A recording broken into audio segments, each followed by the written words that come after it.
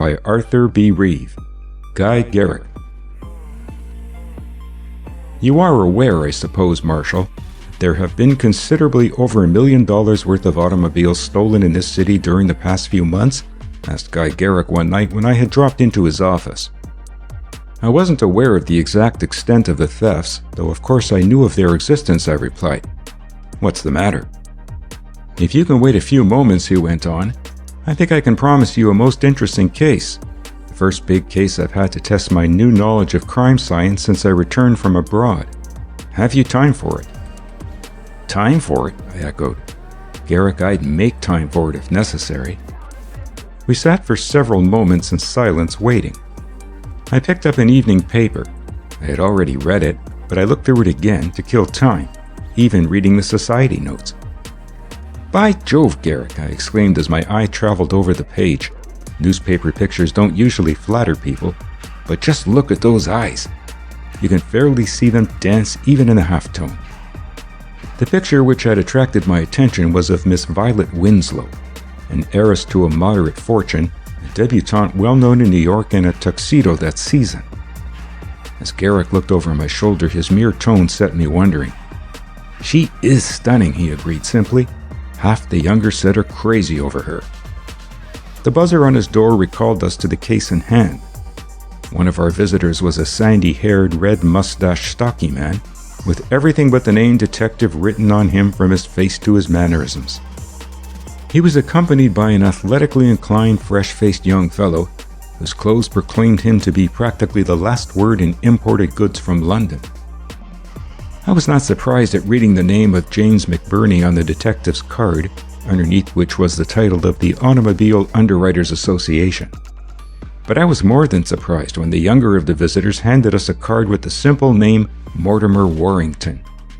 For Mortimer Warrington, I may say, was at that time one of the celebrities of the city, at least as far as the newspapers were concerned. He was one of the richest young men in the country, and good for a story almost every day. Warrington was not exactly a wild youth, in spite of the fact that his name appeared so frequently in the headlines. As a matter of fact, the worst that could be said of him with any degree of truth was that he was gifted with a large inheritance of good red restless blood, as well as considerable holdings of real estate in various active sections of the metropolis. More than that, it was scarcely his fault if the society columns had been busy in a concerted effort to marry him off.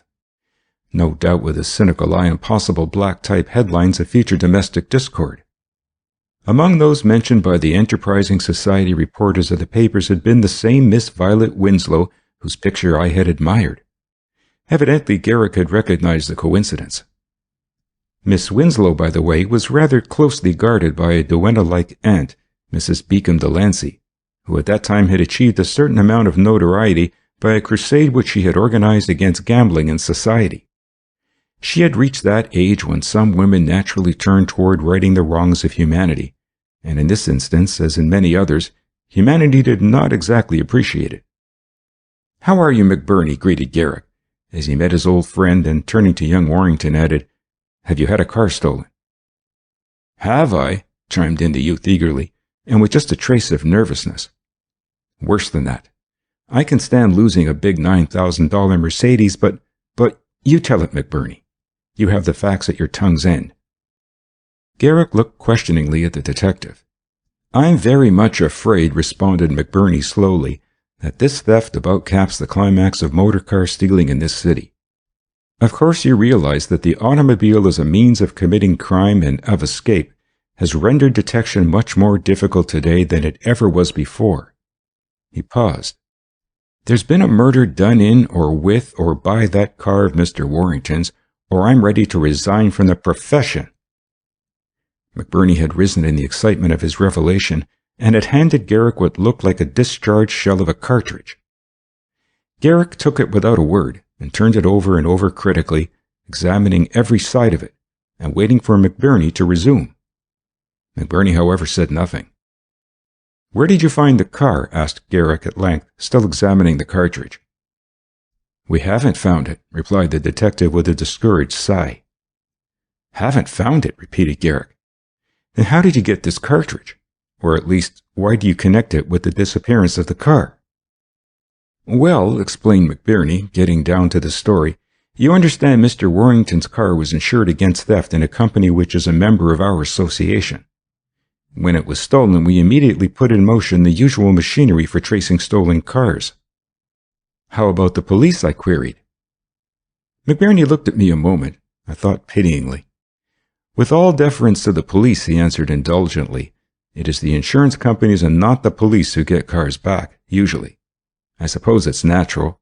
The man who loses a car notifies us first, and as we are likely to lose money by it, we don't waste any time getting after the thief. You have some clue then, persisted Garrick. McBurney nodded. Late this afternoon, word came to me that a man, all alone in a car, which in some respects tallied with the description of Warrington's, although of course the license number and color had been altered, had stopped early this morning at a little garage over in the northern part of New Jersey. Warrington, excited, leaned forward and interrupted. And Garrick, he exclaimed, horrified. The car was all stained with blood. Garrick looked from one to the other of his visitors intently. Here was an entirely unexpected development in the case which stamped it as set apart from the ordinary. How did the driver manage to explain it and get away? He asked quickly. McBurney shook his head in evident disgust at the affair. He must be a clever one, he pursued thoughtfully. When he came into the garage, they say he was in a rather jovial mood. He said that he had run into a cow a few miles back on the road and then began to cuss the farmer, who had stung him $100 for the animal. And they believed it? Prompted Garrick. Yes, the garage keeper's assistant swallowed the story and cleaned the car. There was some blood on the radiator and hood, but the strange part was that it was spattered even over the rear seat. In fact, was mostly in the rear. How did he explain that? Said that he guessed the farmer who stung him wouldn't get much for the carcass, for it had been pretty well cut up and part of it flung right back into the tonneau. And the man believed that too? Yes, but afterward the garage keeper himself was told. He met the farmer in town later, and the farmer denied that he had lost a cow. That set the garage keeper thinking. And then, when they were cleaning up the garage later in the day, they found that cartridge where the car had been washed down and swept out. We had already advertised a reward for information about the stolen car, and when he heard of the reward, for there are plenty of people about looking for money in that way, he telephoned in, thinking the story might interest us. It did, for I am convinced that his description of the machine tallies closely with that of Mr. Warrington's. How about the man who drove it? Cut in Garrick. That's the unfortunate part of it, replied McBurney, chagrined. These amateur detectives about the country rarely seem to have any foresight. Of course, they could describe how the fellow was dressed, even the make of goggles he wore. But when it came to telling one feature of his face accurately, they took refuge behind the fact that he kept his cap pulled down over his eyes and talked like a city fellow. All of which is highly important, agreed Garrick. I suppose they consider a fingerprint or the portrait pile the height of idiocy beside that. Disgusting, ejaculated McBurney, who, whatever his own limitations might be, had a wholesome respect for Garrick's new methods. Where did you leave the car? Asked Garrick of Warrington. How did you lose it? The young man seemed to hesitate. I suppose, he said at length, with a sort of resigned smile, I'll have to make a clean breast of it. You can hardly expect us to do much otherwise, encouraged Garrick dryly.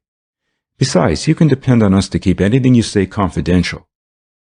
Why, he began, the fact is that I had started out for a mild little sort of celebration, apropos of nothing at all in particular, beginning with dinner at the Mephistopheles restaurant with a friend of mine.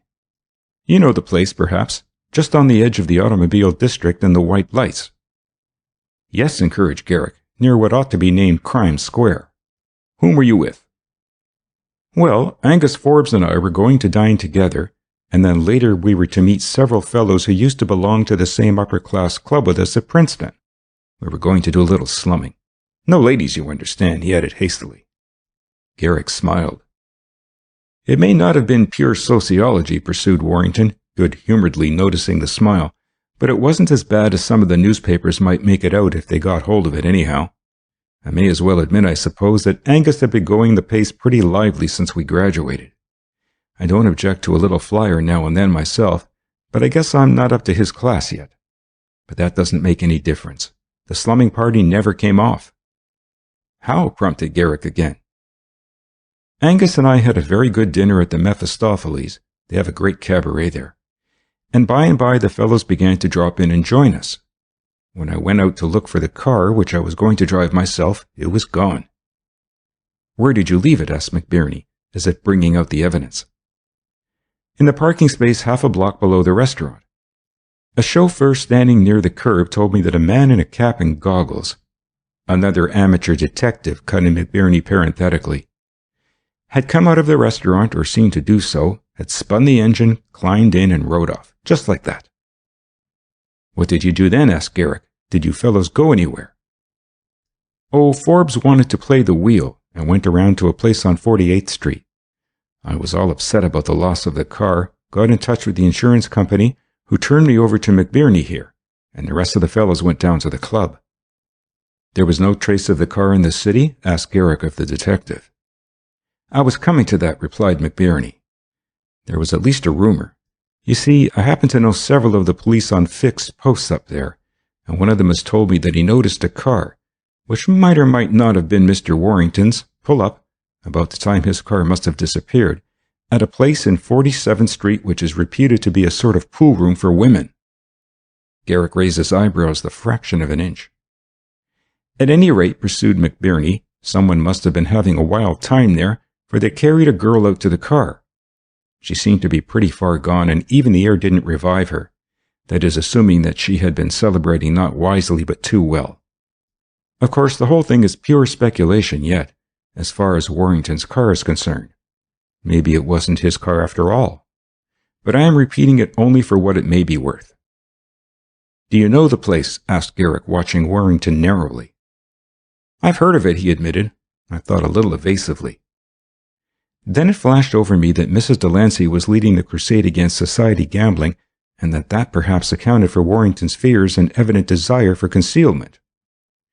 I know that some of the faster ones in the smart set go there once in a while for a little poker, bridge, and even to play the races, went on Warrington carefully. "I'd never been there myself, but I wouldn't be surprised if Angus could tell you all about it. He goes in for all that sort of thing." "After all," interrupted McBurney, "it's only rumor. Here's the point of the whole thing. For a long time my association has been thinking that merely in working for the recovery of the cars we have been making a mistake. It hasn't put a stop to the stealing, and the stealing has gone quite far enough. We have got to do something about it. It struck me that here was a case on which to begin, and that you, Garrick, are the one to begin it for us, while I carry on the regular work I am doing. The gang is growing bolder and more clever every day. And then here's a murder, too, in all likelihood. If we don't round them up, there is no limit to what they may do in terrorizing the city." "How does this gang, as you call it, operate?" asked Garrick. "Most of the cars that are stolen," explained McBurney, "are taken from the automobile district, which embraces also not a small portion of the new Tenderloin and the theater district. Actually, Garrick, more than 9 out of 10 cars that disappeared between 42nd and 72nd Streets." Garrick was listening without comment. "Some of the thefts, like this one of Warrington's car," continued McBurney, warming up to the subject, "have been so bold that you would be astonished. And it is those stolen cars, I believe, that are used in the wave of taxicabs and motor car robberies, hold-ups, and other crimes that is sweeping over the city.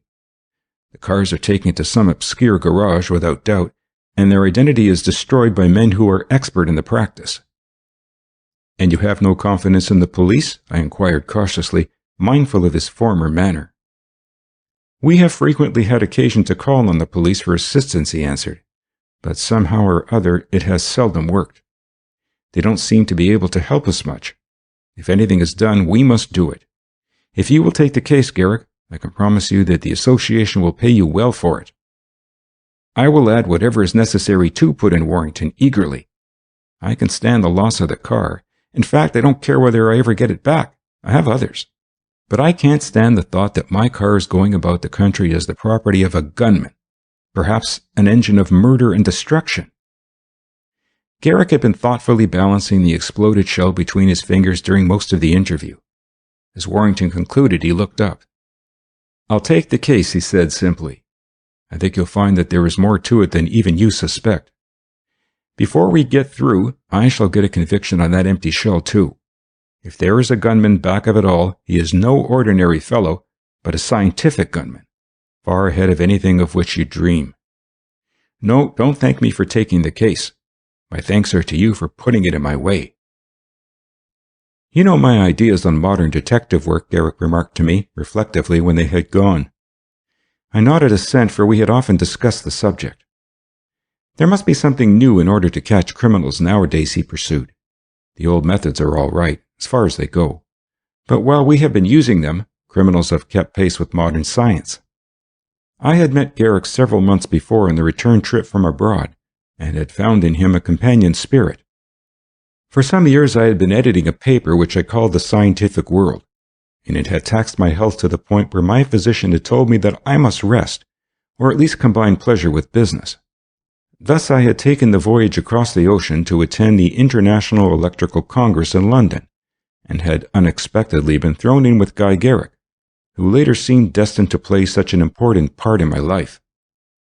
Garrick was a detective, young, university-bred, of good family, alert, and an interesting personality to me.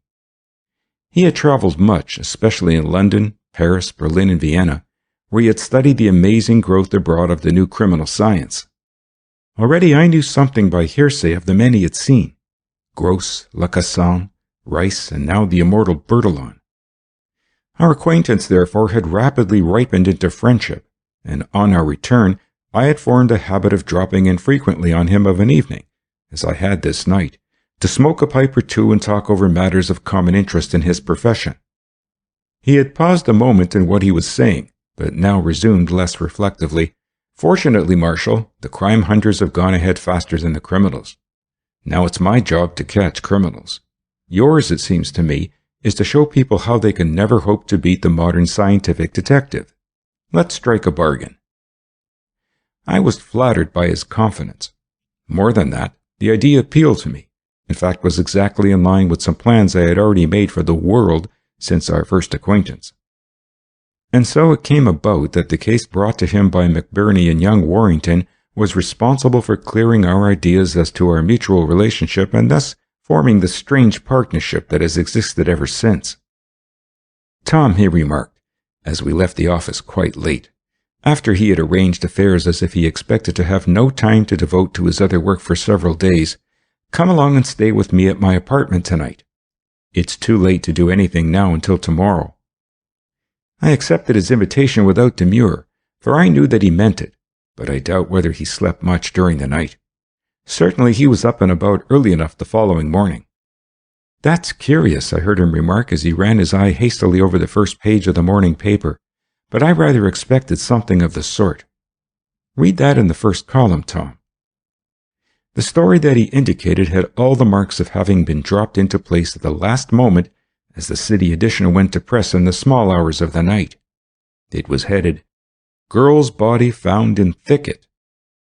The dispatch was from a little town in New Jersey, and when I saw the date line, it at once suggested to me, as it had to Guy, that this was in the vicinity that must have been traversed in order to reach the point from which had come the report of the bloody car that had seemed to tally with the description of that which Warrington had lost.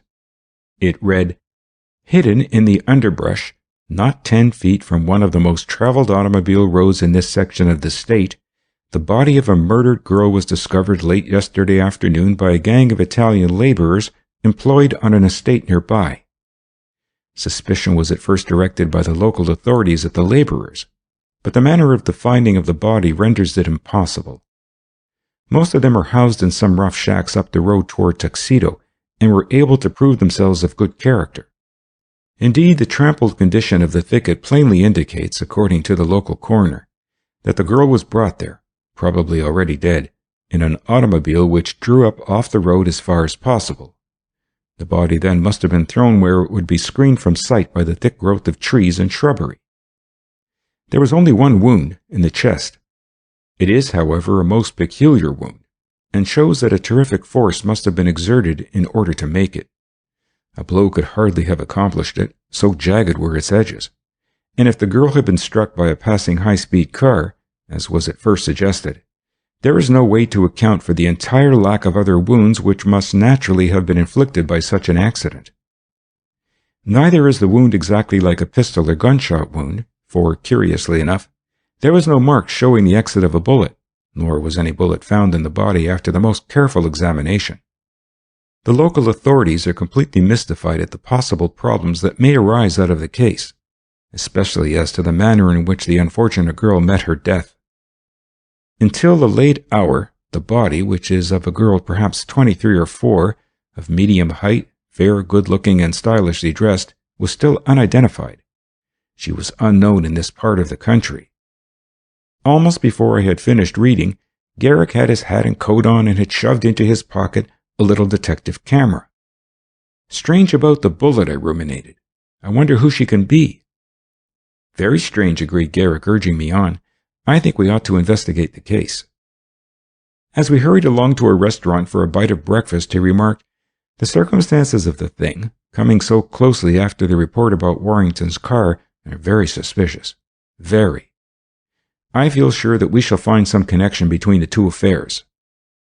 Accordingly, we caught an early train, and at the nearest railroad station to the town mentioned in the dispatch, engaged a hackman who knew the coroner, a local doctor. The coroner was glad to assist us, though we were careful not to tell him too much of our own connection with the case. On the way over to the village undertaker's where the body had been moved, he volunteered the information that the New York police, whom he had notified immediately, had already sent a man up there, who had taken a description of the girl and fingerprints, but had not, so far at least, succeeded in identifying the girl, at any rate on any of the lists of those reported missing. "You see," remarked Garrick to me, "that is where the police have us at a disadvantage. They have organization on their side. A good many detectives make the mistake of antagonizing the police, but if you want results, that's fatal." "Yes," I agreed. "It's impossible, just as it is to antagonize the newspapers." "Exactly," returned Garrick. "My idea of the thing, Marshal, is that I should work with, not against the regular detectives. They are all right, in fact, indispensable. Half the secret of success nowadays is efficiency and organization. What I do believe is that organization plus science is what is necessary." The local undertaking establishment was rather poorly equipped to take the place of a morgue, and the authorities were making preparations to move the body to the nearest large city pending the disposal of the case. Local detectives had set to work, but so far had turned up nothing, not even the report which we had already received from McBurney regarding the blood-stained car that resembled Warrington's. We arrived with the coroner fortunately just before the removal of the body to the city, and by his courtesy were able to see it without any trouble. Death, and especially violent death, are at best gruesome subjects, but when to that are added the sordid surroundings of a country undertaker's and the fact that the victim is a woman, it all becomes doubly tragic. She was a rather flashily dressed girl, but remarkably good-looking, in spite of the rouge and powder which had long since spoiled what might otherwise have been a clear and fine complexion. The roots of her hair showed plainly that it had been bleached. Garrick examined the body closely, and more especially the jagged wound in the breast. I bent over also. It seemed utterly inexplicable. There was, he soon discovered, a sort of greasy, oleaginous deposit in the clotted blood of the huge cavity in the flesh. It interested him, and he studied it carefully for a long time, without saying a word. Some have said she was wounded by some kind of blunt instrument, put in the coroner. Others that she was struck by a car. But it's my opinion that she was killed by a rifle bullet of some kind, although what could have become of the bullet is beyond me. I've probed for it, but it isn't there. Garrick finished his minute examination of the wound without passing any comment on it of his own. "Now, if you will be kind enough to take us around to the place where the body was discovered," he concluded, "I think we shall not trespass on your time further." In his own car, the coroner drove us up the road in the direction of the New York state boundary to the spot where the body had been found. It was a fine, well-oiled road, and I noticed the number and high quality of the cars which passed us. When we arrived at the spot where the body of the unfortunate girl had been discovered, Garrick began a minute search. I do not think for a moment that he expected to find any weapon, or even the trace of one. It seemed hopeless also to attempt to pick out any of the footprints. The earth was soft and even muddy, but so many feet had trodden it down since the first alarm had been given that it would have been impossible to extricate one set of footprints from another, much less to tell whether any of them had been made by the perpetrators of the crime. Still, there seemed to be something in the mud, just off the side of the road, that did interest Garrick. Very carefully, so as not to destroy anything himself which more careless searchers might have left, he began a minute study of the ground. Apparently he was rewarded, for although he said nothing, he took a hasty glance at the direction of the sun, upended the camera he had brought, and began to photograph the ground itself, or rather some curious marks on it which I could barely distinguish. The coroner and I looked on without saying a word. He, at least I am sure, thought that Garrick had suddenly taken leave of his senses. That concluded Garrick's investigation, and after thanking the coroner, who had gone out of his way to accommodate us, we started back to town. "Well," I remarked, as we settled ourselves for the tedious ride into the city in the suburban train, "we don't seem to have added much to the sum of human knowledge by this trip." "Oh, yes we have," he returned, almost cheerfully, patting the black camera which he had folded and slipped into his pocket. "We'll just preserve the records which I have here. Did you notice what it was that I photographed?" "I saw something," I replied, "but I couldn't tell you what it was." "Well," he explained slowly as I opened my eyes wide in amazement at the minuteness of his researches, "those were the marks of the tire of an automobile that had been run up into the bushes from the road. You know, every automobile tire leaves its own distinctive mark, its thumbprint, as it were. When I have developed my films, you will see that the marks that have been left there are precisely like those left by the make of tires used on Warrington's car, according to the advertisement sent out by McBirney. Of course, that mere fact alone doesn't prove anything. Many cars may use that make of tires.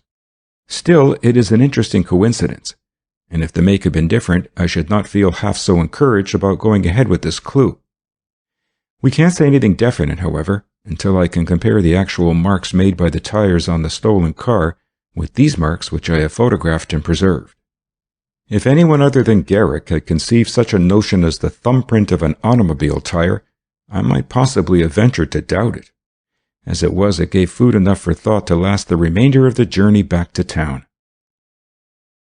On our return to the city, I was not surprised after our conversation over in New Jersey to find that Garrick had decided on visiting police headquarters. It was, of course, Commissioner Dillon, one of the deputies, whom he wanted to see. I had met Dillon myself some time before in connection with my study of the fingerprint system, and consequently needed no second introduction. In his office on the second floor, the Commissioner greeted us cordially in his bluff and honest voice, which both of us came to know and like so well later. Garrick had met him often, and the cordiality of their relations was well testified to by Dillon's greeting. "I thought you'd be here before long," he beamed on Garrick as he led us into an inner sanctum. "Did you read in the papers this morning about that murder of a girl whose body was found up in New Jersey in the underbrush?" "Not only that, but I've picked up a few things that your man overlooked," confided Garrick. Dillon looked at him sharply for a moment. "Say," he said frankly, "that's one of the things I like about you, Garrick. You're on the job. Also, you're on the square. You don't go gumshoeing it around behind a fellow's back and talking the same way. You play fair. Now, look here. Haven't I always played fair with you, Garrick?" "Yes," Dillon agreed, Garrick. "You have always played fair. But what's the idea?" "You came up here for information, didn't you?" persisted the Commissioner. Garrick nodded. "Well, do you know who that girl was who was murdered?" he asked, leaning forward. "No," admitted Garrick. "Of course not," asserted Dillon triumphantly. "We haven't given it out yet, and I don't know as we shall." "No," pursued Garrick, "I don't know, and I'll admit that I'd like to know. My position is, as it has always been, that we shouldn't work at cross purposes. I have drawn my own conclusions on the case, and to put it bluntly, it seemed to me clear that she was of the demi-monde." "She was, in a sense," vouchsafed the Commissioner. "Now," he added, leaning forward impressively, "I'm going to tell you something.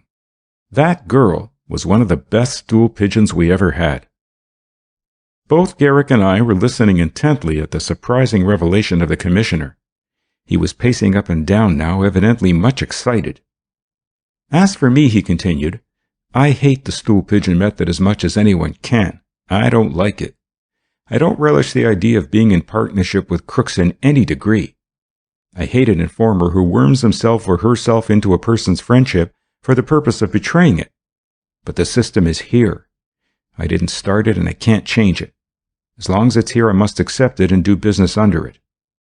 And that being the case, I can't afford to let matters like this killing pass without getting revenge, swift and sure. You understand? Someone's going to suffer for the killing of that girl, not only because it was a brutal murder, but because the department has got to make an example or no one whom we employ is safe. Dylan was shouldering his burly form up and down the office in his excitement. He paused in front of us to proceed. I've got one of my best men on the case now, Inspector Herman. I'll introduce you to him, if he happens to be around. Herman's all right. But here you come in, Garrick, and tell me you picked up something that my man missed up there in Jersey. I know it's the truth, too. I've worked with you and seen enough of you to know that you wouldn't say a thing like that as a bluff to me. Dylan was evidently debating something in his mind. Herman'll have to stand it, he went on half to himself. I don't care whether he gets jealous or not. He paused and looked Garrick squarely in the eye as he led up to his proposal. Garrick, he said slowly, I'd like to have you take up the case for us too. I've heard already that you are working on the automobile cases. You see, I have ways of getting information myself. We're not so helpless as your friend McBurney maybe thinks. He faced us and it was almost as if he read our minds. For instance, he proceeded, it may interest you to know that we have just planned a new method to recover stolen automobiles and apprehend the thieves. A census of all cars in the questionable garages of the city has been taken, and each day every policeman is furnished with the descriptions of cars stolen in the past 24 hours. The policeman then is supposed to inspect the garages in his district, and if he finds a machine that shouldn't be there according to the census, he sees to it that it isn't removed from the place until it is identified. The description of this Warrington car has gone out with extra special orders, and if it's in New York, I think we'll find it. I think you'll find, remarked Garrick quietly, that this machine of Warrington's isn't in the city at all. I hardly think it is myself, agreed Dylan. Whoever it was who took it has probably posted about our new scheme.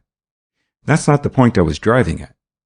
You see, Garrick, our trails cross in these cases in a number of ways. Now, I have a little secret fund at my disposal. Insofar as the affair involved the murder of that girl, and I'm convinced that it does, will you consider that you are working for the city too? The whole thing dovetails. You don't have to neglect one client to serve another. I'll do anything I can to help you with the auto cases. In fact, you'll do better by both clients by joining the cases. Dylan answered Garrick quickly. You've always been on the level with me. I can trust you. Consider that it is a bargain. We'll work together. Now, who was the girl? Her name was Rena Taylor, replied Dylan, apparently much gratified at the success of his proposal. I had her at work getting evidence against a ladies' pool room in 47th Street, an elusive place that we'd never been able to get right. Garrick shot a quick glance at me. Evidently, we were on the right trail anyhow. I don't know yet just what happened, continued Dylan, but I do know that she had the goods on it. As nearly as I can find out, a stranger came to the place well introduced, a man accompanied by a woman. They got into some of the games. The man seems to have excused himself. Apparently he found Rena Taylor alone in a room in some part of the house. No one heard a pistol shot, but then I think they would lie about that all right. Dylan paused. The strange thing is, however, he resumed, that we haven't been able to find in the house a particle of evidence that a murder or violence of any kind has been done. One fact is established, though, incontrovertibly. Rena Taylor disappeared from that gambling house the same night and about the same time that Warrington's car disappeared. Then we find her dead over in New Jersey. And I find reports and traces that the car has been in the vicinity, added Garrick. You see, beamed Dylan, that's how we work together. Say you must meet Herman. He rang a bell and a blue-coated man opened the door. Call Herman, Jim, he said. Then as the man disappeared, he went on to us, I have given Herman carte blanche instructions to conduct a thorough investigation. He has been getting the goods on another swell joint on the next street, in 48th, a joint that is just feeding on young millionaires in this town, and is or will be the cause of more crime and broken hearts if I don't land it and break it up than any such place has been for years." The door opened and Dillon said, "Herman, shake hands with Mr. Garrick and Mr. Marshall." The detective was a quiet, gentlemanly sort of fellow who looked rugged and strong, a fighter to be respected. In fact, I would much rather have a man like him with us than against us. I knew Garrick's aversion to the regular detective, and was not surprised that he did not overwhelm Mr. Herman by the cordiality of his greeting. Garrick always played a lone hand, preferred it, and had taken Dillon into his confidence only because of his official position and authority.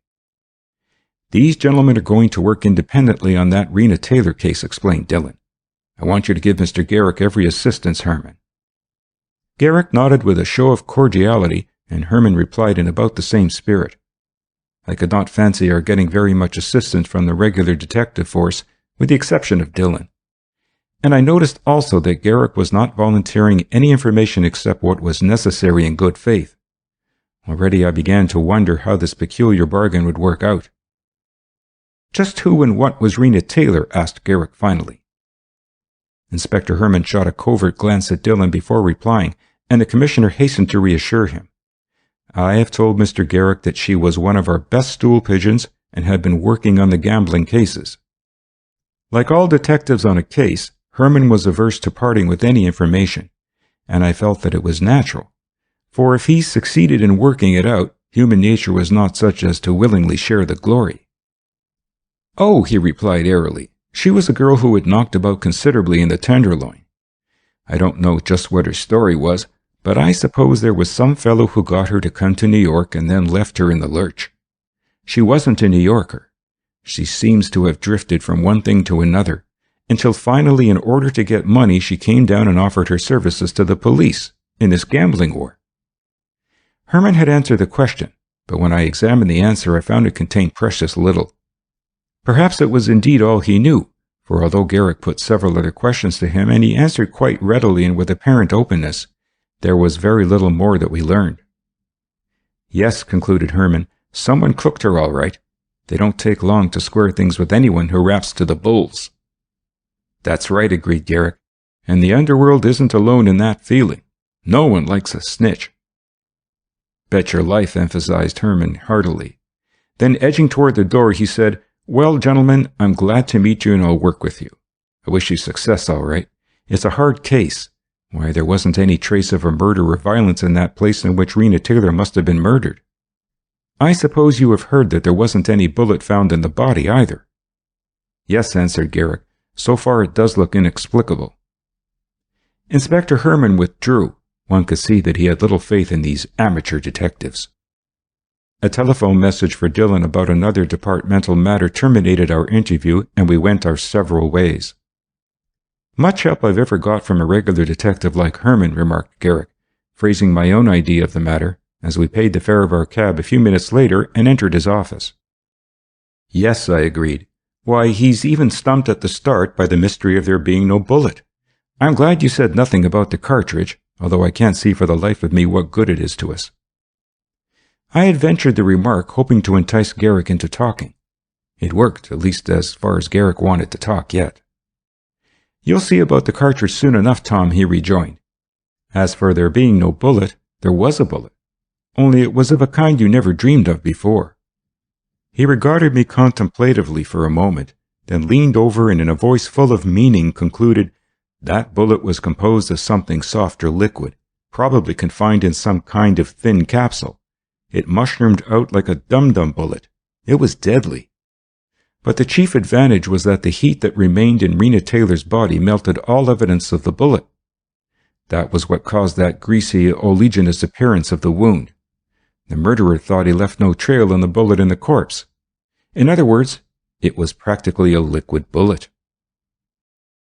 It was late in the afternoon, while Garrick was still busy with a high-powered microscope, making innumerable microphotographs, when the door of the office opened softly and a young lady entered. As she advanced timidly to us, we could see that she was tall and gave promise of developing with years into a stately woman, a pronounced brunette with sparkling black eyes. I had not met her before, yet somehow I could not escape the feeling that she was familiar to me. It was not until she spoke that I realized that it was the eyes, not the face, which I recognized. "You are Mr. Garrick?" she asked of Guy in a soft, purring voice, which I felt masked a woman who would fight to the end for anyone or anything she really loved. Then, before Guy could answer, she explained, "I am Miss Violet Winslow. A friend of mine, Mr. Warrington, has told me that you are investigating a peculiar case for him, the strange loss of his car." Garrick hastened to place a chair for her in the least cluttered and dusty part of the room. There she sat, looking up at him earnestly, a dainty contrast to the den in which Garrick was working out the capture of criminals, violent and vicious. "I have the honor to be able to say yes to all that you have asked, Miss Winslow," he replied. "Is there any way in which I can be of service to you?" I thought a smile played over his face at the thought that perhaps she might have come to ask him to work for 3 clients instead of 2. At any rate, the girl was very much excited and very much in earnest, as she opened her handbag and drew from it a letter which she handed to Garrick. "I received that letter," she explained, speaking rapidly, "in the noon mail today. I don't know what to make of it. It worries me to get such a thing. What do you suppose it was sent to me for? Who could have sent it?" She was leaning forward artlessly on her crossed knee, looking expectantly up into Garrick's face, oblivious to everything else, even her own enticing beauty. There was something so simple and sincere about Violet Winslow that one felt instinctively that nothing was too great a price to shield her from the sordid and evil in the world. Yet something had happened that had brought her already into the office of a detective.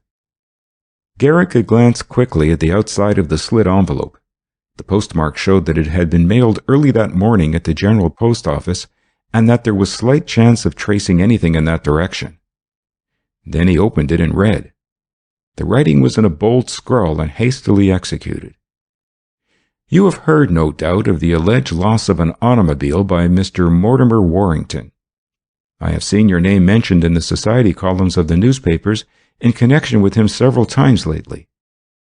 Let a disinterested person whom you do not know warn you in time. There is more back of it than he will care to tell. I can say nothing of the nefarious uses to which that car has been put, but you will learn more shortly. Meanwhile, let me inform you that he and some of the wilder of his set had that night planned a visit to a gambling house on 48th Street. I myself saw the car standing before another gambling den on 47th Street about the same time. This place, I may as well inform you, bears an unsavory reputation as a gambling joint to which young ladies of the fastest character are admitted.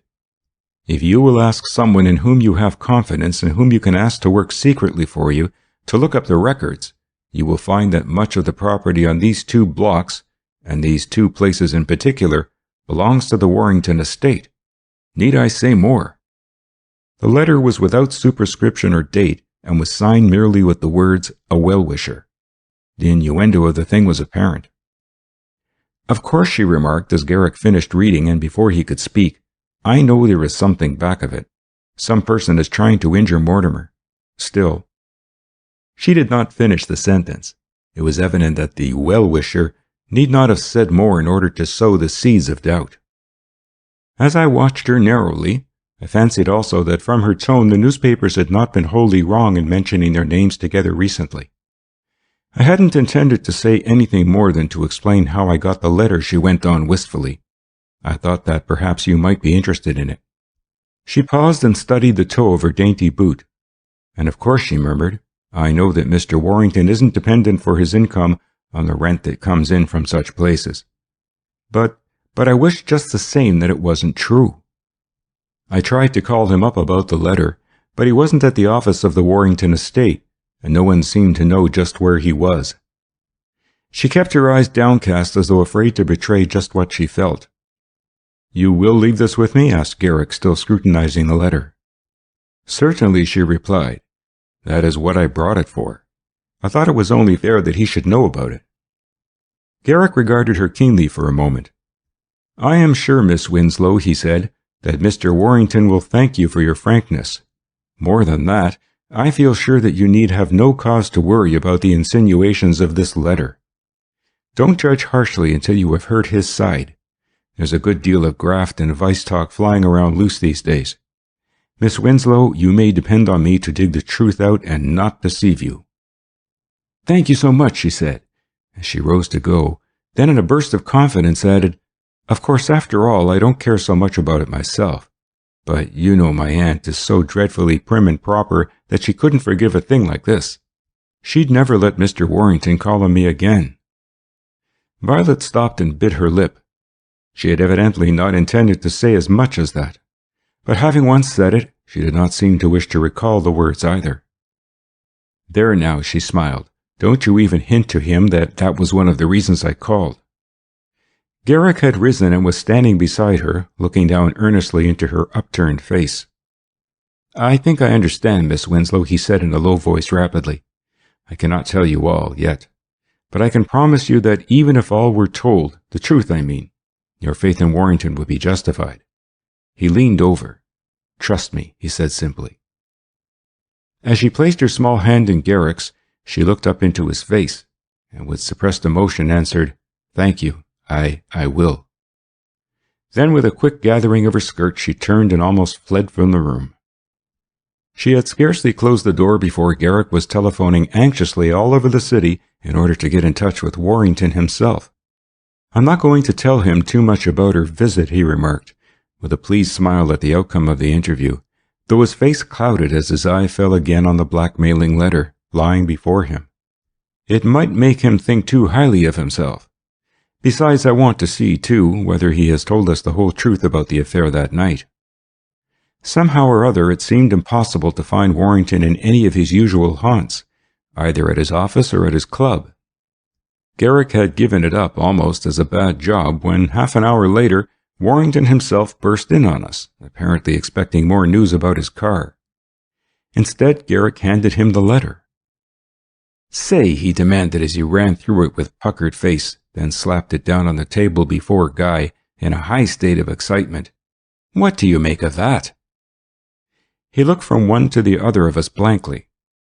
"Isn't it bad enough to lose a car without being slandered about it into the bargain?" he asked heatedly, then adding in disgust, "and to do it in such an underhand way, writing to a girl like Violet, and never giving me a chance to square myself. If I could get my hands on that fellow," he added viciously, "I qualify him for the coroner." Warrington had flown into a towering and quite justifiable rage. Garrick, however, ignored his anger as natural under the circumstances and was about to ask him a question. "Just a moment," Garrick forestalled Warrington. "I know just what you are going to say. You are going to ask me about those gambling places.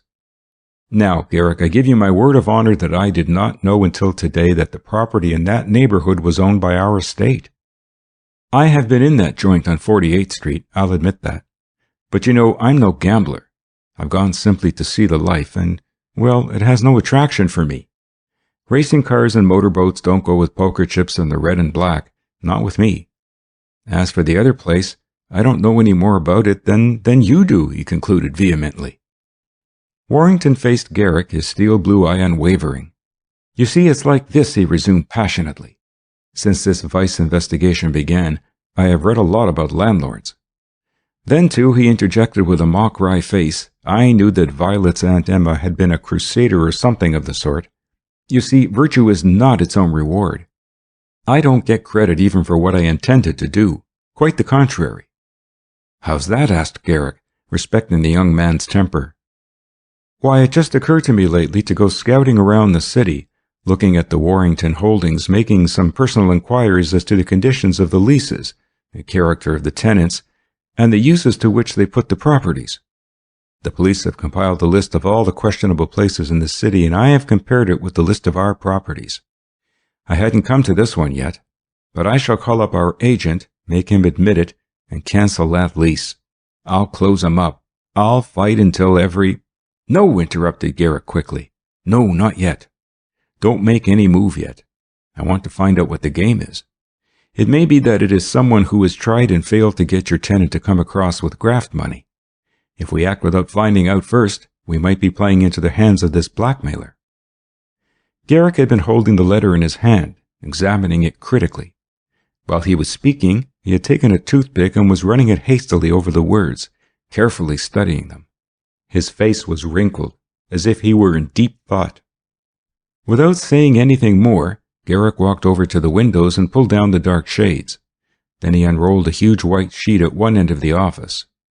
From a corner he drew out what looked like a flat-top stand, about the height of his waist, with a curious box-like arrangement on it, in which was a powerful light. For several minutes he occupied himself with the adjustment of this machine, switching the light off and on and focusing the lenses.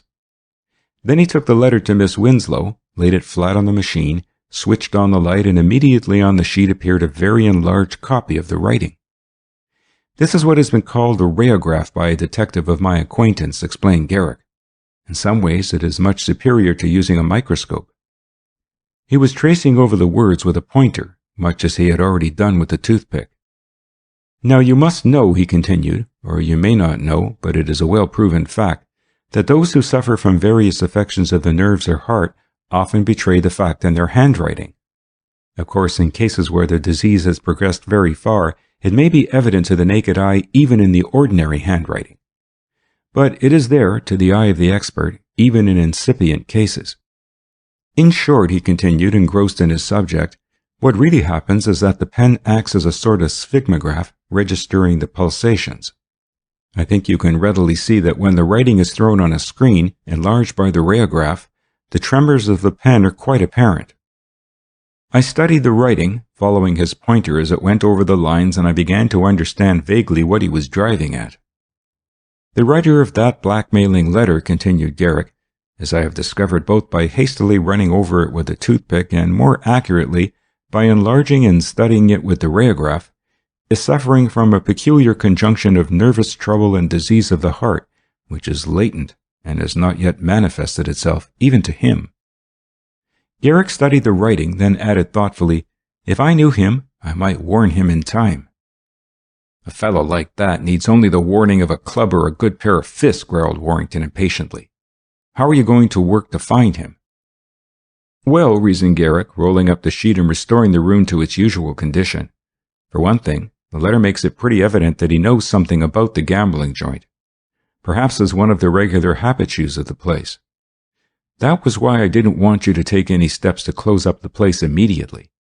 I want to go there and look it over while it is in operation. Now, you admit that you have been in the place, don't you?" "Oh, yes," he replied. "I've been there with Forbes and the other fellows, but as I told you, I don't go in for that sort of thing." "Well," persisted Garrick, "you are sufficiently known anyway to get in again." "Certainly, I can get in again.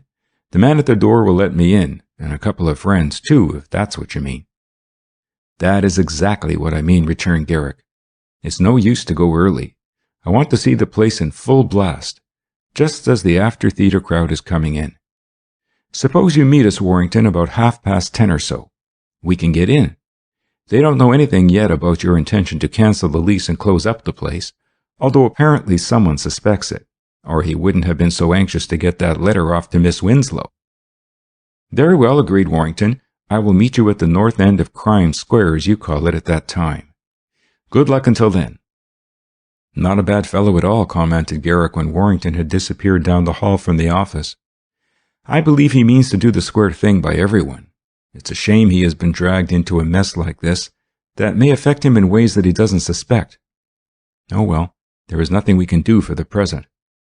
I'll just add this clue of the handwriting to the clue of the automobile tires against the day when we get— Pshaw!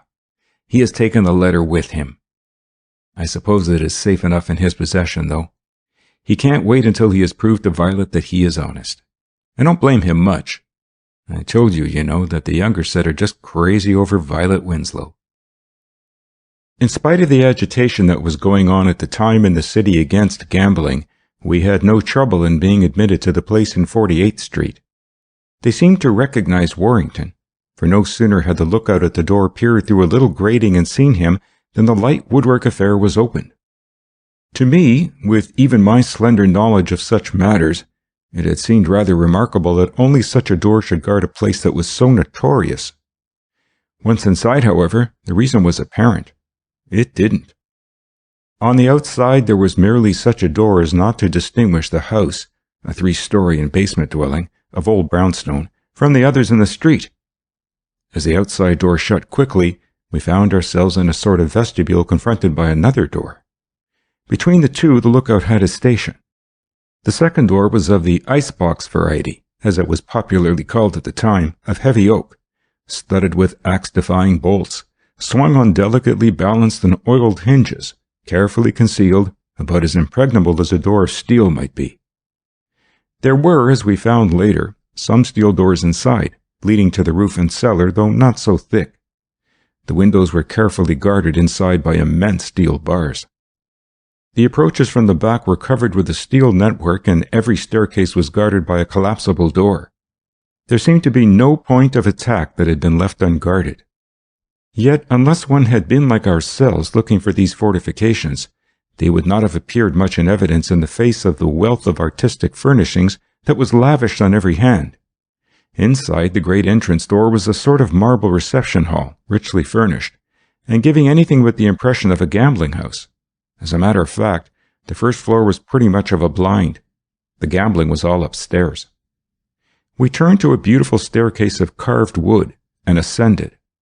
Everywhere were thick rugs into which the feet sank almost ankle-deep. On the walls were pictures that must have cost a small fortune. The furniture was of the costliest. There were splendid bronzes and objects of art on every hand. Gambling was going on in several rooms that we passed, but the main room was on the second floor, a large room reconstructed in the old house, with a lofty ceiling and exquisitely carved trim. Concealed in huge vases were the lights, a new system then, which shed its rays in every direction without seeming to cast a shadow anywhere. The room was apparently windowless, and yet, though everyone was smoking furiously, the ventilation must have been perfect. There was apparently a full-fledged pool room in one part of the house, closed now, of course, as the races for the day were run. But I could imagine it doing a fine business in the afternoon. There were many other games now in progress, games of every description, from poker to faro, keno, Klondike, and roulette. There was nothing of either high or low degree with which the venturesome might not be accommodated. As Warrington conducted us from one room to another, Garrick noted each carefully. Along the middle of the large room stretched a roulette table. We stopped to watch it. Crooked as it can be, was Garrick's comment after watching it for 5 minutes or so. He had not said it aloud naturally, for even the crowd in evening clothes about it, who had lost or would lose, would have resented such an imputation. For the most part there was a solemn quiet about the board, broken only by the rattle of the ball and the click of chips. There was an absence of the clink of gold pieces that one hears as the croupier rakes them in at the casinos on the continent. Nor did there seem to be the tense faces that one might expect. Often there was the glint of an eye or a quick and muffled curse, but for the most part everyone, no matter how great a loser, seemed respectable and prosperous. The tragedies, as we came to know, were elsewhere. We sauntered into another room where they were playing keno. Keno was, we soon found, a development or an outgrowth of lotto, in which cards were sold to the players, bearing numbers which were covered with buttons, as in lotto. The game was won when a row was full after drawing forth the numbers on little balls from a goose. Like the roulette wheel, said Garrick grimly, the goose is crooked, and if I had time I could show you how it is done. We passed by the hazard boards as too complicated for the limited time at our disposal. It was, however, the roulette table which seemed to interest Garrick most, partly for the reason that most of the players flocked about it. The crowd around the table on the second floor was several deep now. Among those who were playing I noticed a new face. It was of a tall young man, much the worse apparently for the supposed good time he had had already. The game seemed to have sobered him up a bit, for he was keen as to mind now, although a trifle shaky as to the legs. He glanced up momentarily from his close following of the play as we approached. "Hello, W," he remarked as he caught sight of our young companion. A moment later he had gone back to the game as keen as ever. "Hello, F," greeted Warrington. Then aside to us he added, "You know they don't use names now in gambling places if they can help it. Initials do just as well. That is Forbes, of whom I told you. He's a young fellow of good family, but I am afraid he is going pretty much to the bad, or will go, if he doesn't quit soon. I wish I could stop him. He's a nice chap. I knew him well at college, and we have chummed about a great deal. He's here too much of the time for his own good." The thing was fascinating, I must admit, no matter what the morals of it were. I became so engrossed that I did not notice the man standing opposite us. I was surprised when he edged over toward us slowly, then whispered to Garrick, "Meet me downstairs in the grill in 5 minutes, and have a bite to eat. I have something important to say. Only be careful and don't get me in Dutch here." The man had a sort of familiar look, and his slang certainly reminded me of someone we had met. "Who was it?" I inquired under my breath, as he disappeared among the players. "Didn't you recognize him?" queried Garrick. "Why, that was Herman, Dylan's man. The fellow, you know, who was investigating this place." I had not recognized the detective in evening clothes. Indeed, I felt that unless he were known here already, his disguise was perfect. Garrick managed to leave Warrington for a time under the pretext that he wanted to keep an eye on Forbes while we were exploring the place further. We walked leisurely down the handsome staircase into the grill and luncheon room downstairs. "Well, have you found out anything?" asked a voice behind us. We turned. It was Herman who had joined us. Without pausing for an answer, he added, "I suppose you are aware of the character of this place? It looks fine, but the games are all crooked, and I guess there are some pretty desperate characters here from all accounts. I shouldn't like to fall afoul of any of them if I were you." "Oh no," replied Garrick, "it wouldn't be pleasant. But we came in well introduced, and I don't believe anyone suspects." Several others, talking and laughing loudly to cover their chagrin over losses perhaps, entered the buffet. With a gratuitous promise to stand by us in trouble of any kind, Herman excused himself and returned to watch the play about the roulette table. Garrick and I leisurely finished the little bite of salad we had ordered, then strolled upstairs again. The play was becoming more and more furious. Forbes was losing again, but was sticking to it with a grim determination that was worthy of a better cause. Warrington had already made one attempt to get him away, but had not succeeded. "Well," remarked Garrick, as we three made our way slowly to the coat room downstairs, "I think we have seen enough of this for tonight. It isn't so very late after all. I wonder if it would be possible to get into that lady's pool room on the next street. I should like to see that place." "Angus could get us in, if anyone could," replied Warrington thoughtfully. "Wait here a minute. I'll see if I can get him away from the wheel long enough." 5 minutes later he came back with Forbes in tow. He shook hands with us cordially, in fact a little effusively. Perhaps I might have liked the young fellow if I could have taken him in hand for a month or two, and knocked some of the silly ideas he had out of his head. Forbes called a taxicab apparently being the open sesame. One might have gone afoot and have looked ever so much like a good thing, and he would not have been admitted. But such is the simplicity of the sophistication of the keepers of such places that a motor car opens all locks and bolts. It seemed to be a peculiar place, and as nearly as I could make out, was in a house almost in the rear of the one we had just come from. We were politely admitted by a Negro maid, who offered to take our coats. "No," answered Forbes, apparently with one eye to getting out as quickly as possible. "We won't stay long tonight. I just came around to introduce my friends to Miss Lottie. I must get back right away." For some reason or other he seemed very anxious to leave us. I surmised that the gambling fever was running high, and that he had hopes of a change of luck. At any rate, he was gone, and we had obtained admittance to the ladies' pool room. We strolled into one of the rooms in which the play was on. The game was at its height, with huge stacks of chips upon the tables and the players chatting gaily. There was no large crowd here, however.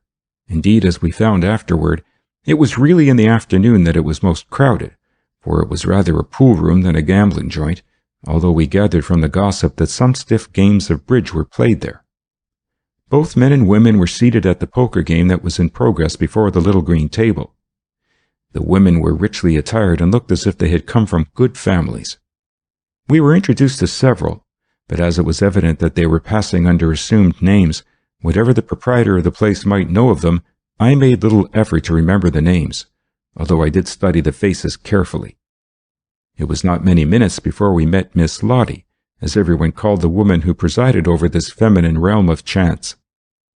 Miss Lottie was a finely gowned woman, past middle age, but remarkably well preserved, and with a figure that must have occasioned much thought to fashion along the lines of the present slim styles. There seemed to be a man who assisted in the conduct of the place, a heavy-set fellow with a closely curling mustache. But as he kept discreetly in the offing, we did not see much of him. Miss Lottie was frankly glad to see us, coming so well introduced, and outspokenly disappointed that we would not take a seat in the game that was in progress. However, Garrick passed that over by promising to come around soon. Excise laws were apparently held in puny respect in this luxurious atmosphere, and while the hospitable Miss Lottie went to summon a servant to bring refreshments, at our expense, we had ample opportunity to glance about at the large room in which we were seated. Garrick gazed long and curiously at an arc light enclosed in a soft glass globe in the center of the ceiling, as though it had suggested an idea of some sort to him. Miss Lottie, who had left us for a few moments, returned unexpectedly to find him still gazing at it. "We keep that light burning all the time," she remarked, noticing his gaze. "You see, in the daytime we never use the windows. It is always just like it is now, night or day. It makes no difference with us. You know, if we ever should be disturbed by the police," she rattled on, "this is my house and I am giving a little private party to a number of my friends." I had heard of such places but had never seen one before. I knew that well-dressed women, once having been caught in the toils of gambling, and perhaps afraid to admit their losses to their husbands, or often having been introduced through gambling to far worse evils, were sent out from these poker rendezvous to the Broadway cafes, there to flirt with men and rope them into the game. I could not help feeling that perhaps some of the richly gowned women in the house were in reality cappers for the game. As I studied the faces, I wondered what tragedies lay back of these rouged and painted faces. I saw broken homes, ruined lives, even lost honor written on them. Surely, I felt, this was a case worth taking up if by any chance we could put a stop or even set a limitation to this nefarious traffic. "Have you ever had any trouble?" Garrick asked as we sipped at the refreshments. "Very little," replied Miss Lottie. Then, as if the very manner of our introduction had stamped us all as good fellows, to whom she could afford to be a little confidential in capturing our patronage, she added nonchalantly, "We had a sort of wild time a couple of nights ago." "How was that?" asked Garrick in a voice of studied politeness that carefully concealed the aching curiosity he had for her to talk. "Well," she answered slowly, "several ladies and gentlemen were here, playing a little high. They had a little too much to drink, I guess. There was one girl who was the worst of all. She was pretty far gone. Well, we had to put her out, carry her out to the car that she had come in with her friend. You know, we can't stand for any rough stuff like that. No, sir. This house is perfectly respectable and proper, and our patrons understand it." The story, or rather the version of it, seemed to interest Garrick as I knew it would.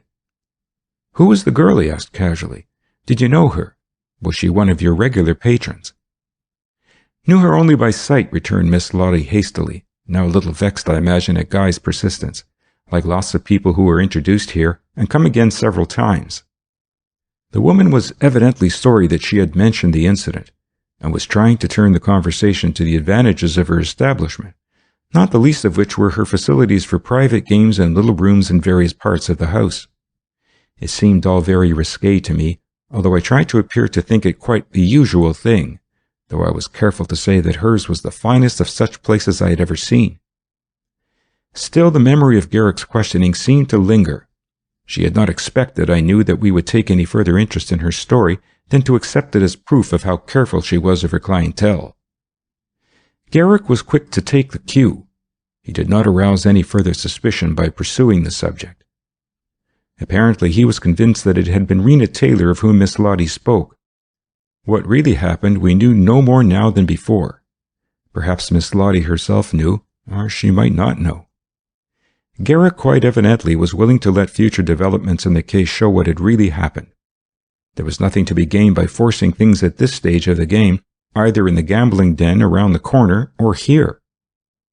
We chatted along for several minutes longer on inconsequential subjects, treating as important those trivialities which Bohemia considers important, and scoffing at the really good and true things of life that the demi-monde despises. It was all banality now, for we had touched upon the real question in our minds and had bounded as lightly off it as a toy balloon bounds off an opposing surface. Warrington had kept silent during the visit, I noticed, and seemed relieved when it was over. I could not imagine that he was known here inasmuch as they treated him quite as they treated us. Apparently, though, he had no relish for a possible report of the excursion to get to Miss Winslow's ears. He was the first to leave, as Garrick, after paying for our refreshments and making a neat remark or two about the tasteful way in which the gambling room was furnished, rescued our hats and coats from the negro servant and said good night with a promise to drop in again. What would Mrs. Delancey think of that? Garrick could not help saying, as we reached the street. Warrington gave a nervous little forced laugh, not at all such as he might have given had Mrs. Delancey not been the aunt of the girl who had entered his life. Then he caught himself and said hastily, "I don't care what she thinks. It's none of her." He cut the words short, as if fearing to be misinterpreted either way. For several squares he plodded along silently, then as we had accomplished the object of the evening, excused himself, with the request that we keep him fully informed of every incident in the case. "Warrington doesn't wear his heart on his sleeve," commented Garrick, as we bent our steps to our own, or rather his apartment. "But it is evident enough that he is thinking all the time of Violet Winslow." Early the next morning, the telephone bell began to ring violently. The message must have been short, for I could not gather from Garrick's reply what it was about, although I could tell by the startled look on his face that something unexpected had happened. "Hurry and finish dressing, Tom," he called, as he hung up the receiver. "What's the matter?" I asked from my room, still struggling with my tie. "Warrington was severely injured in a motor car accident late last night, or rather early this morning, near Tuxedo." "Near Tuxedo?" I repeated incredulously. "How could he have got up there? It was midnight when we left him in New York." "I know it. Apparently he must have wanted to see Miss Winslow. She is up there, you know. I suppose that in order to be there this morning early, he decided to start after he left us. I thought he seemed anxious to get away. Besides, you remember he took that letter yesterday afternoon, and I totally forgot to ask him for it last night. I'll wager it was on account of that slanderous letter that he wanted to go, that he wanted to explain it to her as soon as he could." There had been no details in the hasty message over the wire, except that Warrington was now at the home of a Dr. Meade, a local physician in a little town across the border of New York and New Jersey. The more I thought about it, the more I felt that it was extremely unlikely that it could have been an accident after all. Might it not have been the result of an attack or a trap laid by some strong-arm man who had set out to get him, and had almost succeeded in accomplishing his purpose of getting him right, to use the vernacular of the class? We made the trip by railroad, passing the town where the report had come to us before of the finding of the body of Rena Taylor. There was, of course, no one at the station to meet us, and after wasting some time in learning the direction, we at last walked to Dr. Meade's cottage, a quaint home, facing the state road that led from Suffern up to the park and northward. Dr. Meade, who had telephoned, admitted us himself. We found Warrington swathed in bandages and only half conscious. He had been under the influence of some drug, but before that, the doctor told us, he had been unconscious and had only 1 or 2 intervals in which he was sufficiently lucid to talk. "How did it happen?" asked Garrick, almost as soon as we had entered the doctor's little office. "I had had a bad case up the road," replied the doctor slowly, "and it had kept me out late. I was driving my car along at a cautious pace homeward, sometime near 2 o'clock, when I came to a point in the road where there are hills on one side and the river on the other. As I neared the curve, a rather sharp curve too, I remember the lights on my own car were shining on the white fence that edged the riverside of the road. I was keeping carefully on my own side, which was toward the hill. As I was about to turn, I heard the loud purring of an engine coming in my direction, and a moment later I saw a car with glaring headlights, driving at a furious pace, coming right at me. It slowed up a little, and I hugged the hill as close as I could, for I know some of these reckless young drivers up that way, and this curve was in the direction where the temptation is for one going north to get on the wrong side of the road, that is my side, in order to take advantage of the natural slope of the macadam and turning the curve at high speed. Still, this fellow didn't prove so bad after all. He gave me a wide berth. Just then there came a blinding flash right out of the darkness. Back of his car, a huge dark object had loomed up almost like a ghost. It was another car, back of the first one, without a single light, traveling apparently by the light shed by the forward car. It had overtaken the first and had cut in between us with not half a foot to spare on either side. It was the veriest piece of sheer luck I ever saw that we did not all go down together. With the flash, I heard what sounded like a bullet zip out of the darkness. The driver of the forward car stiffened out for a moment. Then he pitched forward, helpless, over the steering wheel. His car dashed ahead, straight into the fence instead of taking the curve, and through the unconscious driver. Then the car wrecked itself. "And the car in the rear?" inquired Garrick eagerly. "Dashed ahead between us safely around the curve, and was gone. I caught just one glimpse of its driver, a man all huddled up, his collar up over his neck and chin, his cap pulled forward over his eyes, goggles covering the rest of his face, and shrouded in what seemed to be a black coat, absolutely as unrecognizable as if he had been a phantom bandit or death itself. He was steering with one hand, and in the other he held what must have been a revolver." "And then?" prompted Garrick. I had stopped with my heart on my mouth at the narrowness of my own escape from the rushing Black Death. Pursuit was impossible. My car was capable of no such burst of speed as his. And then, too, there was a groaning man down in the ravine below. I got out, clambered over the fence, and down in the shrubbery into the pitch darkness. Fortunately, the man had been catapulted out before his car turned over. I found him, and with all the strength I could muster and as gently as I was able, carried him up to the road. When I held him under the light of my lamps, I saw at once there was not a moment to lose. I fixed him in the rear of my car as comfortably as I could, and then began a race to get him home here where I have almost a private hospital of my own, as quickly as possible.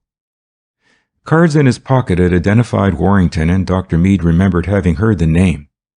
The prompt attention of the doctor had undoubtedly saved the young man's life.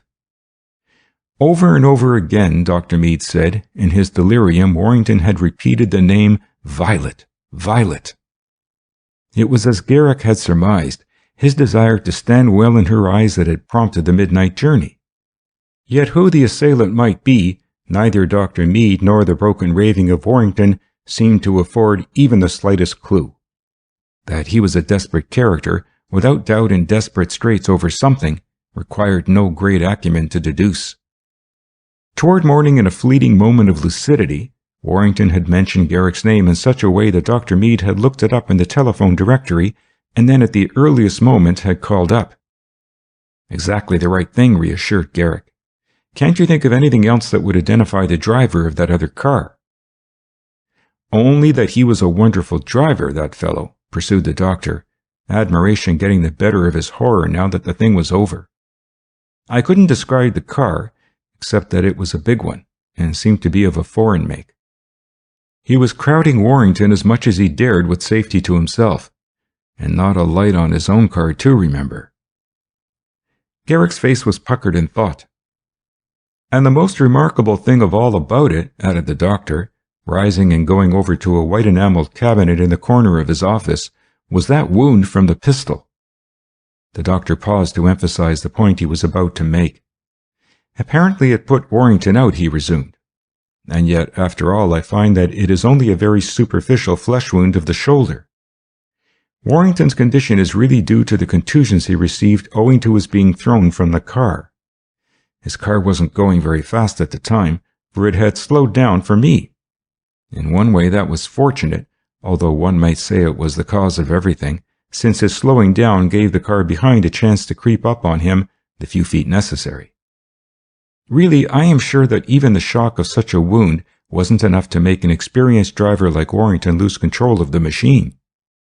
It was a fairly wide curve after all, and, well, my contention is proved by the fact that I examined the wreck of the car this morning and found that he had had time to shut off the gas and cut out the engine. He had time to think of and do that before he lost absolute control of the car." Dr. Meade had been standing by the cabinet as he talked. Now he opened it and took from it the bullet which he had probed out of the wound. He looked at it a minute himself, then handed it to Garrick. I bent over also and examined it as it lay in Guy's hand. At first I thought it was an ordinary bullet, but the more I examined it, the more I was convinced that there was something peculiar about it. In the nose, which was steel-jacketed, were several little round depressions, just the least fraction of an inch in depth. It is no wonder Warrington was put out, even by that superficial wound, remarked Garrick at last. His assailant's aim may have been bad, as it must necessarily have been from one rapidly approaching car at a person in another rapidly moving car also. But the motor bandit, whoever he is, provided against that. That bullet is what is known as an anesthetic bullet. An anesthetic bullet? Repeated both Dr. Mead and myself. What is that? A narcotic bullet, Garrick explained. A sleep-producing bullet, if you please. A sedative bullet that lulls its victim into almost instant slumber. It was invented quite recently by a Pittsburgh scientist. The anesthetic bullet provides the poor marksman with all the advantages of the expert gunman of unerring aim. I marveled at the ingenuity of the man who could figure out how to overcome the seemingly impossible of accurate shooting from a car racing at high speed. Surely he must be a desperate fellow. While we were talking, the doctor's wife, who had been attending Warrington until the nurse arrived, came to inform him that the effect of the sedative, which he had administered while Warrington was restless and groaning, was wearing off. We waited a little while, and then Dr. Mead himself informed us that we might see our friend for a minute. Even in his half-drowsy state of pain, Warrington appeared to recognize Garrick, and assumed that he had come in response to his own summons. Garrick bent down, and I could just distinguish what Warrington was trying to say to him. "Where's Violet?" he whispered huskily. "Does she know? Don't let her get frightened. I'll be all right." Garrick laid his hand on Warrington's unbandaged shoulder but said nothing. The letter," he murmured ramblingly. "I have it in my apartment, in the little safe. I was going to Tuxedo, to see Violet, explain slander, tell her closing place. Didn't know it was mine before. Good thing to close it. Forbes is a heavy loser. She doesn't know that." Warrington lapsed back on his pillow, and Dr. Mead beckoned to us to withdraw without exciting him any further. "What difference does it make whether she knows about Forbes or not?" I queried as we tiptoed down the hall. Garrick shook his head doubtfully. "Can't say," he replied succinctly. "It may be that Forbes, too, has aspirations." The idea sent me off into a maze of speculations, but it did not enlighten me much. At any rate, I felt, Warrington had said enough to explain his presence in that part of the country. On one thing, as I have said, Garrick had guessed right. The blackmailing letter and what we had seen the night before at the crooked gambling joint had been too much for him. He had not been able to rest as long as he was under a cloud with Miss Winslow until he had had a chance to set himself right in her eyes.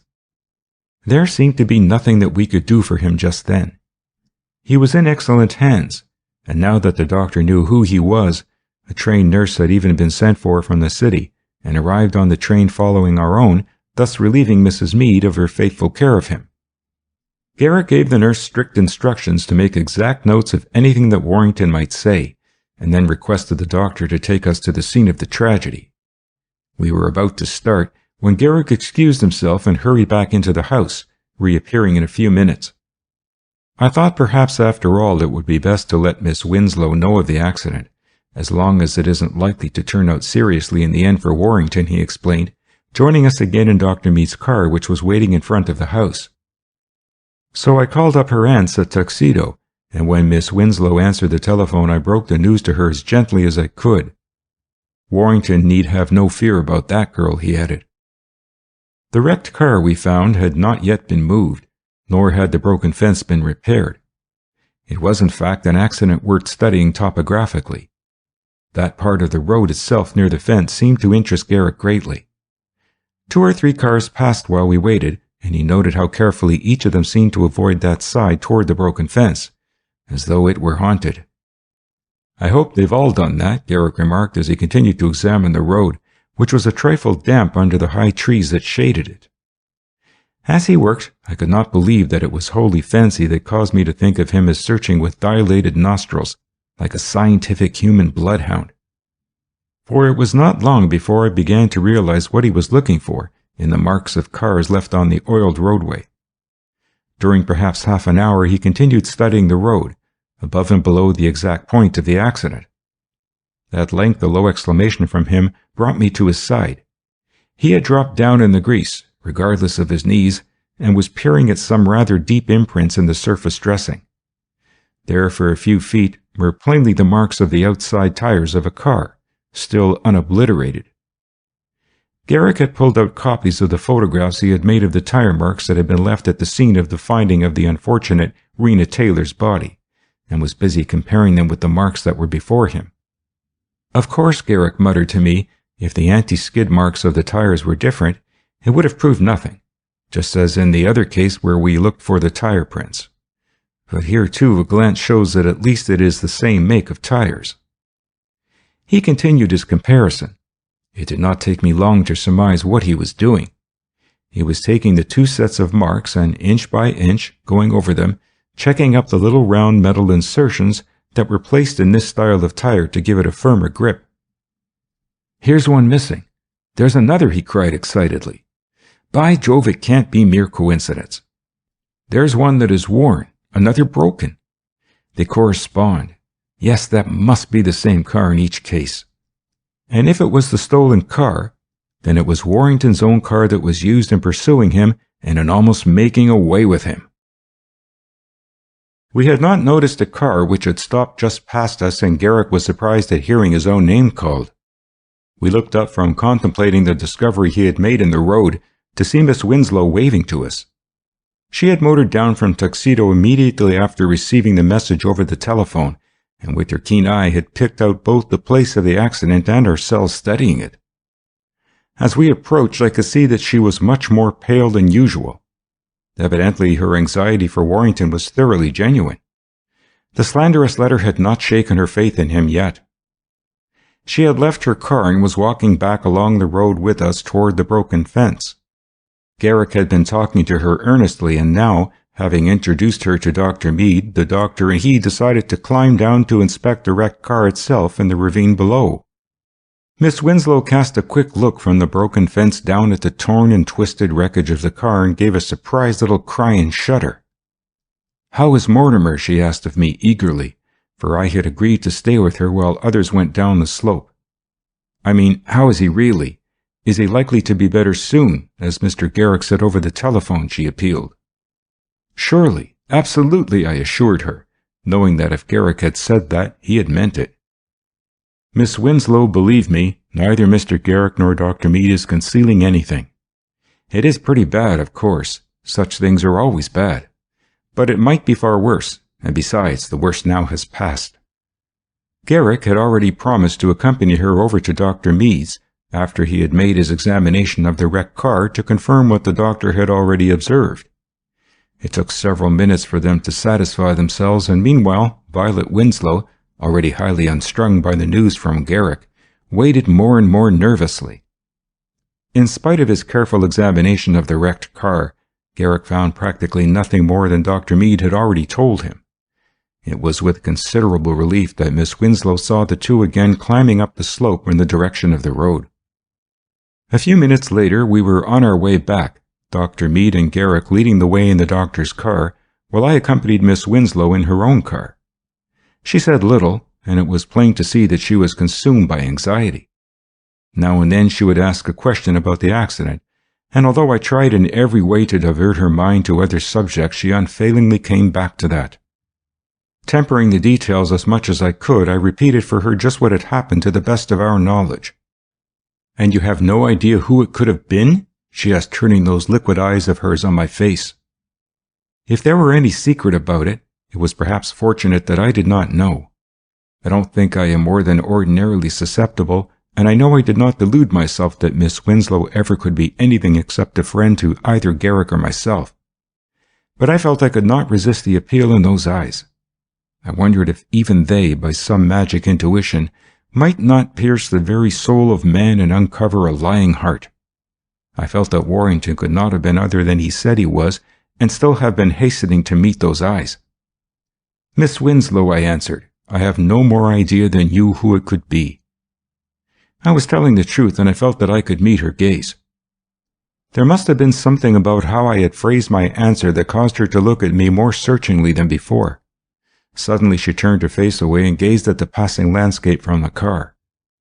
She said nothing, but as I continued to watch her finely molded features, I saw that she was making an effort to control herself. It flashed over me somehow that perhaps, after all, she herself suspected someone. It was not that she said anything. It was merely an indefinable impression I received. Had Warrington any enemies, not in the underworld, but among those of his own set, rivals perhaps, who might even stoop to secure the aid of those of the underworld who could be bought to commit any crime in the calendar for a price? I did not pause to examine the plausibility or the impossibility of such a theory. What interested me was whether in her mind there was such a thought. Had she perhaps really more of an idea than I who it could be? She betrayed nothing of what her intuition told her, but I felt sure that, even though she knew nothing, there was at least something she feared. At last we arrived at Dr. Mead's, and I handed her out of the car and into the tastefully furnished little house. There was an air of quietness about it that often indefinably pervades a house in which there is illness or tragedy. "May I see him?" pleaded Miss Winslow, and Dr. Mead placed a chair for her. I wondered what he would have done if there had been some good reason why he should resist the pleading of her deep eyes. "Why, for a minute, yes," he answered. "Later, soon, he may see visitors longer, but just now I think for a few hours the less he is disturbed the better." The doctor excused himself for a moment to look at his patient and prepare him for the visit. Meanwhile, Miss Winslow waited in the reception room downstairs, still very pale and nervous. Warrington was in much less pain now than he had been when we left, and Dr. Mead decided that since the nurse had made him so much more comfortable, no further drug was necessary. In fact, as his natural vitality due to his athletic habits and clean living asserted itself, it seemed as if his injuries, which at first had looked so serious, were not likely to prove as bad as the doctor had anticipated. Still, he was badly enough as it was. The new nurse smoothed out his pillows and deftly tried to conceal as much as she could that would suggest how badly he was injured, and at last Violet Winslow was allowed to enter the room where the poor boy lay. Miss Winslow never for a moment let her wonderful self-control fail her. Quickly and noiselessly, like a ministering angel, she seemed to float rather than walk over the space from the door to the bed. As she bent over him and whispered, "Mortimer," the simple tone seemed to have an almost magic effect on him. He opened his eyes, which before had been languidly closed, and gazed up at her face as if he saw a vision. Slowly the expression on his face changed as he realized that it was indeed Violet herself. In spite of the pain of his hurts, which must have been intense, a smile played over his features, as if he realized that it would never do to let her know how serious had been his condition. As she bent over, her hand had rested on the white covers of the bed. Feebly, in spite of the bandages that swathed the arm nearest her, he put out his own brawny hand and rested it on hers. She did not withdraw it, but passed the other hand gently over his throbbing forehead. Never have I seen a greater transformation in an invalid that was evident in Mortimer Warrington. No tonic in all the pharmacopoeia of Dr. Mead could have worked a more wonderful change. Not a word was said by either Warrington or Violet for several seconds. They seemed content just to gaze into each other's faces, oblivious to us. Warrington was the first to break the silence, in answer to what he knew must be her unspoken question.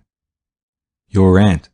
Gambling," he murmured feebly, trying hard to connect his words, so as to appear not so badly off as he had when he had spoken before. "I didn't know, till they told me, that the estate owned it. Was coming to tell you.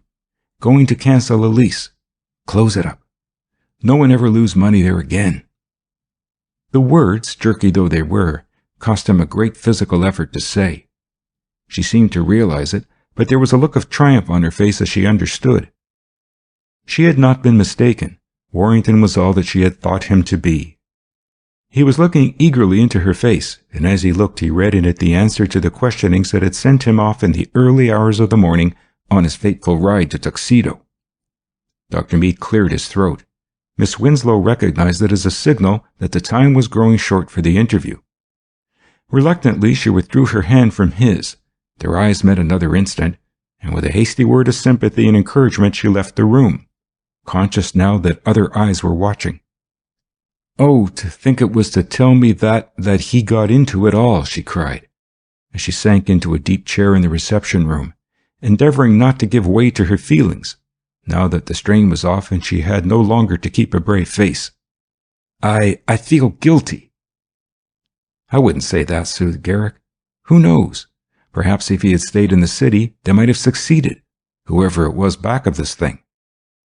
She looked up at Garrick, startled, I thought, with the same expression I had seen when she turned her face away in the car, and I got the impression that she felt more than she knew of the case. "I may see Mr. Warrington again soon?" she asked, now again mistress of her feelings after Garrick's interruption that had served to take her mind off a morbid aspect of the affair. "Surely," agreed Dr. Meade. "I expect his progress to be rapid after this." "Thank you," she murmured, as she slowly rose and prepared to make the return trip to her aunt's home. "Oh, Mr. Garrick," she confided, as he helped her on with the wrap she had thrown carelessly on a chair when she entered, "I can't help it. I do feel guilty. Perhaps he thinks I am like Aunt Emma." "Perhaps it was quite as much to convince your aunt as you that he took the trip," suggested Garrick. Miss Winslow understood. "Why is it," she murmured, "that sometimes people with the best intentions manage to bring about things that are more terrible?" Garrick smiled. Quite evidently she and her aunt were not exactly in tune. He said nothing. As for Dr. Meade, he seemed really pleased, for the patient had brightened up considerably after even the momentary glimpse he had had of Violet. Altogether, I felt that although they had seen each other only for a moment, it had done both good. Miss Winslow's fears had been quieted, and Warrington had been encouraged by the realization that, in spite of its disastrous ending, his journey had accomplished its purpose anyway.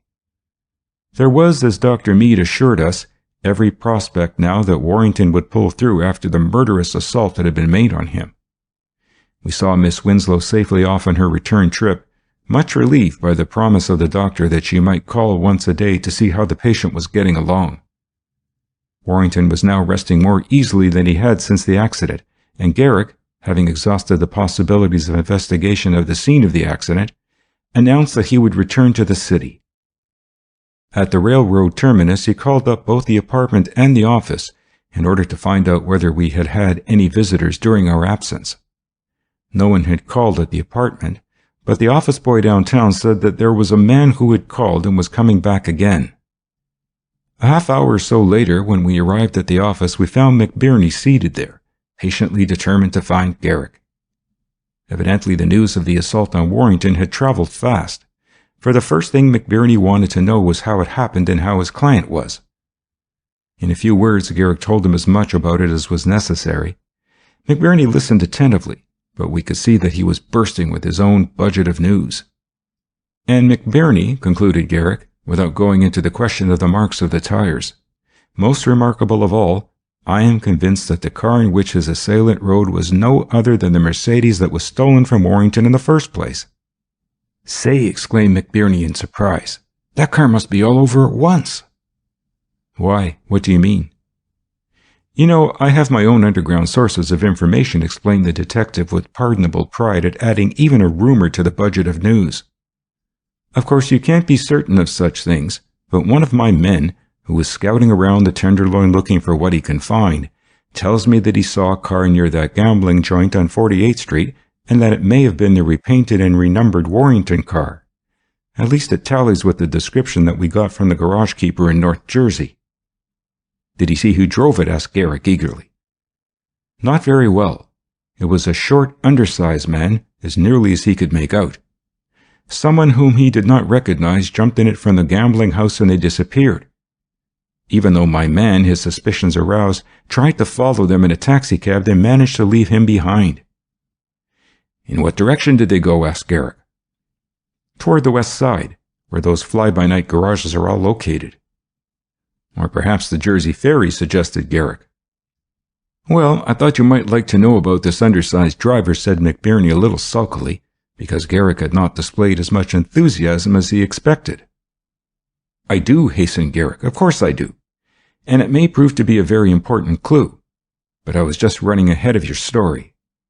The undersized man couldn't have figured in the case afterward, assuming that it was the car. He must have left it, probably in the city. Have you any idea who it could be? Not unless he might be an employee or a keeper of one of those Nighthawk garages, persisted McBurney. That is possible. Quite, agreed Garrick. McBurney had delivered his own news and in turn had received ours, or at least such of it as Garrick chose to tell at present. He was apparently satisfied and rose to go. Keep after that undersized fellow, will you? Asked Garrick. If you could find out who he is, and he should happen to be connected with one of those garages, we might get on the right trail at last. I will, promised McBurney. He's evidently an expert driver of motor cars himself. My man could see that. McBurney had gone. Garrick sat for several minutes gazing squarely at me. Then he leaned back in his chair with his hands behind his head. Mark my words, Marshal, he observed slowly. Someone connected with that gambling joint in some way has got wind of the fact that Warrington is going to revoke the lease and close it up. We've got to beat them to it. That's all. Garrick was evidently turning over and over in his mind some plan of action. This thing has gone just about far enough, he remarked meditatively, looking at his watch. It was now well along in the afternoon. But what do you intend doing? I asked, regarding the whole affair so far as a hopeless mystery from which I could not see that we had extracted so much as a promising clue. Doing? He echoed. Why, there is only one thing to do, and that is to take the bull by the horns, to play the game without any further attempt at finessing. I shall see Dillon, get a warrant, and raid that gambling place, that's all.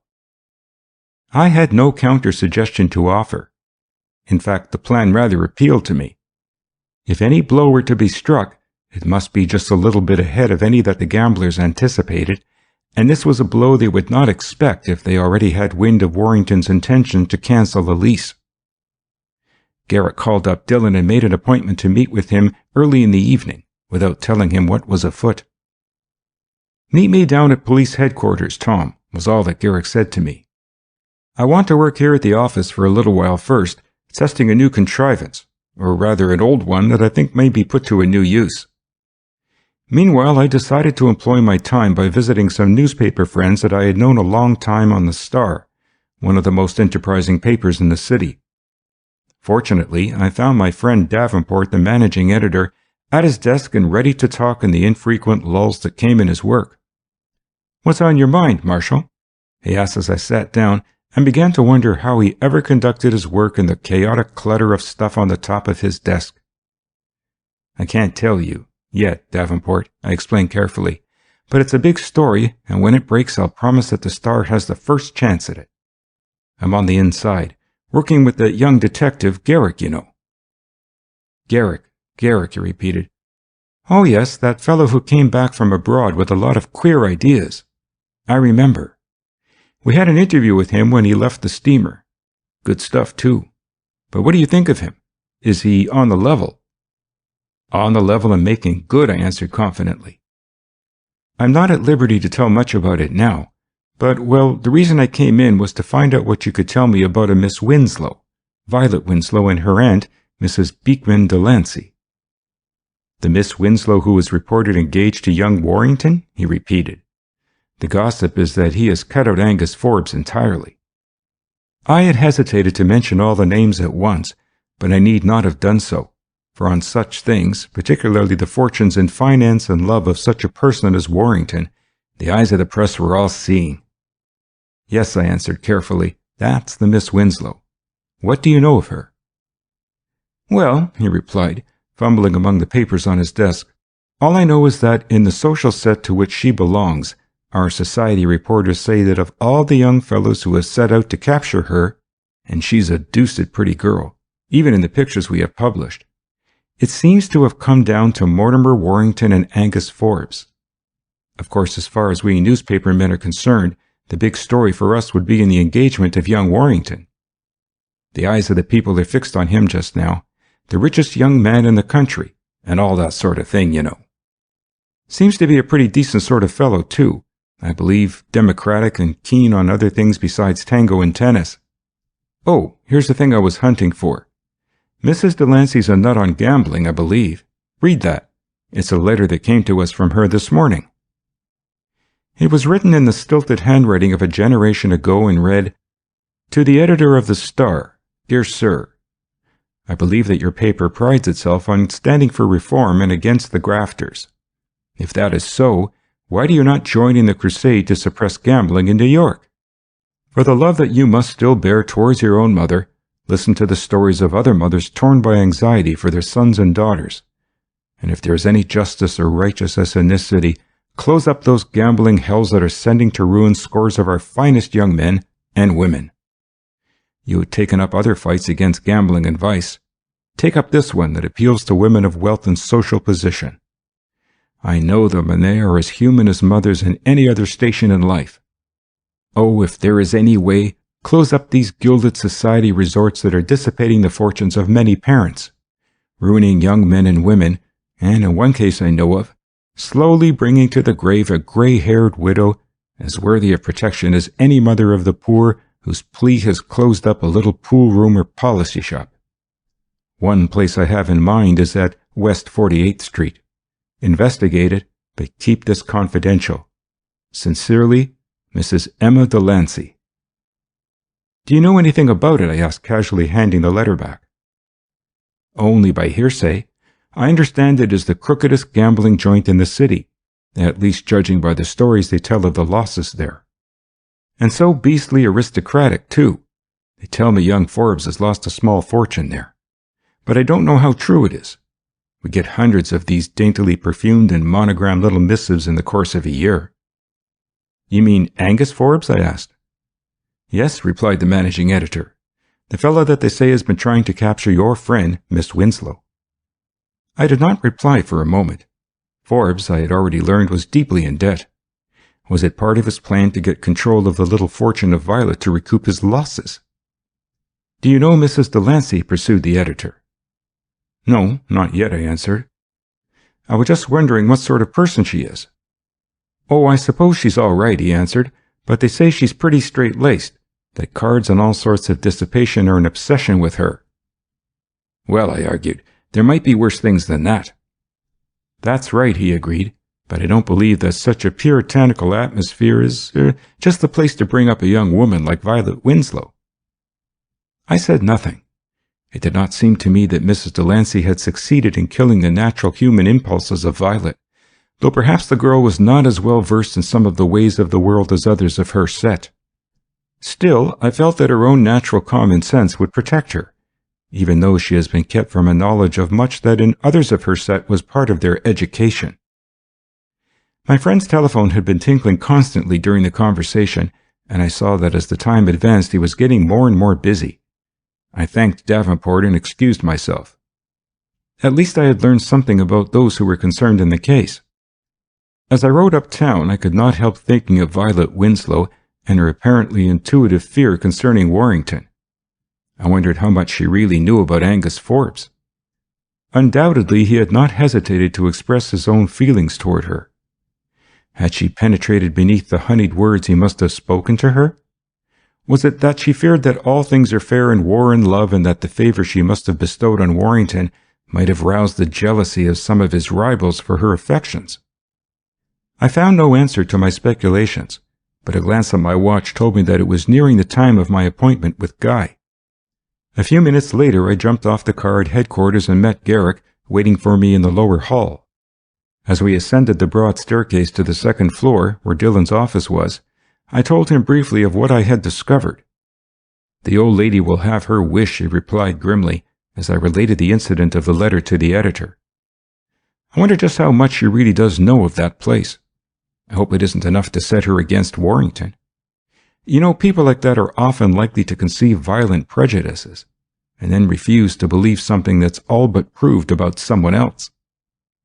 There was no time to pursue the subject further, for we had reached Dillon's office and were admitted immediately. "What's the news?" asked Dillon, greeting us cordially.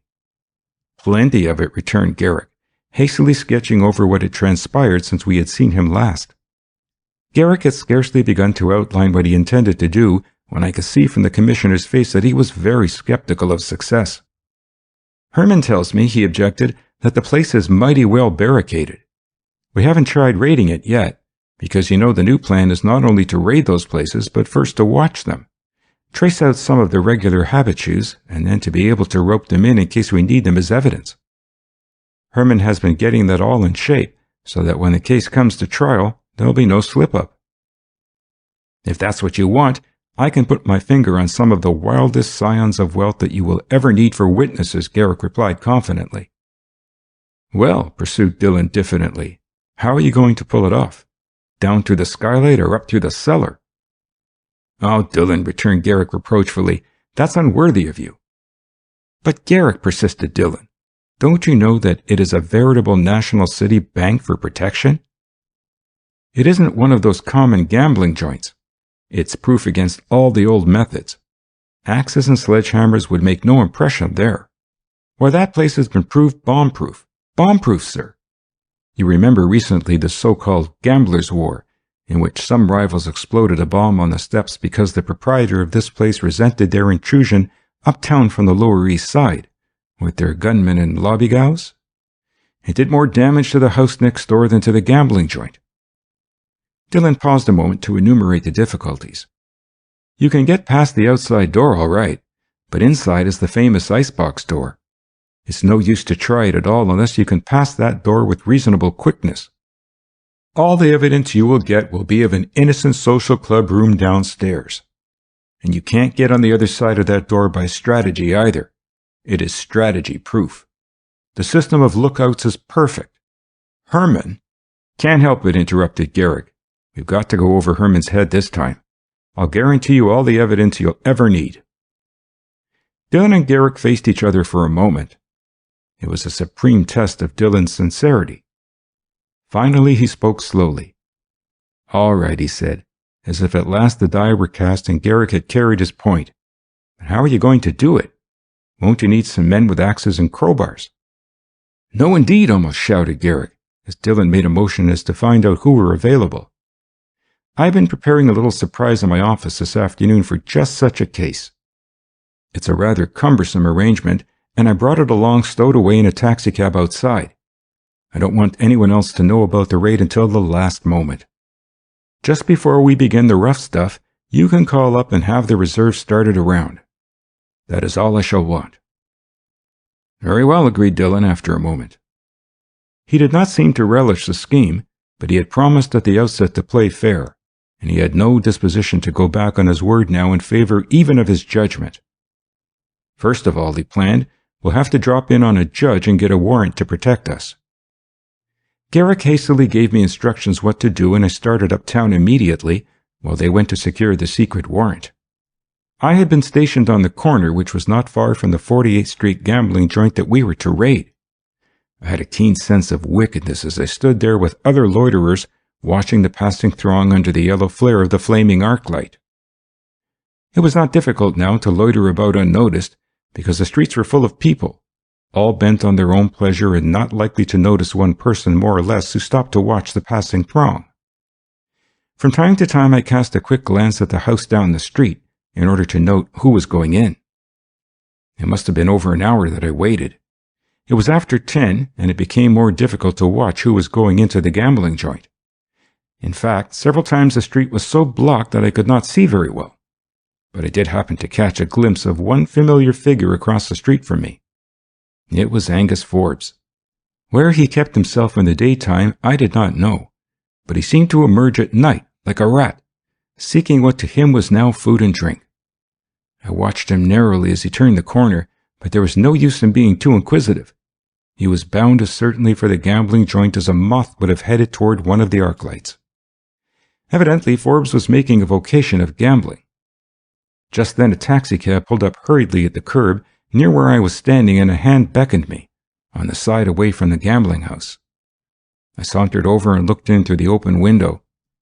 It was Garrick, with Dillon sunk back into the dark corner of the cab so as not to be seen.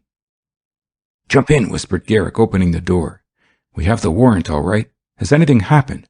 No suspicion yet?" I did so and reassured Garrick while the cab started on a blind cruise around the block.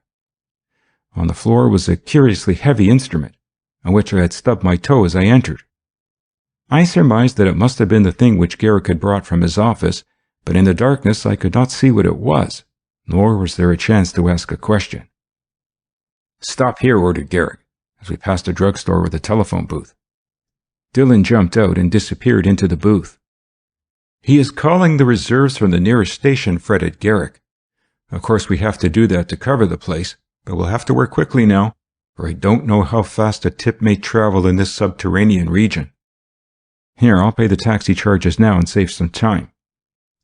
A moment later, Dylan rejoined us, his face perspiring from the closeness of the air in the booth. "Now to that place on 48th Street and Weir Square," ordered Garrick to the driver, mentioning the address. "Quick!"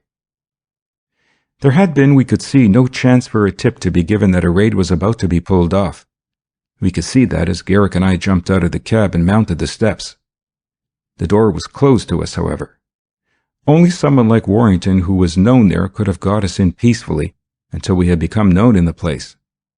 Yet, though there had been no tip, the lookout on the other side of the door with his keen nose had seemed to scent trouble. He had retreated and, we knew, had shut the inside heavy door, perhaps even had had time to already give the alarm inside. The sharp rap of a small axe which Garrick had brought sounded on the flimsy outside door in quick staccato. There was a noise and scurry of feet inside, and we could hear the locks and bolts being drawn.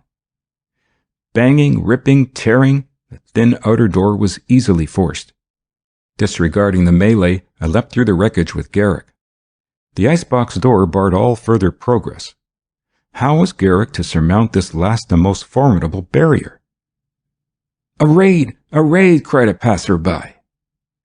Another instant, and the cry, taken up by others, brought a crowd swarming around from Broadway, as if it were noon instead of midnight.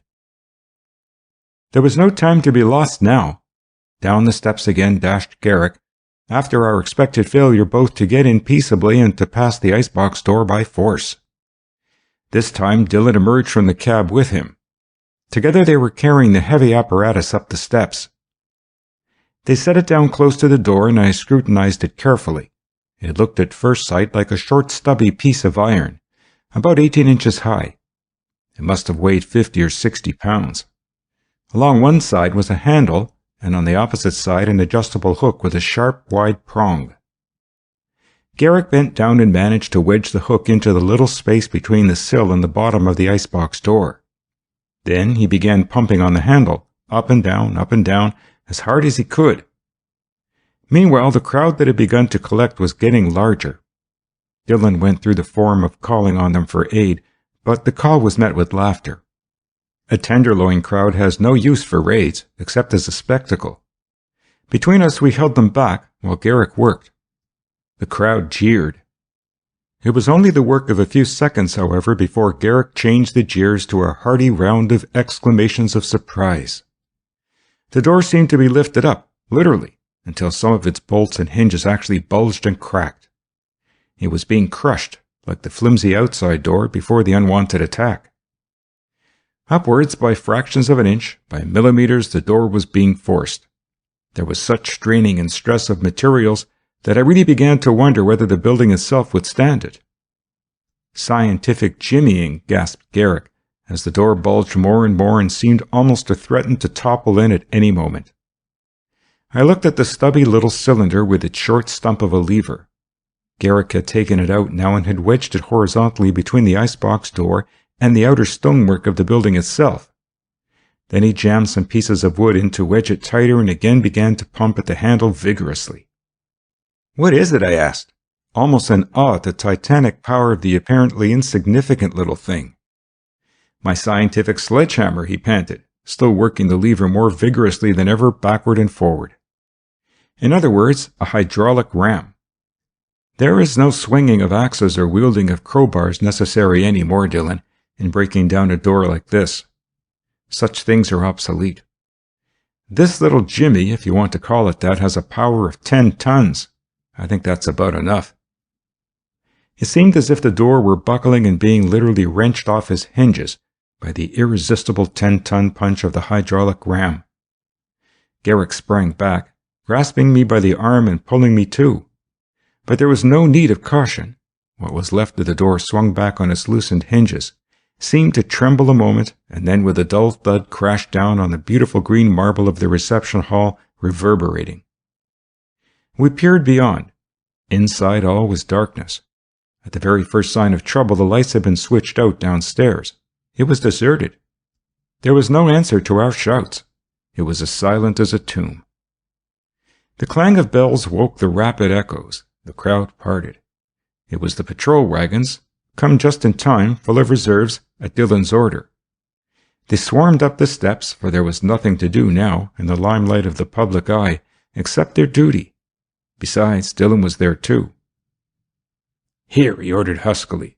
"4 of you fellows jump into each of the next-door houses and run up to the roof. 4 more men go through to the rear of this house. The rest stay here and await orders," he directed, detailing them off quickly, as he endeavored to grasp the strange situation. On both sides of the street, heads were out of windows. On other houses, the steps were full of spectators. Thousands of people must have swarmed in the street. It was pandemonium. Yet inside the house into which we had just broken, it was all darkness and silence. The door had yielded to the scientific sledgehammering where it would have shattered otherwise all the axes in the department. What was next? Garrick jumped briskly over the wreckage into the building. Instead of the lights and gaiety which we had seen on the previous night, all was black mystery. The robbers' cave yawned before us. I think we were all prepared for some sort of gunplay, for we knew the crooks to be desperate characters. As we followed Garrick closely, we were surprised to encounter not even physical force. Someone struck a light. Garrick, groping about in the shadows, found the switch, and one after another the lights in the various rooms winked up. I have seldom seen such confusion as greeted us.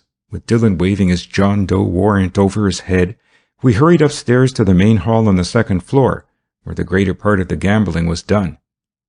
Furniture was overturned and broken, and there had been no time to remove the heavier gambling apparatus. Playing cards, however, chips, racing sheets from the afternoon, dice, everything portable and tangible and small enough to be carried had disappeared. But the greatest surprise of all was in store. Though we had seen no one leave by any of the doors, nor by the doors of any of the houses on the block, nor by the roofs, or even the backyard, according to the report of the police who had been sent in that direction, there was not a living soul in the house from roof to cellar. Search as we did, we could find not one of the scores of people whom I had seen enter in the course of the evening while I was watching on the corner. Dillon, ever mindful of some of the absurd rules of evidence in such cases laid down by the courts, had had an official photographer summoned, and he was proceeding from room to room, snapping pictures of apparatus that was left in place and preserving a film record of the condition of things generally. Garrick was standing ruefully beside the roulette wheel at which so many fortunes had been dissipated. "Get me an axe," he asked of one of Dillon's men who was passing. With a well-directed blow, he smashed the wheel. "Look," he exclaimed, "this is what they were up against." His forefinger indicated an ingenious but now twisted and tangled series of minute wires and electromagnets in the delicate mechanism now broken open before us. Delicate brushes led the current into the wheel. With another blow of the axe, Garrick disclosed wires running down through the leg of the table to the floor and under the carpet to buttons operated by the man who ran the game. "What does it mean?" I asked blankly. "It means," he returned, that they had little enough chance to win at a straight game of roulette. But this wheel wasn't even straight with all the odds in favor of the bank, as they are naturally. This game was electrically controlled. Others are mechanically controlled by what are called the mule's ear and other devices. You can't win. These wires and magnets could be made to attract the little ball into any pocket the operator desires. Each one of the pockets contains an electromagnet. One set of electromagnets in the red pockets is connected with one button under the carpet and a set of batteries. The other series of little magnets in the black pockets is connected with another button and the batteries. He had picked up the little ball. "This ball," he said as he examined it, "is not really of ivory, but of a composition that looks like ivory, coating a hollow soft iron ball inside. Soft iron is attracted by an electromagnet. Whichever set of magnets is energized attracts the ball, and by this simple method it is in the power of the operator to let the ball go to red or black as he may wish." Other similar arrangements control the odd or even, and other combinations, also from push buttons. There isn't an honest gambling machine in the whole place. The whole thing is crooked from start to finish. The men, the machines. Then a fellow never had a chance, repeated Dillon. Not a chance, emphasized Garrick.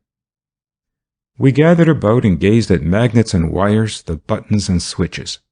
He did not need to say anything more to expose the character of the place. Amazing as we found everything about us in the Palace of Crooks, nothing made so deep an impression on me as the fact that it was deserted. It seemed as if the gamblers had disappeared as though in a fairy tale. Search room after room as Dillon's men did, they were unable to find a living thing. One of the men had discovered, back of the gambling rooms on the second floor, a little office evidently used by those who ran the joint. It was scantily furnished, as though its purpose might have been merely a place where they could divide up the profits in private. A desk, a cabinet, and safe, besides a couple of chairs, were all the room contained. Someone, however, had done some quick work in the little office during those minutes while Garrick was opening the great icebox door with his hydraulic ram. For on every side were scattered papers, the desk had been rifled, and even from the safe practically everything of any value had been removed. It was all part of the general scheme of things in the gambling joint. Practically nothing that was evidential that could be readily removed had been left. Whoever had planned the place must have been a genius as far as laying out precautions against a raid were concerned.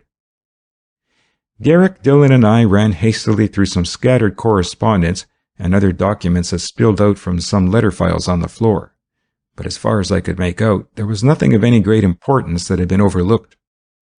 Dillon ordered the whole mass to be bundled up and taken off when the other paraphernalia was removed so that it could be gone through at our leisure, and the search continued. From the office, a staircase led down by a back way, and we followed it, looking carefully to see where it led. A low exclamation from Garrick arrested our attention. In a curve between landings, he had kicked something and had bent down to pick it up. An electric pocket flashlight, which one of the men had picked up, disclosed under its rays a package of papers evidently dropped by someone who was carrying away in haste an armful of stuff. "Markers with the house," exclaimed Garrick, as he ran over the contents of the package hurriedly. IOUs for various amounts and all initialed, for several $100,000s. "Hello, here's a bunch with an F. That must mean Forbes. Thousands of dollars worth." The markers were fastened together with a slip in order to separate them from the others evidently. Garrick was hastily totaling them up, and they seemed to amount to a tidy sum. "How can he ever pay?" I asked, amazed as the sum crept on upward in the direction of 6 figures. "Don't you see that they're cancelled?" interjected Garrick, still adding. I had not examined them closely, but as I now bent over to do so, I saw that each bore the words, "Paid by W." Warrington himself had settled the gambling debts of his friend. In still greater amazement, I continued to look and found that they all bore dates from several weeks before, down to within a few days. The tale they told was eloquent. Forbes, his own fortune gone, had gambled until rescued by his friend. Even that had not been sufficient to curb his mania. He had kept right on, hoping insanely to recoup. And the gamblers had been willing to take a chance with him, knowing that they had already so much of his money that they could not possibly lose. A horrid thought flashed over me. What if he had really planned to pay his losses by marrying a girl with a fortune? Forbes was the sort who would have gambled on even that slender prospect. As we stood on the landing while Garrick went over the markers, I found myself wondering even where Forbes had been that night after he hurried away from us at the ladies' pool room and Warrington had taken the journey that had ended so disastrously for him. The more I learned of what had been taking place, the more I saw that Warrington stood out as a gentleman. Undoubtedly, Violet Winslow had heard, had been informed by some kind unknown of the slight lapses of Warrington. I felt sure that the gross delinquencies of Forbes were concealed from her and from her aunt, at least as far as Warrington had it in his power to shield the man who was his friend and rival. The voice of Dillon recalled me from the train of pure speculation to the more practical work in hand before us. "Well, at any rate, we've got enough evidence to protect ourselves and close the place, even if we didn't make any captures," congratulated Dillon as he rejoined us. after a momentary excursion from which he returned still blinking from the effects of the flashlight powders which his photographer had been using freely. After we get all the pictures of the place, I'll have this stuff here removed to headquarters, and it won't be handed back on any orders of the courts either, if I can help it. Garrick had shoved the markers into his pocket and now was leading the way downstairs. Still, Dillon, he remarked as we followed, that doesn't shed any light on the one remaining problem. How did they all manage to get out so quickly? We had reached the basement, which contained the kitchens for the buffet and the quarters for the servants. A hasty excursion into the littered backyard under the guidance of Dillon's men, who had been sent around that way, netted us nothing in the way of information. They had not made their escape over the back fences. Such a number of people would certainly have left some trail, and there was none. We looked at Garrick, perplexed, and he remarked with sudden energy, "Let's take a look at the cellar." As we groped down the final stairway into the cellar, it was only too evident that at last he had guessed right. Down in the subterranean depths, we quickly discovered at the rear a sheet iron door. Battering it down was the work of but a moment for the little ram. Beyond it, where we expected to see a yawning tunnel, we found nothing but a pile of bricks and earth and timbers that had been used for shoring. There had been a tunnel, but the last man who had gone through had evidently exploded a small dynamite charge, and the walls had been caved in.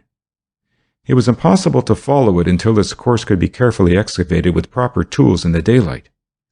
We had captured the stronghold of gambling in New York, but the gamblers had managed to slip out of our grasp, at least for the present. "I have it!" exclaimed Garrick, as we were retracing our steps upstairs from the dank darkness of the cellar. "I would be willing to wager that tunnel runs back from this house to that pool room for women which we visited on 47th Street, Marshall. That must be the secret exit. Don't you see, it could be used in either direction." We climbed the stairs and stood again in the wreck of things, taking a hasty inventory of what was left, in hope of uncovering some new clue, even by chance. Garrick shook his head mournfully. They had just time enough, he remarked, to destroy about everything they wanted to and carry off the rest. "All except the markers," I corrected. "That was just a lucky chance," he returned. "Still, it throws an interesting sidelight on the case." "It doesn't add much in my estimation to the character of Forbes," I ventured, voicing my own suspicions. The telephone bell rang before Garrick had a chance to reply. Evidently, in their haste, they had not had time to cut the wires or to spread the news yet of the raid. Someone who knew nothing of what had happened was calling up. Garrick quickly unhooked the receiver with a hasty motion to us to remain silent. "Hello," we heard him answer. "Yes, this is it. Who is this?" He had disguised his voice. We waited anxiously and watched his face to gather what response he received. "The deuce!" he exclaimed, with his hand over the transmitter so that his voice would not be heard at the other end. "What's the matter?" I asked eagerly. "Whoever he was," replied Garrick, "he was too keen for me. He caught on. There must have been some password or form that they used which we don't know, for he hung up the receiver almost as soon as he heard me." Garrick waited a minute or two. Then he whistled into the transmitter. It was done apparently to see whether there was anyone listening, but there was no answer. The man was gone. "Operator! Operator!" Guy was calling insistently, moving the hook up and down rapidly. "Yes, I want Central. Central, can you tell me what number that was which just called up?" We all waited anxiously to learn whether the girl could find out or not. "Bleecker 7180? Thank you very much. Give me information, please." Again we waited as Garrick tried to trace the call out. "Hello. What is the street address of Bleecker 7180? 300 West 6th. Thank you. A garage? Goodbye." "A garage?" echoed Dillon, his ears almost going up as he realized the importance of the news. "Yes," cried Garrick, himself excited. "Tom, call a cab. Let us hustle down there as quickly as we can." "One of those garages on the Lower West Side," I heard Dillon say as I left. "Perhaps they did work for the gambling joint, sent drunks home, got rid of tough customers and all that. You know already that there are some pretty tough places down there.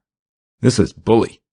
I shouldn't be surprised if it gave us a line on the stealing of Warrington's car at last."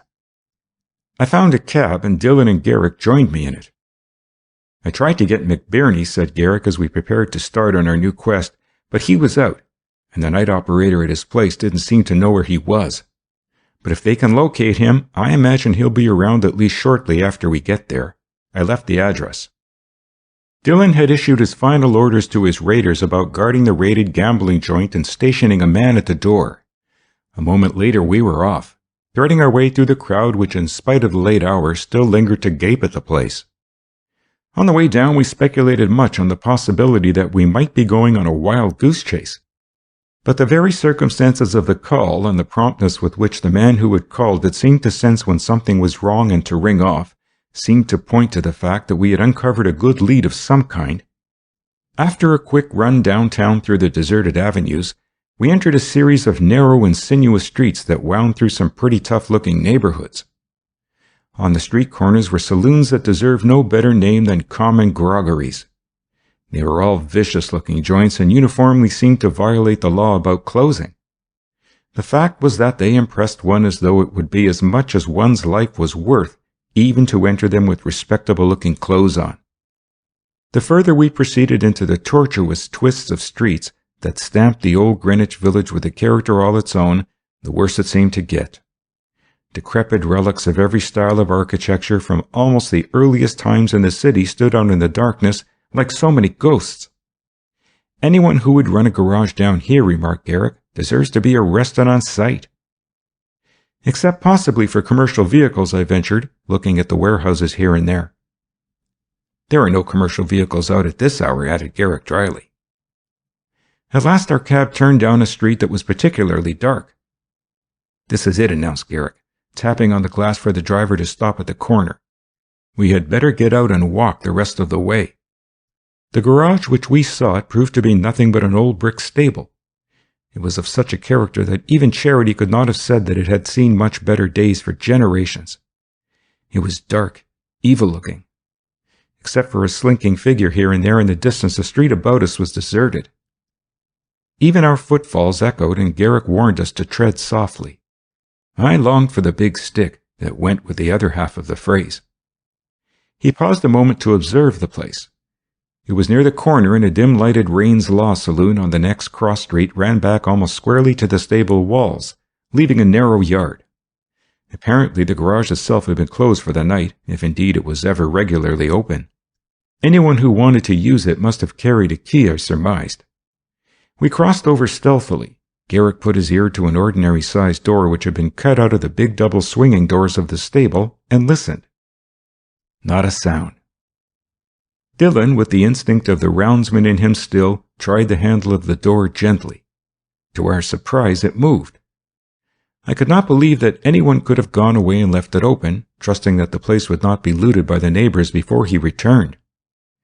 I felt instinctively that there must be somebody there, in spite of the darkness. The commissioner pushed in, however, followed closely by both of us, prepared for an onrush or a hand-to-hand struggle with anything, man or beast. A quick succession of shots greeted us. I do not recall feeling the slightest sensation of pain, but with a sickening dizziness in the head, I can just vaguely remember that I sat down on the oil and grease of the floor. I did not fall. It seemed as if I had time to catch myself and save perhaps a fractured skull. But then it was all blank. It seemed an age, though it could not have been more than 10 minutes later when I came to. I felt an awful choking sensation in my throat which was dry and parched.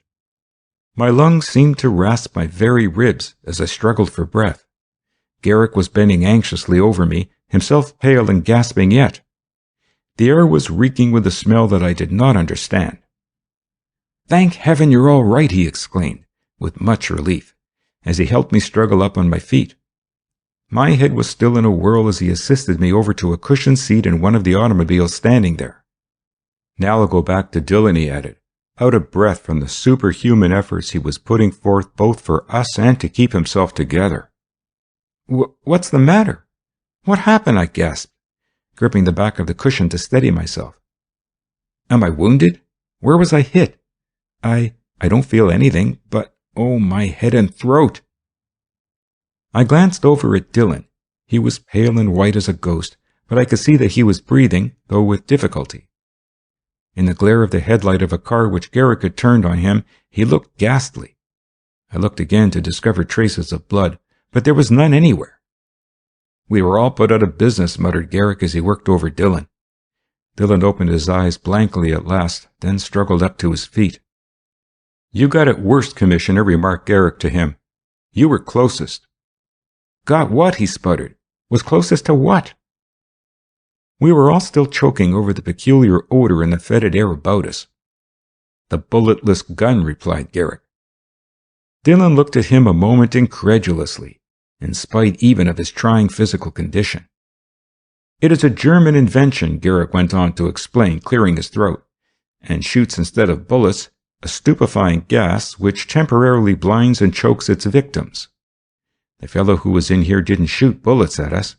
He evidently didn't care about adding any more crimes to his list just now. Perhaps he thought that if he killed any of us, there would be too much of a row. I'm glad it was as it was anyway. He got us all this way before we knew it. Perhaps that was the reason he used the gun, for if he had shot one of us with a pistol, I had my own automatic ready myself to blaze away. This way he got me too." "A stupefying gun," repeated Dillon. "I should say so. I don't know what happened yet," he added, blinking. "I came to first," went on Garrick, now busily looking about as we were all recovered.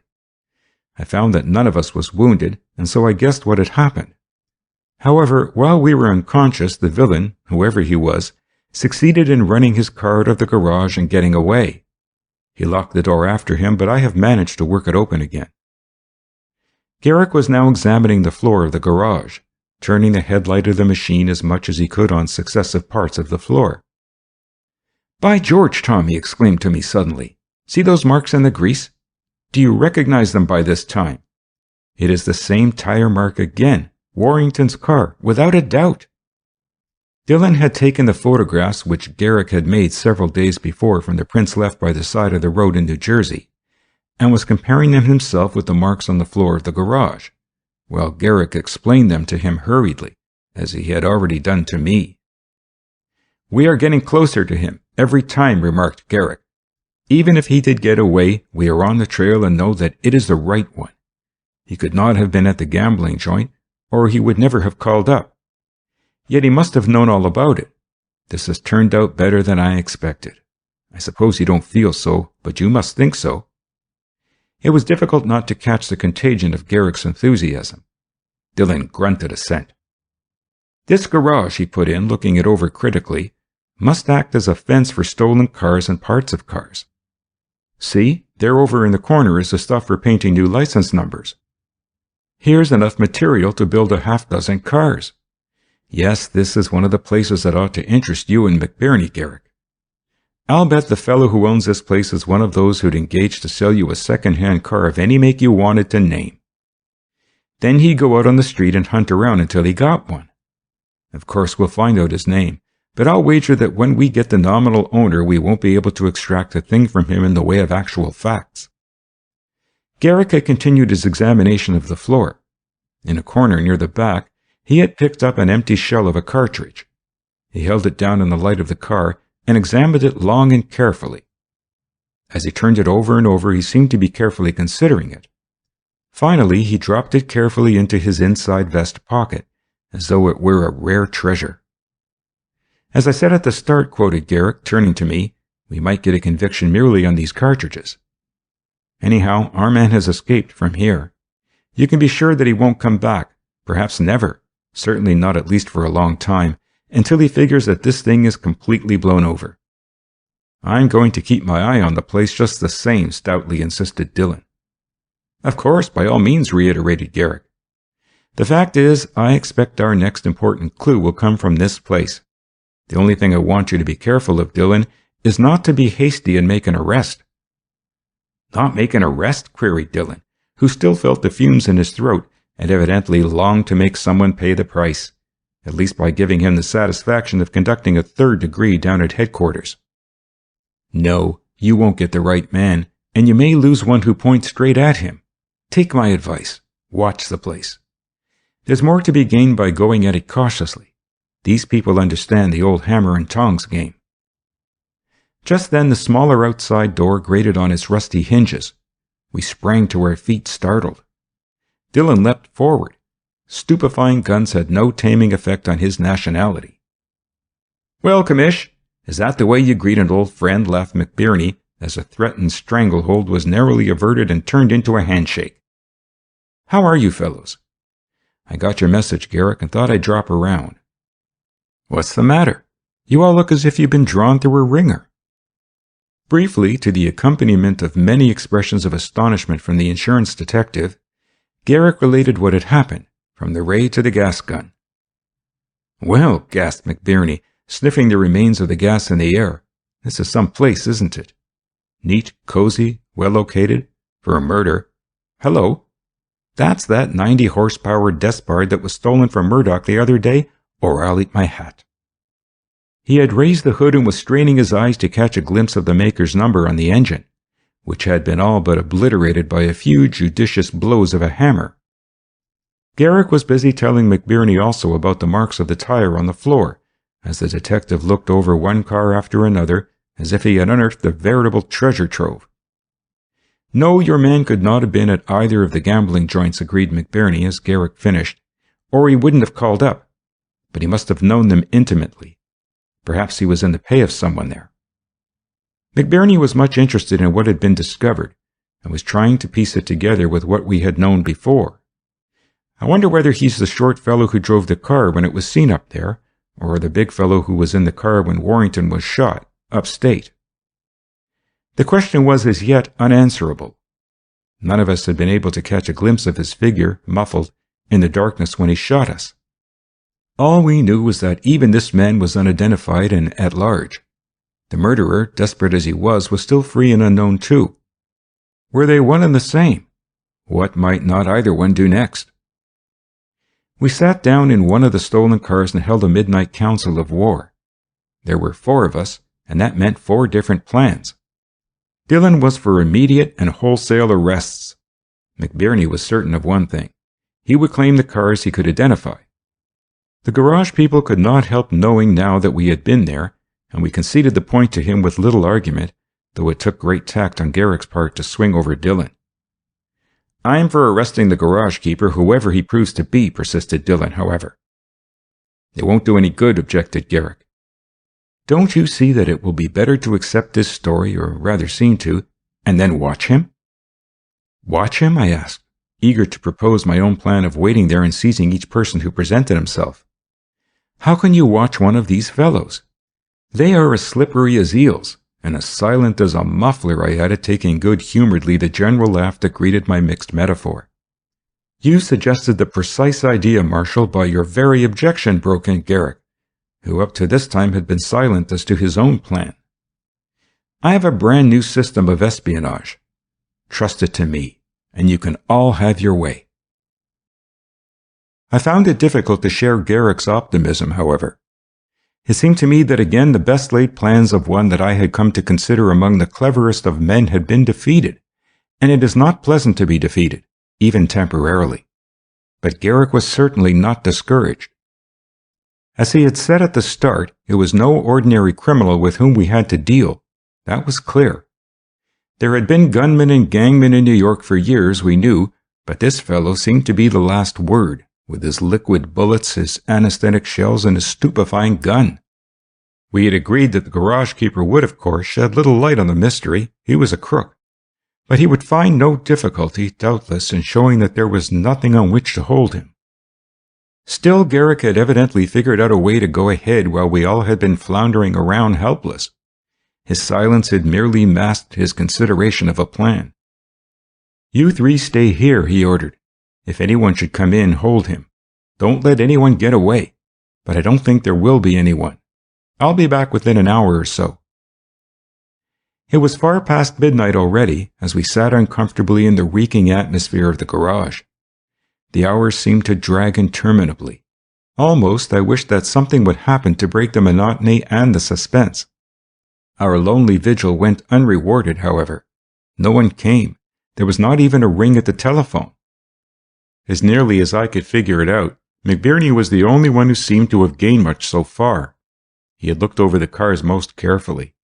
There were half a dozen of them in all. I don't doubt, he concluded, that all of them have been stolen, but there are only 2 here that I can identify. They certainly are clever at fixing them up. Look at all the parts they keep ready for use. They could build a car here. Yes, agreed Dillon, looking at the expensive junk that was lying about. There is quite enough to warrant closing the place, only I suppose Garrick is right. That would defeat our own purpose. At last Garrick returned from his hurried trip down to the office. I don't know what it was we expected him to bring, but I think we were more or less disappointed when it proved to be merely a simple oblong oak box with a handle. He opened it, and we could see that it contained in reality nothing but a couple of ordinary dry cells, and some other paraphernalia. There were 2 black discs attached to a metal headpiece, discs about 2.5 inches in diameter, with a circular hole in the center of each, perhaps an inch across, showing inside what looked like a piece of iron or steel. Garrick carefully tested the batteries with a little ammeter which he carried in a case. 16 amperes, he remarked to himself. I don't attempt to use the batteries when they fall below 5. These are all right. From a case he took a little round black disc, about the same size as the other 2. In its face it had a dozen or so small holes, perforated and arranged in the shape of a 6-pointed star. I wonder where I can stow this away so that it won't attract attention, he asked. Garrick looked about for the least used part of the garage and decided that it was the back. Near the barred window lay a pile of worn tires which looked as if it had been seldom disturbed except to be added to. When one got tires as cheaply as the users of this garage did, it was folly to bother much about the repair of old ones. Back of this pile, then, he threw the little black disc carelessly, only making sure that it was concealed. That was not difficult, for it was not much larger than a watch in size. To it, I noticed he had attached 2 plugs that were foolproof, that is, one small and the other large, so that they could not be inserted into the wrong holes. A long, flexible green silk-covered wire, or rather 2 wires together, led from the disc. By carefully moving the tires so as to preserve the rough appearance they had of being thrown down hastily into the discard, he was able to conceal this wire, also in such a way as to bring it securely to the barred window and through it. Next he turned his attention to the telephone itself. Another instrument which he had brought with him was inserted in place of the ordinary transmitter. It looked like it, and had evidently been prepared with that in view. I assumed that it must act like the ordinary transmitter also, although it must have other uses as well. It was more of a job to trace out the course of the telephone wires and run in a sort of tap line at a point where it would not be likely to be noted. This was done by Garrick, still working in silence, and the wires from it led behind various things until they, too, reached another window and so went to the outside. As Garrick finished his mysterious tinkering and rose from his dusty job to brush off his clothes, he remarked, "There, now you may have your heart's desire, Dillon, if all you want to do is watch these fellows." "What is it?" I hastened to ask, looking curiously at the oak box which contained still everything except the tiny black disc and the wires leading out of the window from it and from the new telephone transmitter. "This little instrument," he answered slowly, "is much more sensitive, I think, than any mechanical or electrical eavesdropper that has ever been employed before. It is the detectaphone, a new unseen listener." "The detectaphone?" repeated Dillon. "How does it work?" "Well, for instance," explained Garrick, "that attachment which I placed on the telephone is much more than a sensitive transmitter such as you are accustomed to use. It is a form of that black disc which you saw me hide behind the pile of tires. There are in both innumerable of the minutest globules of carbon which are floating around, as it were, making it alive at all times to every sound vibration and extremely sensitive even to the slightest sound waves. In the case of the detectaphone transmitter, it only replaces the regular telephone transmitter, and its presence will never be suspected. It operates just as well when the receiver is hung up as when it is off the hook, as far as the purpose I have in mind is concerned, as you shall see soon. I have put both forms in so that even if they find the one back of the tires, even the most suspicious person would not think that anything was contained in the telephone itself. We are dealing with clever people, and 2 anchors to windward are better than 1. Dillon nodded approval, but by the look on his face it was evident that he did not understand the whole thing yet. "That other disc back of the tires," went on Garrick, "is the ordinary detective form. All that we need now is to find a place to install this receiving box, all the stuff that is left over, the 2 batteries, the earpieces. You see, the whole thing is very compact. I can get it down to 6 inches square and 4 inches thick, or I can have it arranged with earpieces so that at least 6 people can listen in at once. Forms that can be used in detective work to meet all sorts of conditions. Then there is another form of the thing, in a box about 4 inches square and perhaps 9 or 10 inches long, which I may bring up later for another purpose when we find out what we are going to do with the ends of those wires that are now dangling on the outside of the window. We must pick up the connection in some safe and inconspicuous place outside the garage." The window through which the wires passed seemed to open, as I had already noticed, on a little yard not much larger than a court. Garrick opened the window and stuck his head out as far as the iron bars would permit. He sniffed. The odor was anything but pleasant. It was a combination of gas from the garage and stale beer from the saloon. "No doubt about it, that is a saloon," remarked Garrick. "And they must pile empty kegs out there in the yard. Let's take a walk around the corner and see what the front of the place looks like." It was a 2.5-story building with a sloping tin roof of an archaic architecture, in a state of terrible decay and dilapidation, and quite in keeping with the neighborhood. Nevertheless, a bright gilt sign over a side door read, "Hotel Entrance." "I think we can get in there tomorrow on some pretext," decided Garrick after our inspection of the old tavern, as the crazy letters, all askew, on one of the windows denoted the place. The old tavern looks as if it might let lodgings to respectable gentlemen, if they were roughly enough dressed. "We can get ourselves up as a couple of teamsters, and when we get in, that will give us a chance to pick up the ends of those wires tomorrow. That will be time enough, I'm sure, and it is the best we can do anyhow." We returned from our walk around the block to the garage where Dillon and McBurney were waiting for us. "I leave you free to do what you please," Dillon answered Garrick to the commissioner's inquiry, "as long as you don't pinch this place, which promises to be a veritable gold mine. McBurney, I know, will reduce the number of cars here tomorrow by at least 2. But don't, for heaven's sake, let out any suspicion about those things I have just hidden here. And now, as for me, I'm going uptown and get a few hours' sleep." Dillon and McBurney followed, leaving us shortly, to get a couple of men from the nearest police station to see that none of the cars were taken out before morning.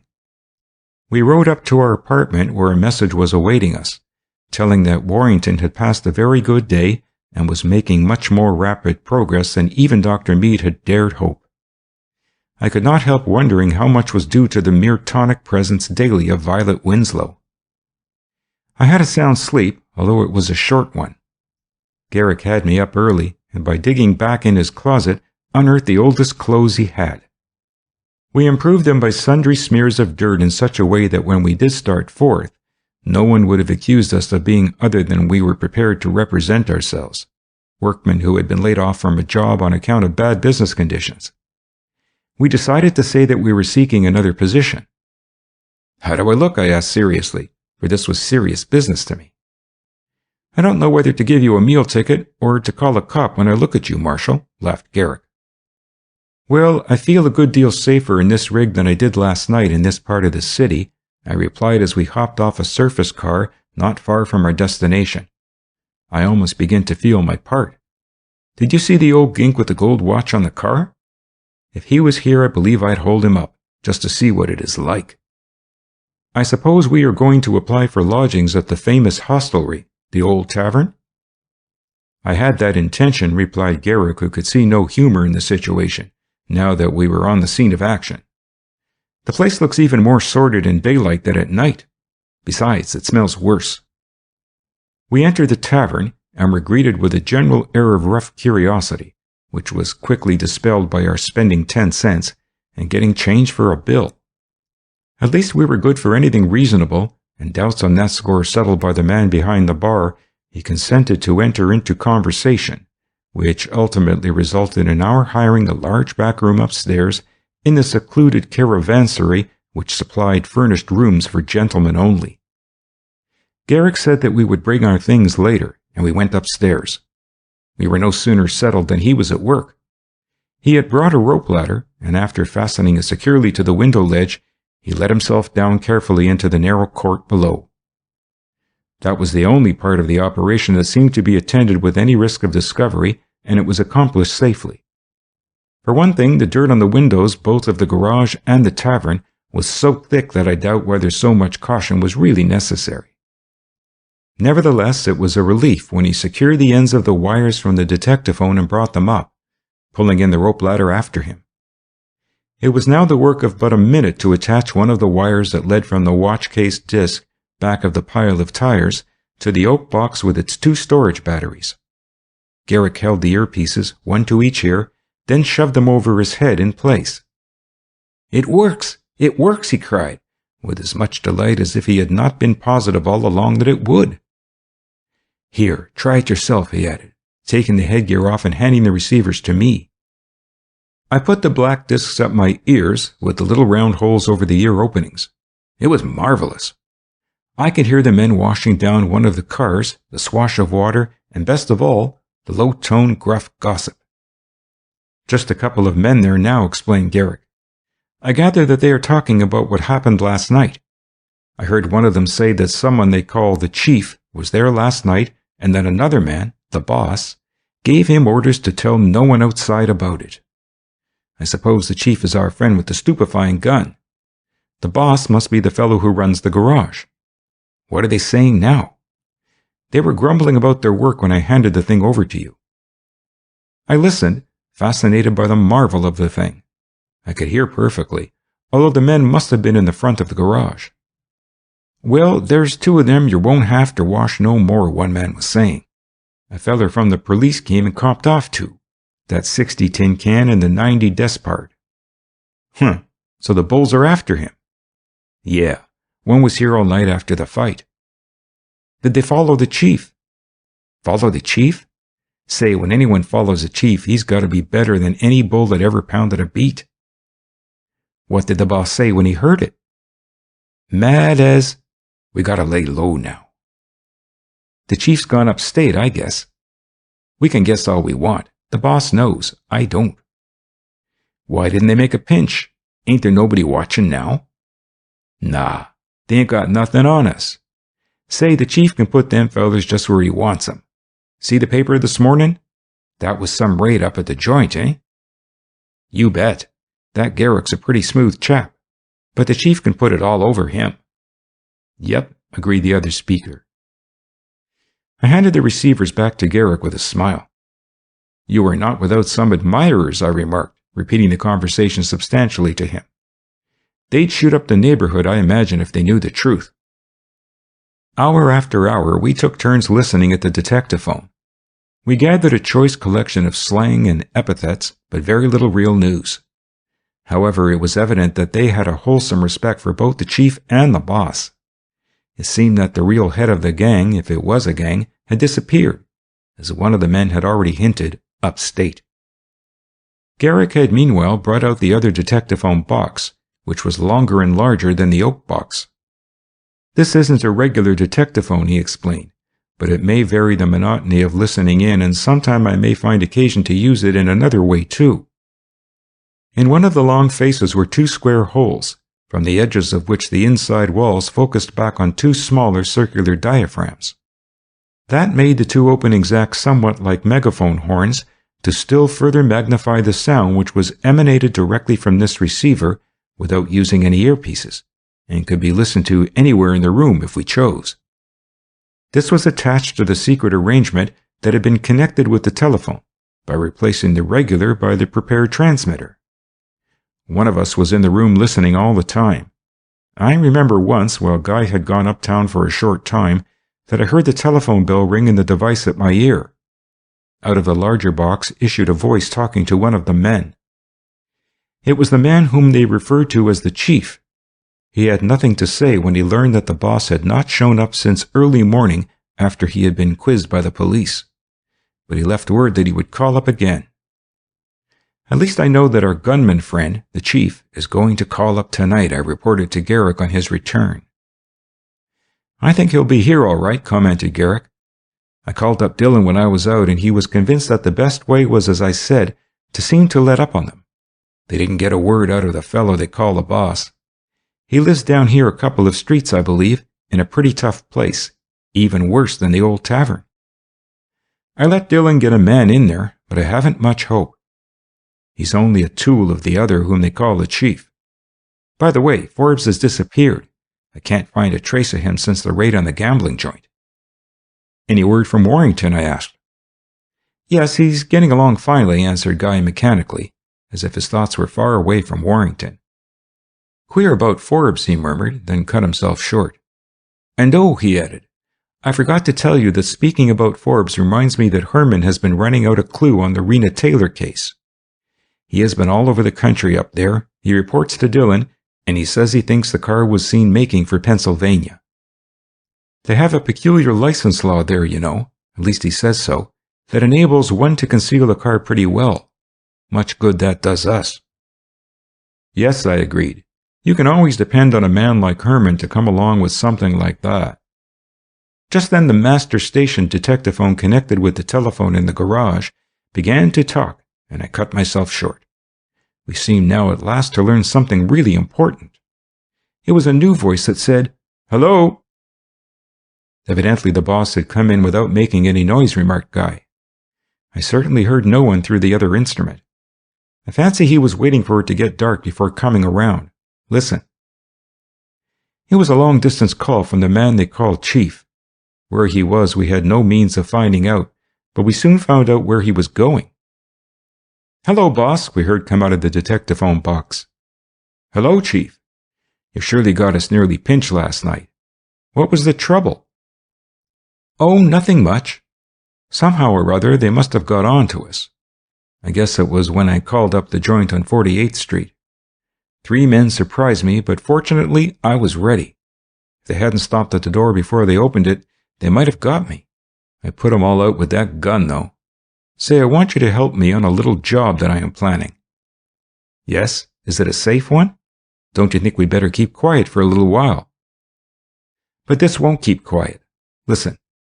You know I told you about writing that letter regarding Warrington to Miss Winslow when I was so sore over the report that he was going to close up the 48th Street joint, right on top of finding that Rena Taylor had the goods on the 47th Street place? Well, I was a fool. You said so, and I was. You were, that's right. I know it, but I was mad. I hadn't got all I wanted out of those places. Well, anyhow, I want that letter back, that's all. It's bad to have evidence like that lying around. Why, if they ever get a real handwriting expert, they might get wise to something from that handwriting, I'm afraid. I must have been crazy to do it that way. What became of the letter? She took it to that fellow Garrick, and I happened to know that Warrington that night, after leaving Garrick, went to his apartment and put something into the safe he has there. Oh, Warrington has it all right. What I want to do is to get that letter back while he is laid up near Tuxedo. It isn't much of a safe, I understand. I think a can opener would do the job. We can make the thing look like a regular robbery by a couple of yeggs. Are you on? No, I don't get you, Chief. Why? It's too risky. Too risky? Yes, that fellow Garrick is just as likely as not to be nosing around up there. I'd go but for that. I know, but suppose we find that he isn't there, that he isn't in the house, has been there and left it. That would be safe enough. You're right. Nothing doing if he's there. We must can him in some way. But say, I know how to get in all right without being seen. I'll tell you later. Come on, be a sport. We won't try it if anybody's there. Besides, if we succeed, it will help to throw a scare into Warrington. The man on our end of the telephone appeared to hesitate. I'll tell you what I'll do, Chief, he said at length. I'll meet you at the same place as we met the other day. You know where I mean. Sometime after 12. We'll talk it over. You sure about that letter? As sure as if I'd seen it. All right, now be there. I won't promise about this Warrington business. We'll talk that over. But I have other things I want to tell you about this situation here at the garage. I want to know how to act. All right, I'll be there. Goodbye. So long, Chief. The conversation stopped. I looked anxiously at Garrick to see how he had taken it. "And so," he remarked simply, as after a moment's waiting we made sure that the machine had stopped talking, "it appears that our friends, the enemy, are watching us as closely as we are watching them, with the advantage that they know us and we don't know them, except this garage fellow." Garrick lapsed into silence. I was rapidly turning over in my mind what we had just overheard and trying to plan some way of checkmating their next move. "Here's a plot hatching to rob Warrington's safe," I exclaimed helplessly. "Yes," repeated Garrick slowly, "and if we are going to do anything about it, it must be done immediately, before we arouse suspicion and scare them off.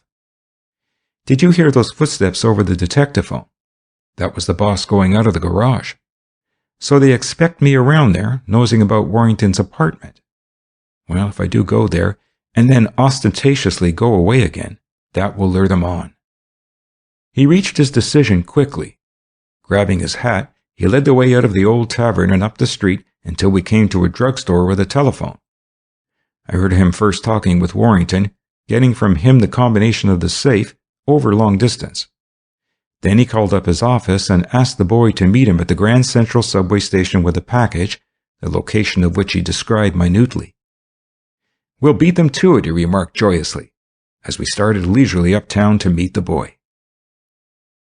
The Warrington estate owns another large apartment house besides the one where Warrington has his quarters on the next street, remarked Garrick, half an hour later, after we had met the boy from his office. "I have arranged that we get in there and use one of the empty suites." Garrick had secured 2 rather good-sized boxes from the boy and was carrying them rather carefully, as if they contained some very delicate mechanism. Warrington, we found, occupied a suite in a large apartment on 72nd Street, and as we entered, Garrick stopped and whispered a few words to the hall boy.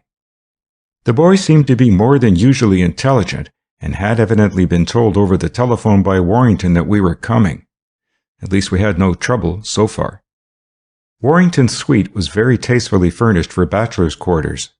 In the apartment, Garrick unwrapped one of the packages and laid it open on the table, while he busied himself opening the safe using the combination that Warrington had given him.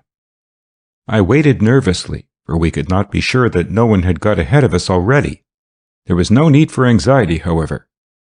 "Here's the letter, just as Warrington left it," reported Garrick in a few minutes, with some satisfaction as he banged the safe door shut and restored things so that it would not look as though the little strong box had been touched.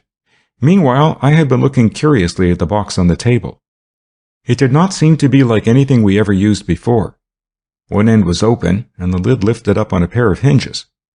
I lifted it and looked in.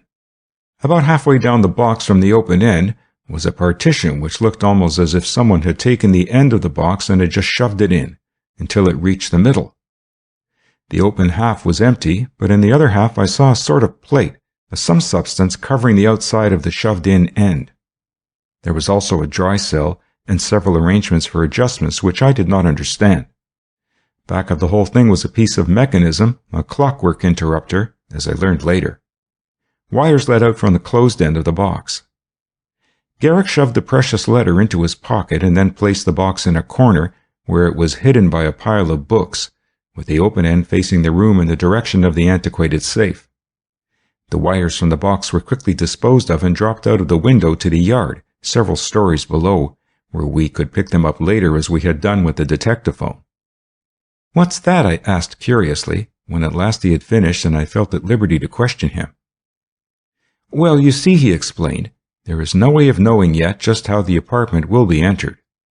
They apparently have some way, though, which they wouldn't discuss over the telephone. But it is certain that as long as they know that there is anyone up here, they will put off the attempt. They said that." He was busily engaged restoring everything in the room as far as possible to its former position. "My scheme," he went on, "is for us now to leave the apartment ostentatiously. I think that is calculated to ensure the burglary, for they must have someone watching by this time. Then we can get back to that empty apartment in the house on the next street, and before they can get around to start anything, we shall be prepared for them." Garrick stopped to speak to the hall boy again as we left, carrying the other box. What he said I did not hear, but the boy nodded intelligently. After a turn down the street, a ride in a surface car for a few blocks and back again, He was satisfied that no one was following us, and we made our way into the vacant apartment on 73rd Street without being observed. Picking up the wires from the backyard of Warrington's and running them across the back fence where he attached them to other wires dropped down from the vacant apartment was accomplished easily, but it all took time. Time was precious just now. In the darkness of the vacant room, he uncovered and adjusted the other box, connected one set of wires to those we had let in and another set to an apparatus which looked precisely like the receiver of a wireless telegraph, fitting over the head with an earpiece. He placed the earpiece in position and began regulating the mechanism of the queer-looking box.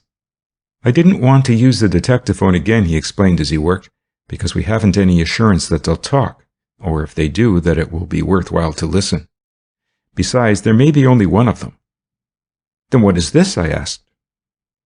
Well, he argued, they certainly can't work without light of some kind, can they? I acquiesced. This is an instrument which literally makes light audible, he pursued.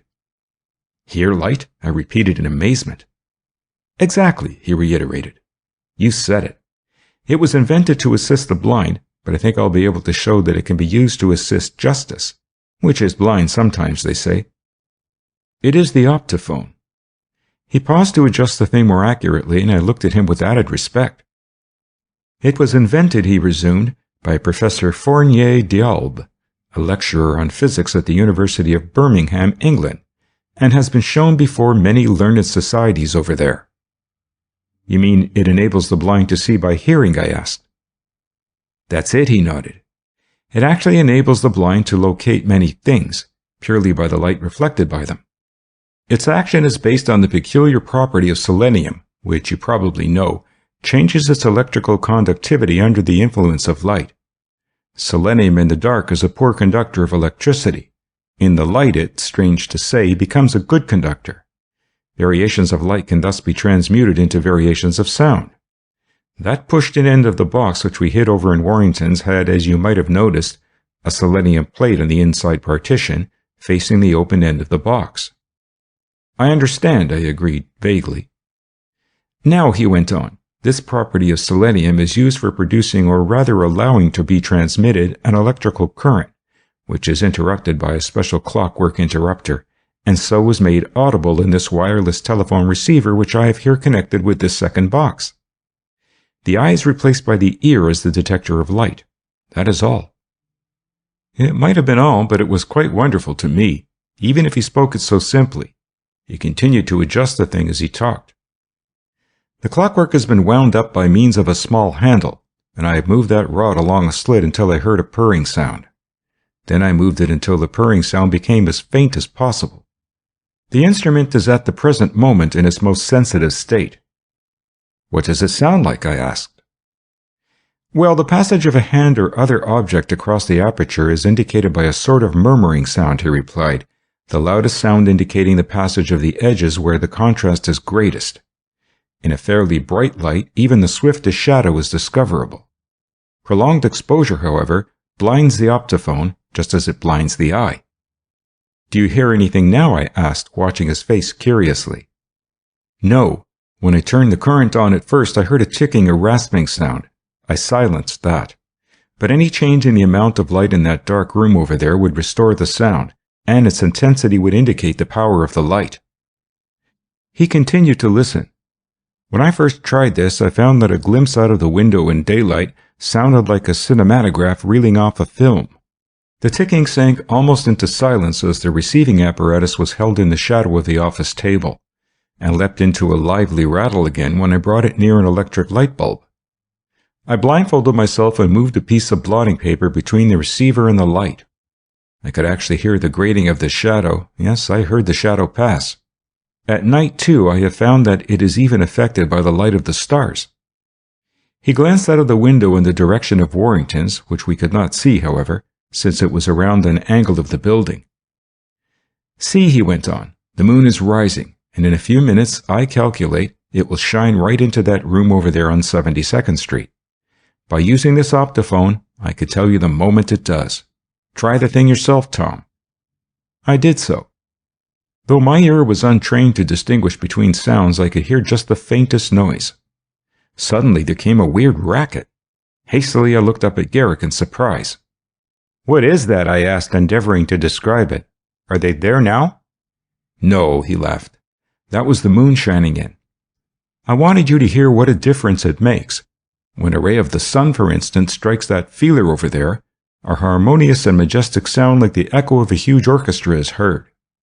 The light of the moon, on the other hand, produces a different sound, lamenting, almost like the groans of the wounded on a battlefield. So you can distinguish between various kinds of light."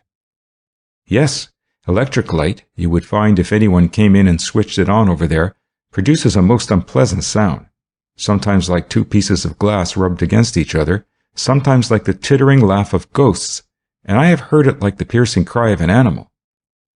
Gaslight is sobbing and whispering, grating and ticking, according to its intensity. By far the most melodious and pleasing sound is produced by an ordinary wax candle. It sounds just like an aeolian harp on which the chords of a solemn tune are struck. I have even tried a glowworm, and it sounds like a bee buzzing. The light from a red-hot piece of iron gives the shrillest and most ear-splitting cry imaginable." He took the receiver back from me and adjusted it to his own ear. "Yes," he confirmed, "that was the moon as I thought. It's a peculiar sound. Once you have heard it, you're not likely to forget it. I must silence the machine to that." We waited patiently for a long time, and still there was no evidence that anyone had entered the room. "I'm afraid they decided not to attempt it after all," I said finally. "I don't think so," replied Garrick. "I took particular pains to make it seem that the road was clear. You remember I spoke to the hall boy twice, and we lingered about long enough when we left. It isn't much after midnight. I wonder how it was that they expected to get in. Ah, there goes the moon. I can hear it getting fainter all the time." Suddenly Garrick's face was all animation. "What is it?" I asked breathlessly. "Someone has entered the room. There is a light which sounds just like an electric flashlight which is being moved about. They haven't switched on the electric light." Now, if I were sufficiently expert, I think I could tell by the varying sounds at just what that fellow was flashing the light. There, something passed directly between the light and the box. Yes, there must be two of them. That was the shadow of a human being, all right. They are over in the corner by the safe now. The fellow with the flashlight is bending down. I can tell because the other fellow walked between the light and the box, and the light must be held very low, for I heard the shadows of both of his legs. Garrick was apparently waiting only until the intruders, whoever they were busily engaged in their search before he gave the alarm and hurried over in an attempt to head off their escape by their secret means of entrance. "Tom," he cried as he listened attentively, "call up the apartment over there and get that hall boy. Tell him he must not run that elevator up until we get there. No one must leave or enter the building. Tell him to lock the front door and conceal himself in the door that leads down to the cellar. I will ring the night bell 5 times to let him know when to let us in." I was telephoning excitedly Garrick's instructions, and as he waited for me to finish, he was taking a last turn at the optophone before we made our dash on Warrington's. A suppressed exclamation escaped him. I turned toward him quickly from the telephone and hung up the receiver. "What's the matter?" I asked anxiously. For a moment he did not reply, but seemed to be listening with an intensity that I knew betokened something unexpected. "Tom," he cried abruptly, stripping the receiver from his head with a jerk and clapping it over my own ears. "Quick, tell me what you hear. What does it sound like to you? What is it? I can't be mistaken." I listened feverishly. Not having had a former acquaintance with the machine, I did not know just what to make of it. But from the receiver of the little optophone, there seemed to issue the most peculiar noise I had ever heard a mechanical instrument make. It was like a hoarse rumbling cry, now soft and almost plaintive, again louder and like a shriek of a damned soul in the fires of the netherworld. Then it died down, only to spring up again, worse than before. If I had been listening to real sounds instead of to light, I should have been convinced that the thing was recording a murder. I described it as best I could. The fact was that the thing almost frightened me by its weird novelty. Yes, agreed Garrick, as the sensations I experienced seemed to coincide with his own. Exactly what I heard myself. I felt sure that I could not be mistaken. Quick, Tom, get central on that wire. A moment later he seized the telephone from me. I had expected him to summon the police to assist us in capturing two crooks who had, perhaps, devised some odd and scientific method of blowing up a safe. "Hello! Hello!" we shouted frantically over the wire. "The fire department. This is 872nd on the corner. Yes, northeast. I want to turn in an alarm. Yes, quick! There is a fire, a bad one, incendiary, top floor. No, I am not there. I can see it. Hurry!" He had dropped the telephone receiver without waiting to replace it on the hook and was now dashing madly out of the empty apartment and down the street. The hall boy at Warrington's had done exactly as I had ordered him. There was the elevator waiting as Garrick gave the 5 short rings at the night bell, and the outside door was unlocked. No one had yet discovered the fire, which we knew was now raging on the top floor of the apartment. We were whirled up there swiftly, just as we heard echoing through the hall and the elevator shaft, from someone who had an apartment on the same floor, the shrill cry of, "Fire! Fire!" Tenants all the way up were now beginning to throw open their doors and run breathlessly about in various states of undress. The elevator bell was jangling insistently. In the face of the crisis, the elevator boy looked at Garrick appealingly. "Run your car up and down until all are out who want to go," ordered Garrick. "Only tell them all that an alarm has already been turned in and that there is no danger except to the suite that is on fire. You may leave us here." We had reached the top floor and stepped out. I realized fully now what had happened. Either the robbers had found out only too quickly that they had been duped, or else they had reasoned that the letter they sought had been hidden in a place in the apartment for which they had no time to hunt. It had probably been the latter idea which they had had, and instead of hunting further, they had taken a quicker and more unscrupulous method than Garrick had imagined and had set the room on fire. Fortunately, that had been promptly and faithfully reported to us over the optophone in time to localize the damage. "At least we were able to turn in an alarm only a few seconds after they started the fire," panted Garrick, as he strained to burst in the door. Together we managed to push it in and rushed into the stifle of Warrington's suite. The whole thing was in flames, and it was impossible for us to remain there longer than to take in the situation. Accordingly, we retreated slowly before the fierce blaze. One of the other tenants came running with a fire extinguisher in either hand from a wall rack down the hall on this floor. As well try to drown a blast furnace. They made no impression whatever. Personally, I had expected nothing like this.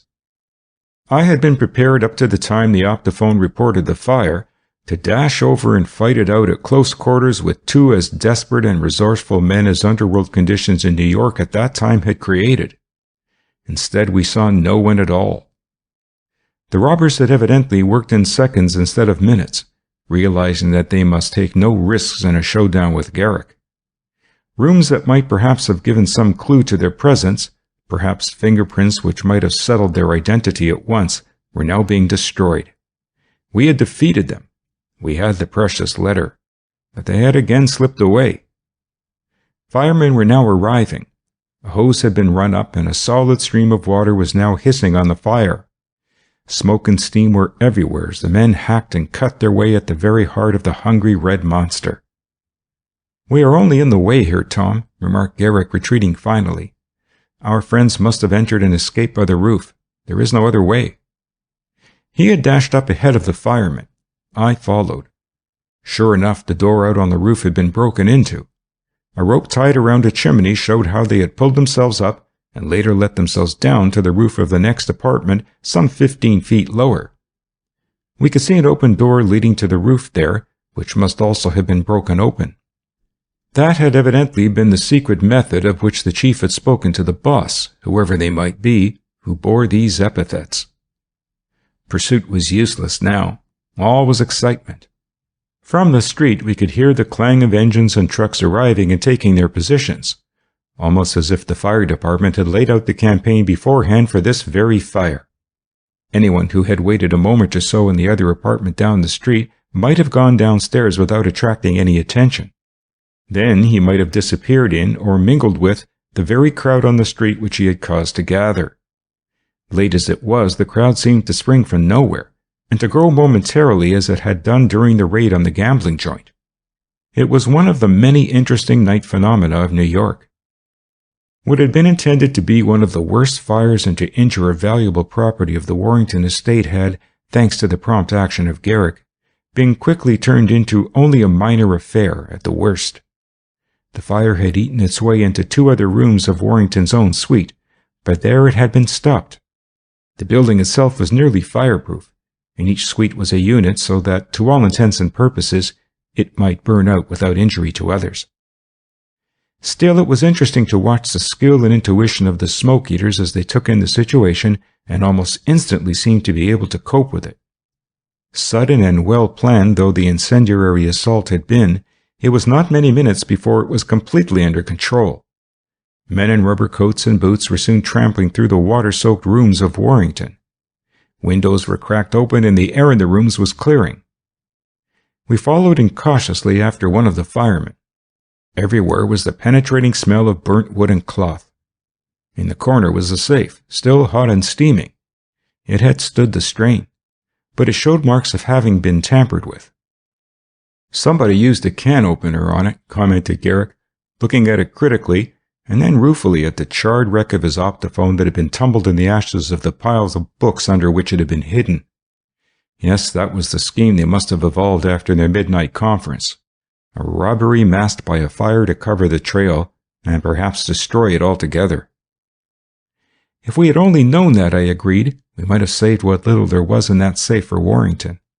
But I guess he didn't keep much there. No, answered Garrick, I don't think he did. All I saw was some personal letters and a few things he apparently liked to have around here. I suppose all the really valuable stuff he has was in a safety deposit vault somewhere. There was a packet of... It's gone! What do you think of that? He exclaimed, looking up from the safe to me in surprise. Packet of what? I asked. What is gone? Why, replied Garrick, I couldn't help noticing it when I opened the safe before, but Warrington had evidently saved every line and scrap of writing that Violet Winslow had ever given him, and it was all in one of the compartments of the safe. The compartment is empty.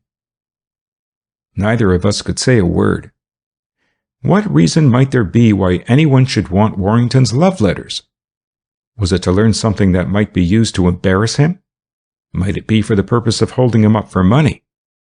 Did the robber want them for himself, or was he employed by another? These and a score of other questions flashed, unanswered, through my mind. I wonder who this fellow is that they call the chief, I ventured at last. I can't say yet, admitted Garrick, but he's the cleverest I have ever met. His pace is rapid, but I think we are getting up with it at last. There's no use sticking around here any longer, though. The place for us, I think, is downtown, getting an earful at the other end of that detectaphone. The engines and other apparatus were rolling away from the fire when we regained the street and things were settling themselves down to normal again. We rode downtown on the subway, and I was surprised when Garrick, instead of going all the way down to the crosstown line that would take us to the old tavern, got off at 42nd Street. What's the idea of this? I asked. Do you think I'm going to travel around the city with that letter in my pocket? He asked. Not much, since they seem to set such a high value on getting it back. Of course, they don't know that I have it, but they might suspect it. At any rate, I'm not going to run any chances of losing it. He had stopped at a well-known hotel where he knew the night clerk. There he made the letter into a little package, sealed it, and deposited it in the safe. Why do you leave it here? I asked. If I go near the office, they might think I left it there, and I certainly won't leave it in my own apartment. They may or may not suspect that I have it. At any rate, I'd hate to risk meeting them down in their own region. But here we are not followed. I can leave it safely, and tomorrow I'll get it and deposit it in a really safe place. Now, just to cover up my tracks, I'm going to call up Dylan, but I'm going up to Broadway a bit before I do so that even he will not know I've been in this hotel.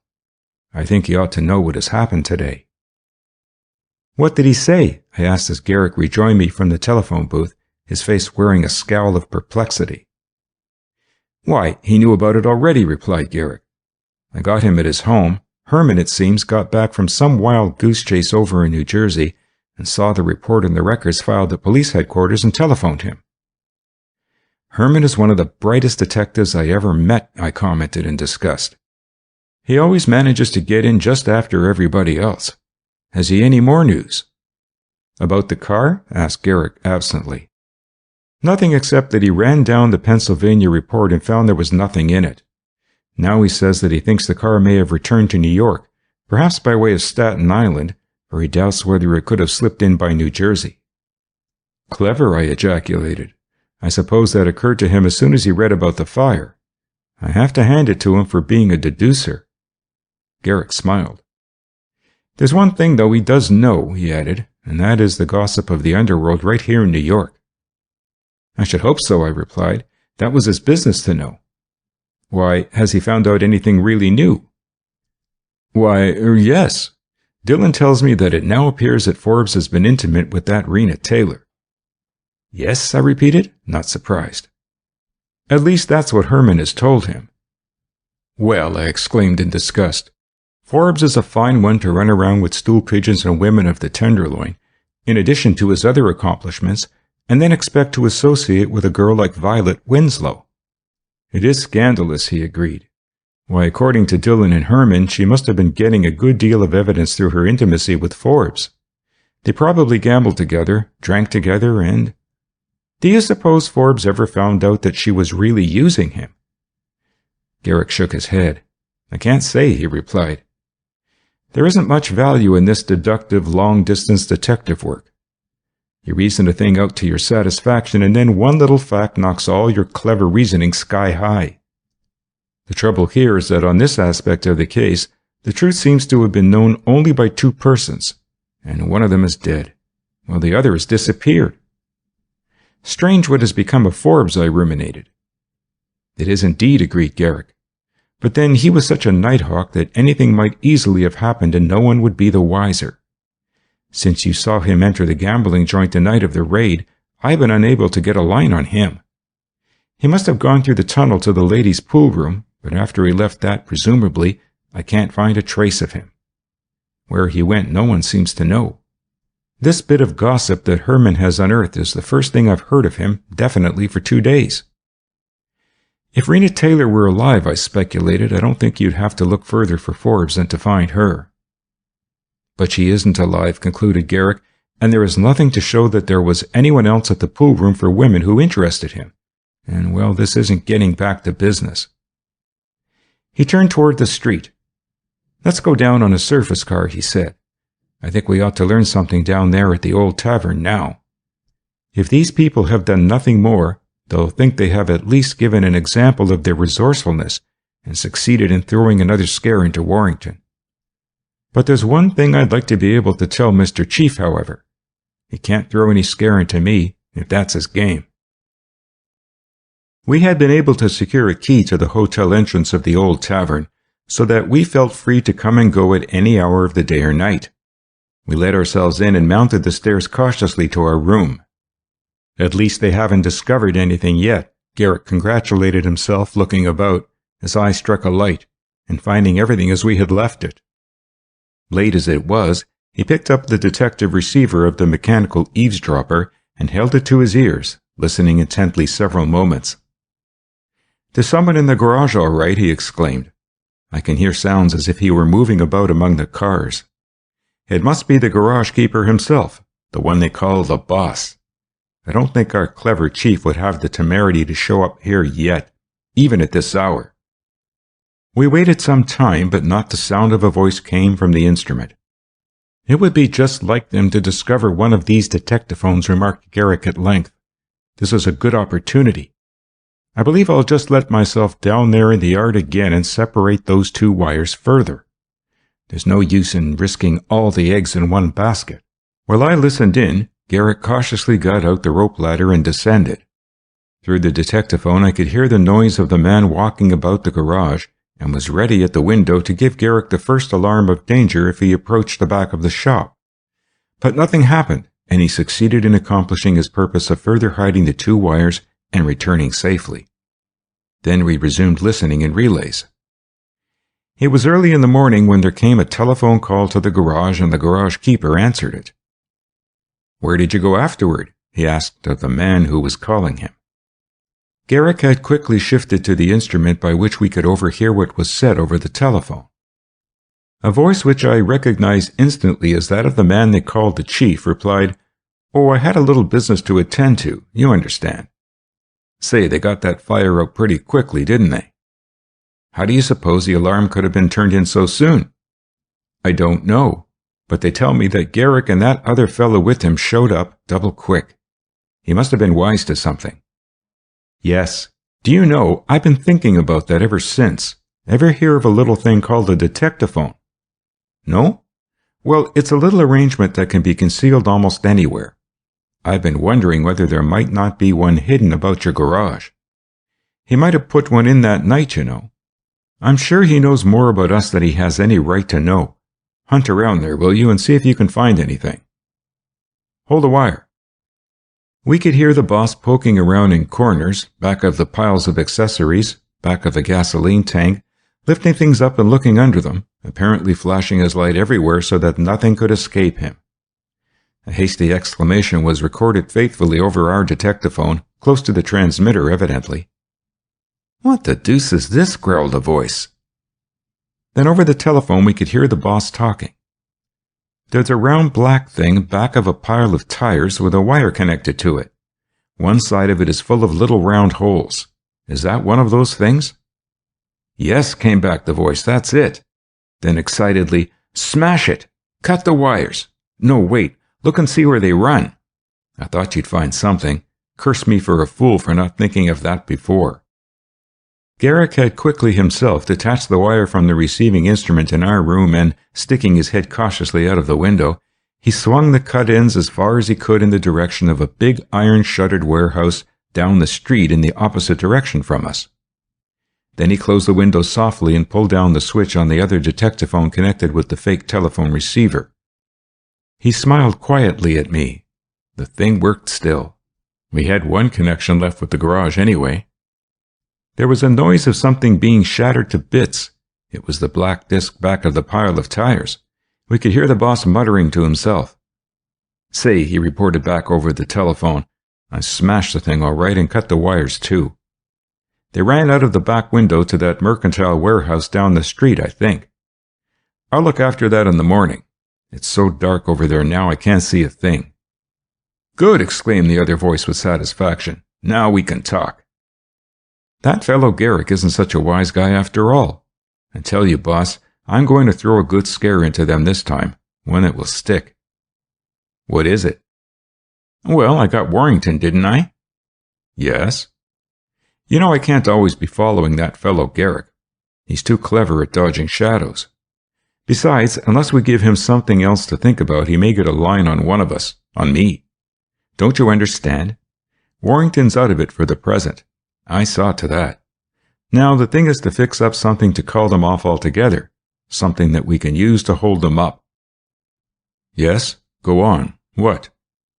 "Why, how about Violet Winslow?"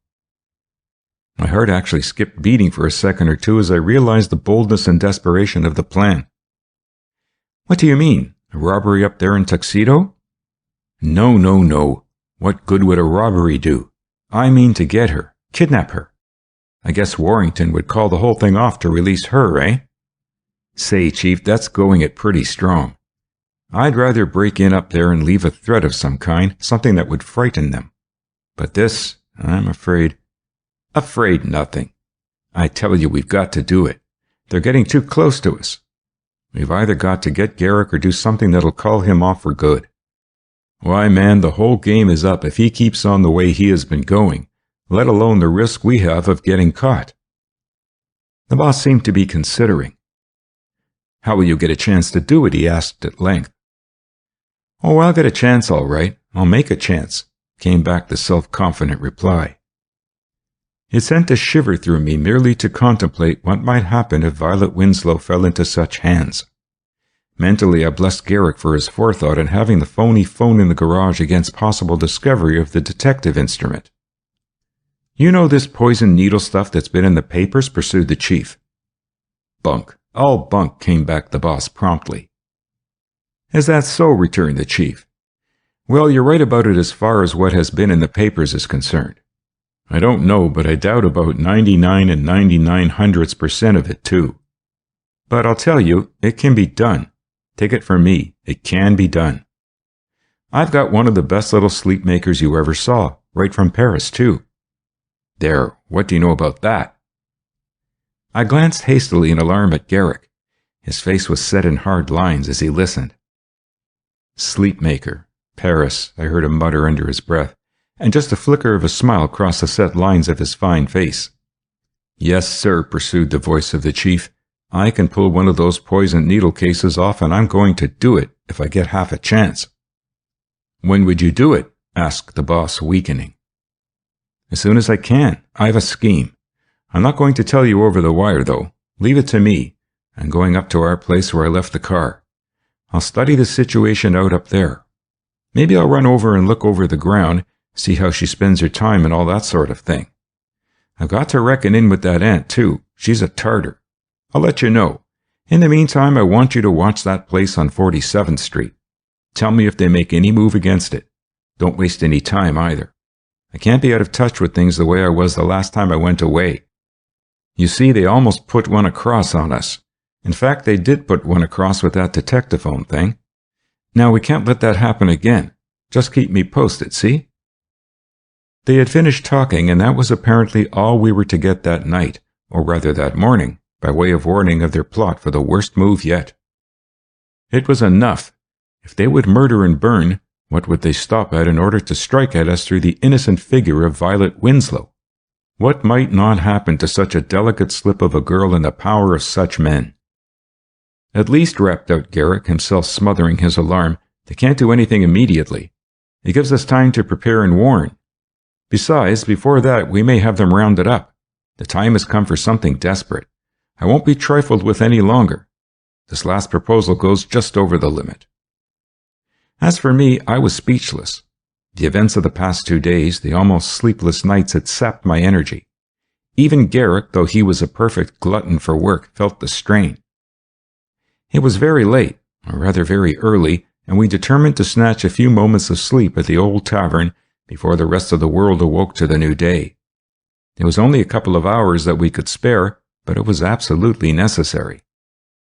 In spite of our fatigue, we were up again early, and after another try at the phony phone, which told us that only the men were working in the garage, we were on our way up to Garrick's apartment. We had scarcely entered when the telephone boy called up to say that there was a Mr. Warrington on long distance trying to get us. Garrick eagerly asked to have him put on our wire. Warrington, it seemed, had been informed of the fire by one of his agents and was inquiring anxiously for details, especially about the letter. Garrick quickly apologized for not calling him up himself and relieved his anxiety by assuring him that the letter was safe. "And how are you?" he asked of Warrington. "Convalescing rapidly," laughed back the patient, to whom the loss of anything was a mere bagatelle beside the letter. Garrick had not told him yet of the stealing of the other letters. "Getting along fine, thanks to a new tonic which Dr. Mead has prescribed for me." "I can guess what it is." Warrington laughed again. "Yes, I've been allowed to take short motor trips with Violet," he explained. The natural manner in which Violet replaced Miss Winslow indicated that the trips had not been without result. "Say, Warrington," burst out Garrick, seeing an opportunity of introducing the latest news.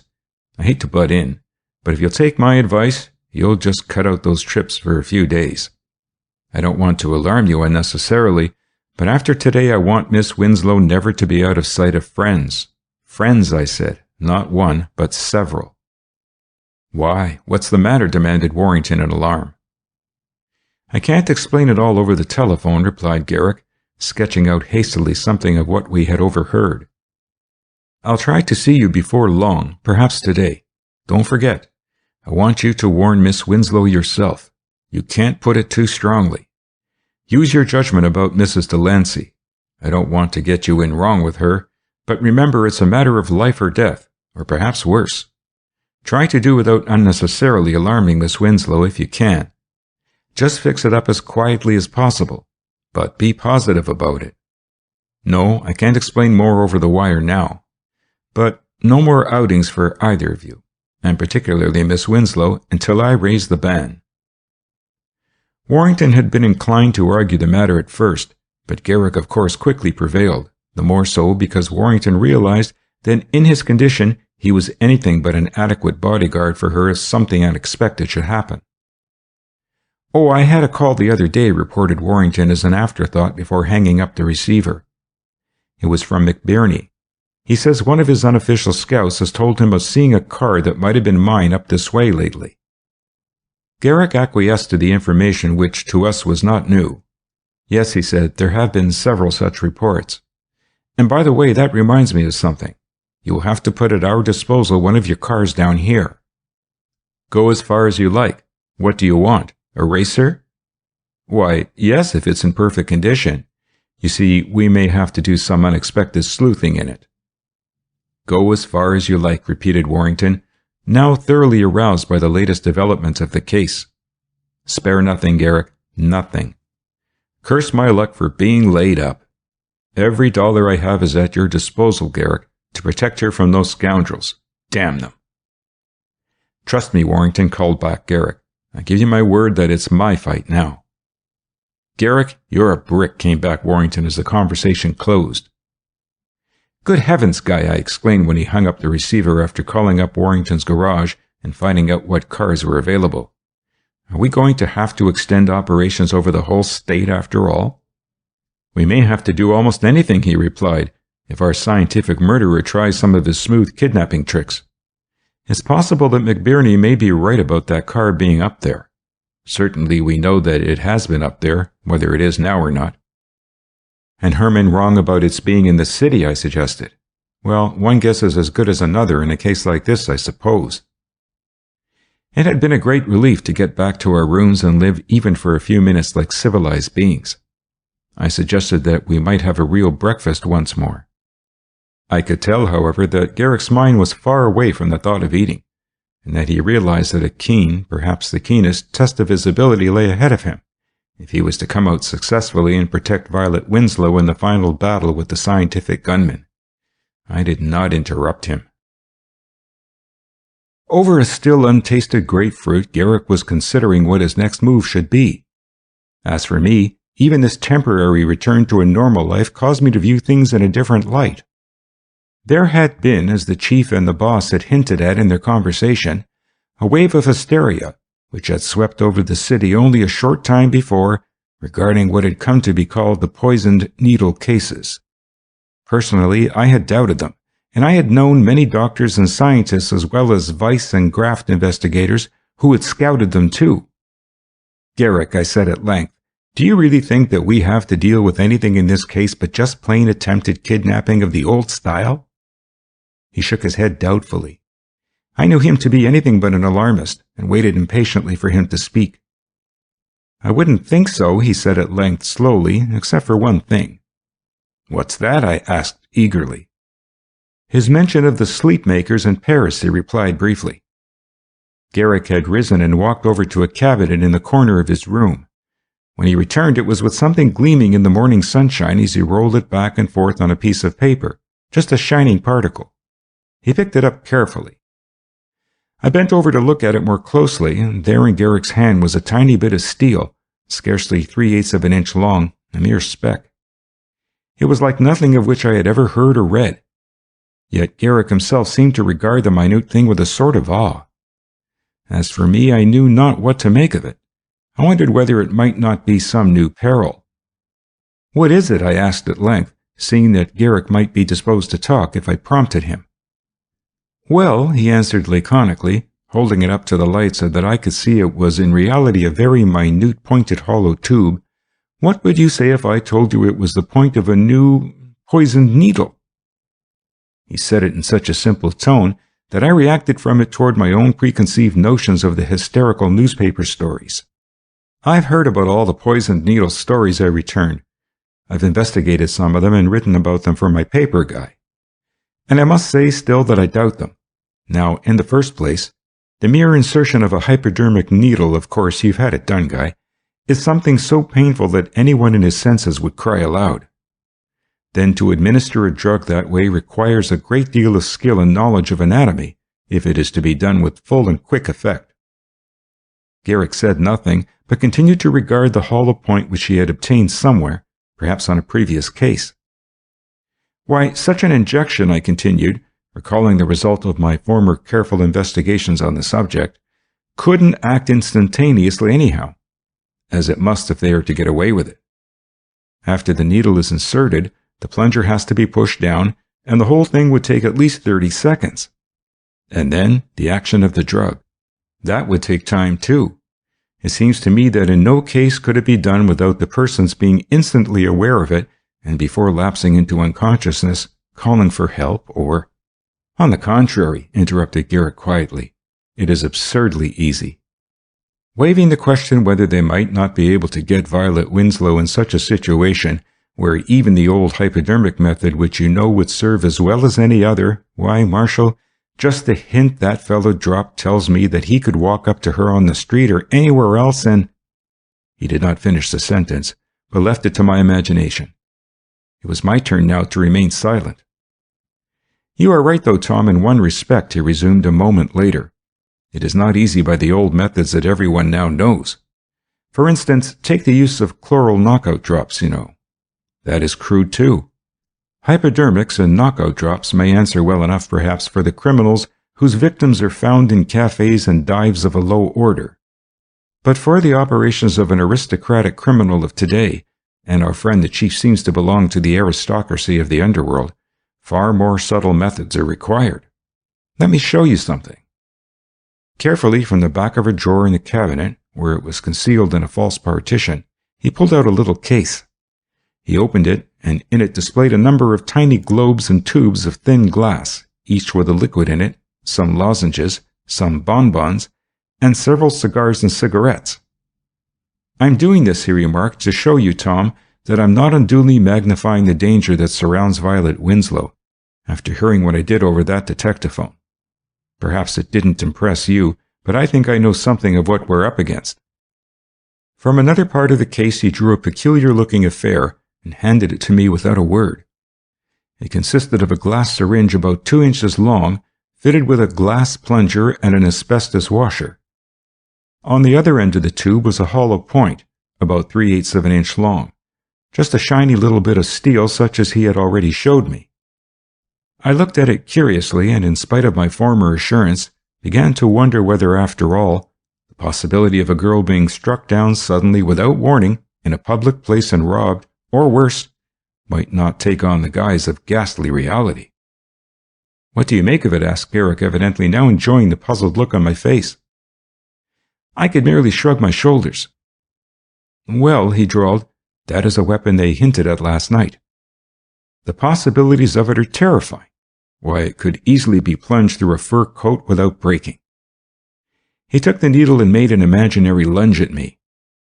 When people tell you that the hypodermic needle cannot be employed in a case like this that they are planning, he continued, they are thinking of ordinary hypodermics. Those things wouldn't be very successful usually anyhow under such circumstances. But this is different. The very form of this needle makes it particularly effective for anyone who wishes to use it for crime.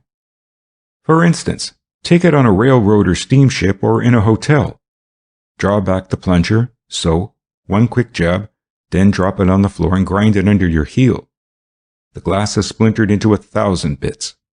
All evidence of guilt is destroyed, unless someone is looking for it practically with a microscope.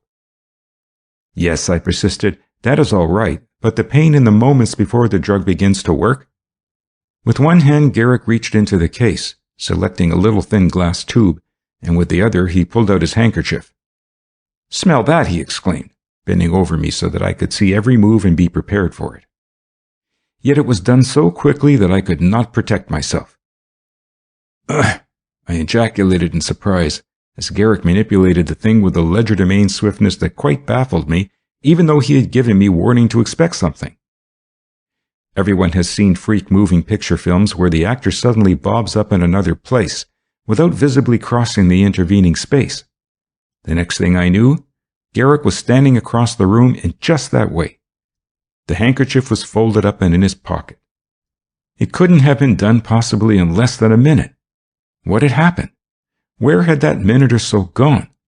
I felt a sickening sensation. Smell it again? Garrick laughed, taking a step toward me. I put up my hand and shook my head negatively, slowly comprehending. You mean to tell me, I gasped, that I was Out? I could have jabbed a dozen needles into you and you would never have known it, asserted Garrick with a quiet smile playing over his face. What is this stuff? I asked, quite taken aback. Kaolin ethyl chloride. Whiff and you were off almost in a second. It is an anesthetic of nearly unbelievable volatility. It comes in little hermetically sealed tubes with a tiny capillary orifice to prevent its too rapid vaporizing, even when open for use. Such a tube may be held in the palm of the hand and the end crushed off. The warmth of the hand alone is sufficient to start a veritable spray. It acts violently on the senses too, but kaolin anesthesia lasts only a minute or so. The fraction of time is long enough. Then comes the jab with the real needle, perhaps another whiff of kaolin to give the injection a chance. In 2 or 3 minutes the injection itself is working and the victim is unconscious, without a murmur, perhaps as in your case, without any clear idea of how it happened, even without recollection of the handkerchief, unable to recall any sharp pain of a needle or anything else. He was holding up a little bottle in which was a thick, colorless syrup. And what is that? I asked, properly tamed and no longer disposed to be disputatious. Hyoscine. Is it powerful? 1/100th of a grain of this strength, perhaps less, will render a person unconscious, replied Garrick. The first symptom is faintness, the pupils of the eyes dilate, speech is lost, vitality seems to be floating away, and the victim lapses into unconsciousness. It is derived from henbane, among other things, and is a rapid, energetic alkaloid, more rapid than chloral and morphine, and preceded by a whiff of kaolin. Not even the sensations I have described are remembered. I could only stare at the outfit before me, speechless. In Paris, where I got this, continued Garrick, they call these people who use it endormeurs, sleepmakers. That must have been what the chief meant when he used that word. I knew it. Sleepmakers, I repeated in horror at the very idea of such a thing being attempted on a young girl like Violet Winslow. Yes, the standard equipment of such a criminal consists of these little thin glass globes, a tiny glass hypodermic syringe with a sharp steel point, doped cigars and cigarettes. They use various derivatives of opium, like morphine and heroin, also codeine, dianine, narcine, ethyl chloride and bromide, nitrate of amyl, amylin, and the skill that they have acquired in the manipulation of these powerful drugs stamps them as the most dangerous coterie of criminals in existence.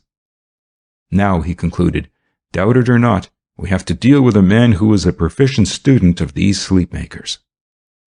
Who is he? Where is he? And when will he strike? Garrick was now pacing excitedly up and down the room. You see, he added, the police of Europe, by their new scientific methods, are driving such criminals out of the various countries. Thank heaven, I am now prepared to meet them if they come to America. Then you think this is a foreigner? I asked meekly. I didn't say so, Garrick replied. No, I think this is a criminal exceptionally wide awake, one who studies and adopts what he sees whenever he wants it. If you recall, I warned you to have a wholesome respect for this man at the very start, when we were looking at that empty cartridge. I could restrain my admiration of him no longer. Guy, I exclaimed heartily, astounded by what I had seen, you are a wonder. No, he laughed, not wonderful, Tom, only very ordinary. I've had a chance to learn some things abroad, fortunately. I've taken the time to show you all this because I want you to appreciate what it is we are up against in this case of Violet Winslow. You can understand now why I was so particular about instructing Warrington not to let her go anywhere unattended by friends. There's nothing inherently impossible in these poisoned needle stories, given the right conjunction of circumstances.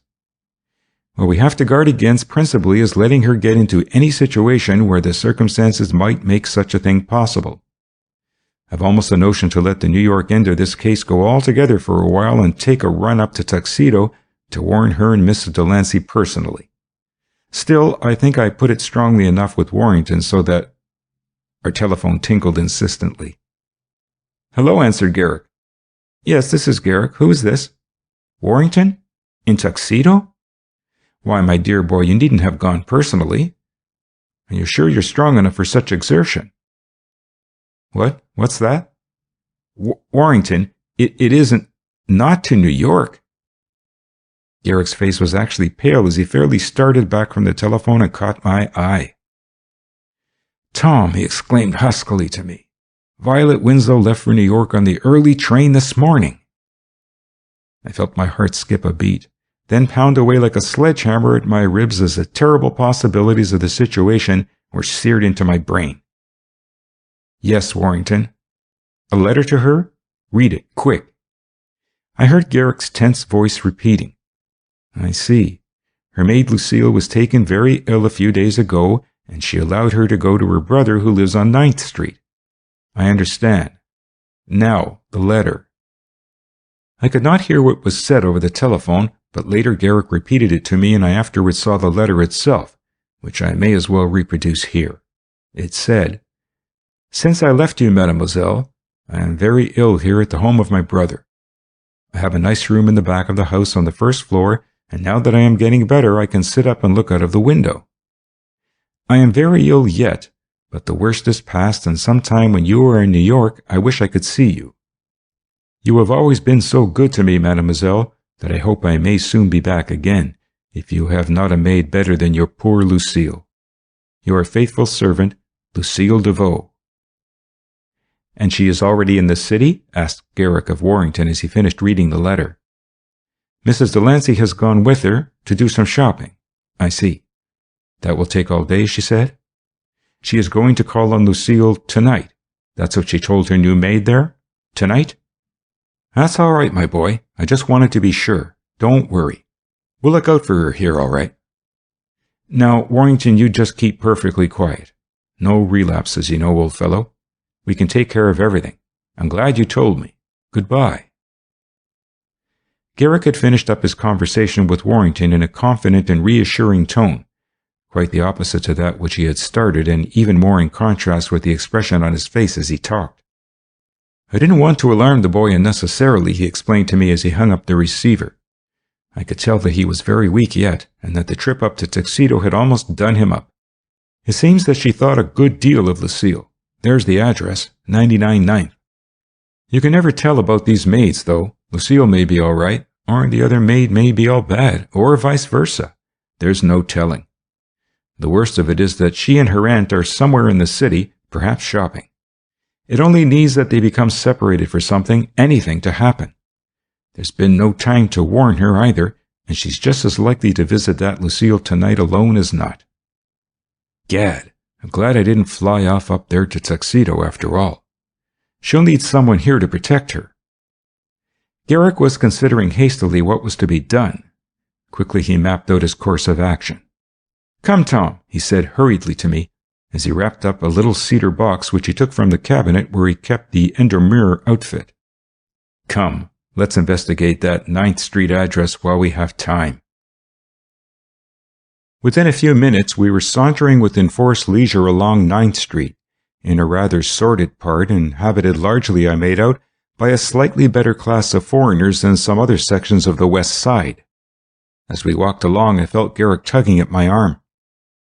Slow up a bit, he whispered under his breath. There's the house which was mentioned in the maid's note.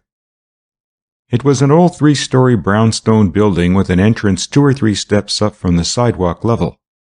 Once, no doubt, it had housed people of some means, but the change in the character of the neighborhood with shifting population had evidently brought it to the lowest state where it now sheltered one family on each floor, if not more.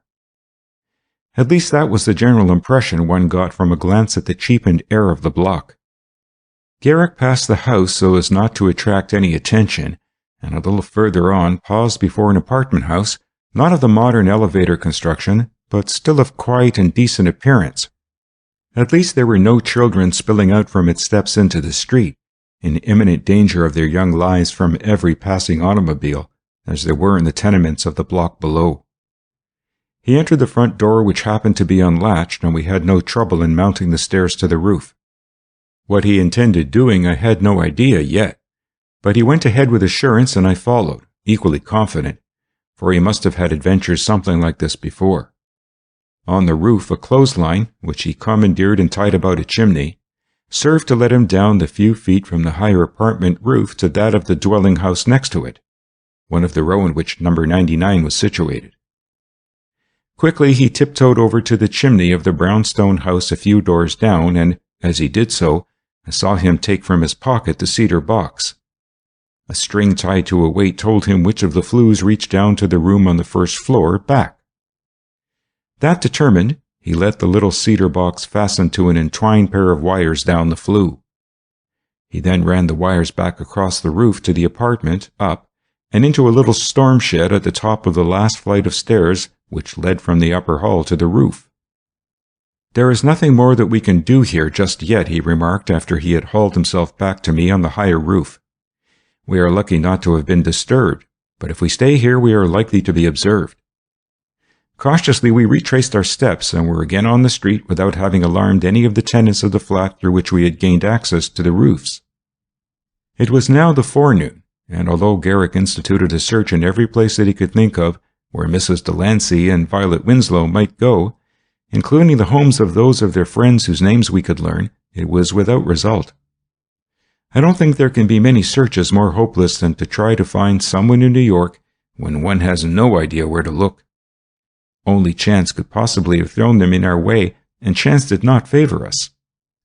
There was nothing to do but wait for the time when Miss Winslow might, of her own accord, turn up to visit her former maid for whom she apparently had a high regard. Inquiries as to the antecedents of Lucille DeVoe were decidedly unsatisfactory, not that they gave her a bad character, but because there simply seemed to be nothing that we could find out. The maid seemed to be absolutely unknown. Her brother was a waiter, though where he worked we could not find out, for he seemed to be one of those who were constantly shifting their positions. Garrick had notified Dillon of what he had discovered, in a general way, and had asked him to detail some men to conduct a search secretly for Miss Winslow and her aunt, but without any better results than we had obtained. Apparently the department stores had swallowed them up for the time being, and we could only wait impatiently, trusting that all would turn out right in the end. Still, I could not help having some forebodings in the matter. It was in the middle of the afternoon that we had gone downtown to Garrick's office, after stopping to secure the letter from the safe in the Uptown Hotel, where it had been deposited for security during the night, and placing it in a safety deposit vault, where Garrick kept some of his own valuables. Garrick had selected his office as a vantage point to which any news of Miss Winslow and her aunt might be sent by those whom we had out searching. No word came, however, and the hours of suspense seemed to drag interminably. "You're pretty well acquainted on the Star?" Garrick asked me at last, after we had been sitting in a sort of mournful silence, wondering whether those on the other side might not be stealing a march on us. "Why, yes, I know several people there," I replied. "Why do you ask?" "I was just thinking of a possible plan of campaign that might be mapped out to bring these people from under cover," he remarked thoughtfully. "Do you think you could carry part of it through?" I said I would try, and Garrick proceeded to unfold a scheme which he had been revolving all day. It consisted of as ingenious a plant as I could well imagine. "You see," he outlined, "if you could go over to the Star office and get them to run off a few copies of the paper, after they are through with the regular editions, I believe we can get the chief started, and then all we should have to do would be to follow him up, or someone who could lead us to him."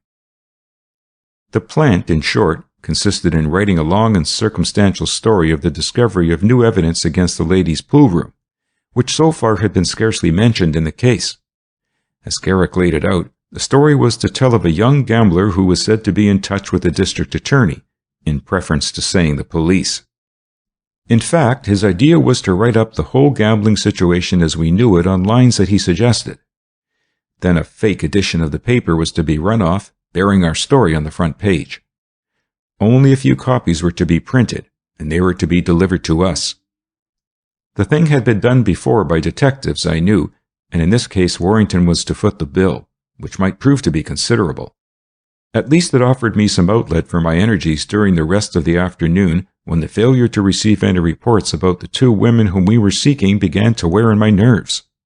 It took some time to arrange the thing with those in authority on the Star, but at last that was done, and I hastened back to Garrick at his office to tell him that all that remained to do was the actual writing of the story. Garrick had just finished testing an arrangement in a large case, almost the size of a suitcase, and had stood it in a corner, ready to be picked up and carried off the instant there was any need for it. There was still no word of Miss Winslow and Mrs. Delancey, and it began to look as if we should not hear from them until Violet Winslow turned up on her visit to her former maid. Together we plunged into the preparation of the story, the writing of which fell to me, while Garrick now and then threw in a suggestion or a word of criticism to make it sound stronger for his purpose.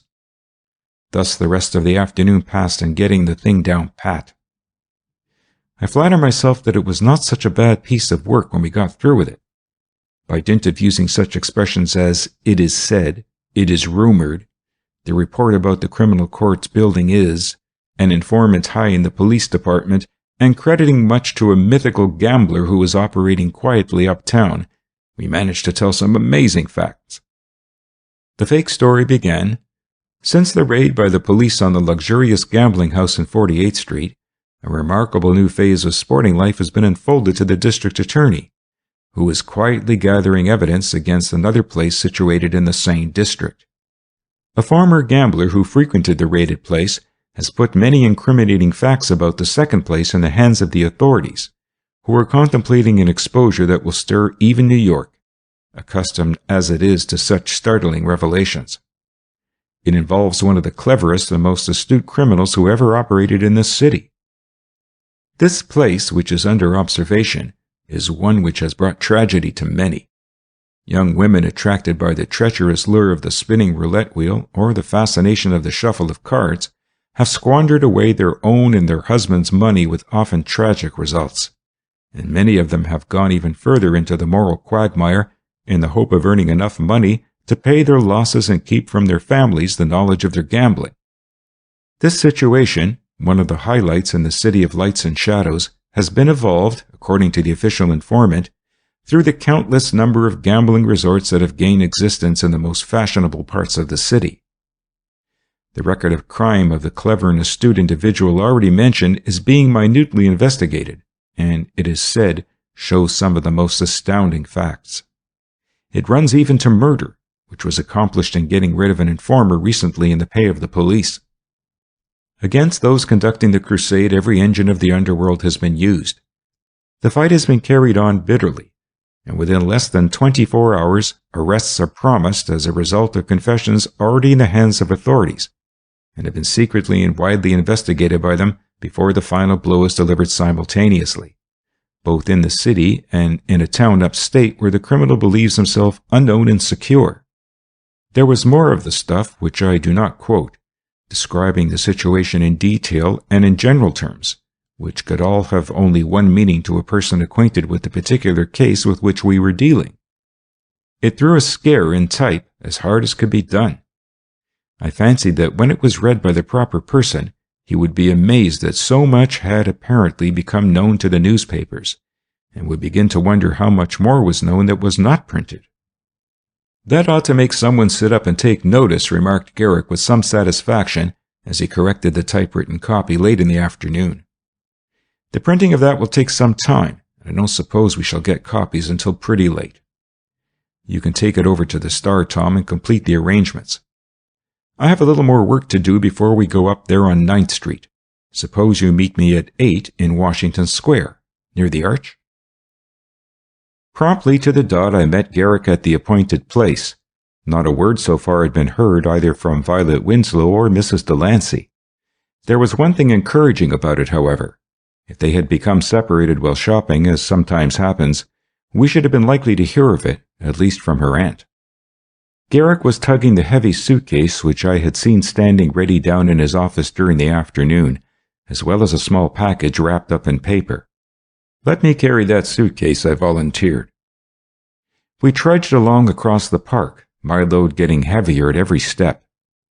"I'm not surprised at your being winded," I panted, soon finding myself in the same condition. "What's in this, lead?"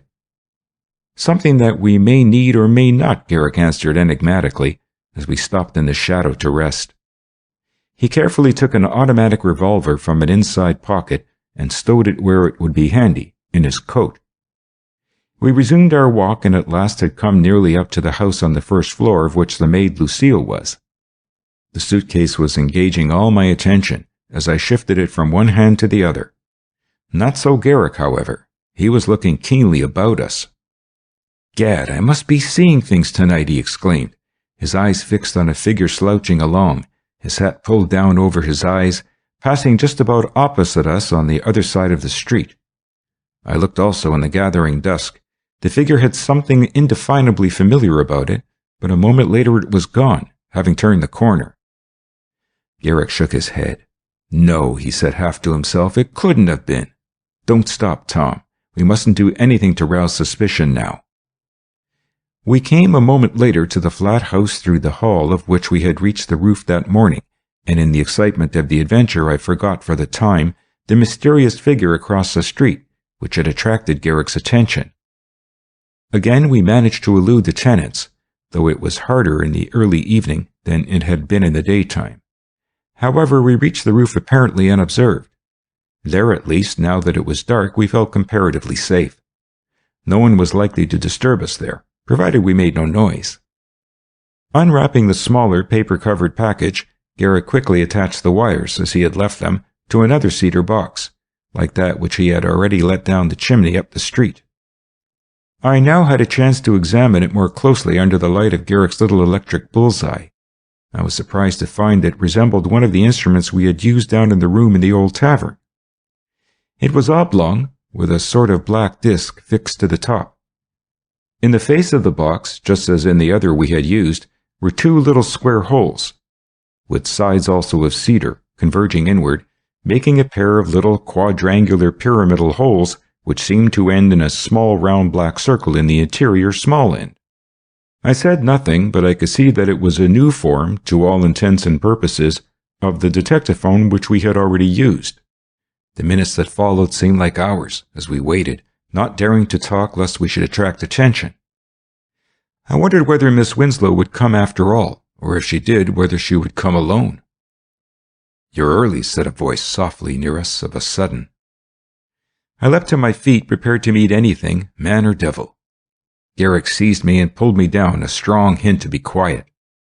Too surprised to remonstrate, since nothing happened, I waited, breathless. "Yes, but that is better than to be too late. Besides, we've got to watch that Garrick," said another voice. "He might be around." Garrick chuckled. I had noticed a peculiar metallic ring in the voices. "Where are they?" I whispered. "On the landing below?" Garrick laughed outright, not boisterously, but still in a way which to me was amazing in its bravado, if the tenants were really so near. "What's this?" I asked. "Don't you recognize it?" he answered. "Yes," I said doubtfully. "I suppose it's like that thing we used down at the old tavern." "Only more so," nodded Garrick aloud, yet careful not to raise his voice as before, so as not to disturb the flat dwellers below us. "A vocaphone." "A vocaphone," I repeated.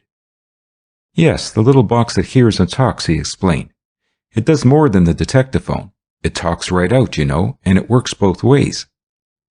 I began to understand his scheme. "Those square holes in the face of it are just like the other instrument we used," Garrick went on.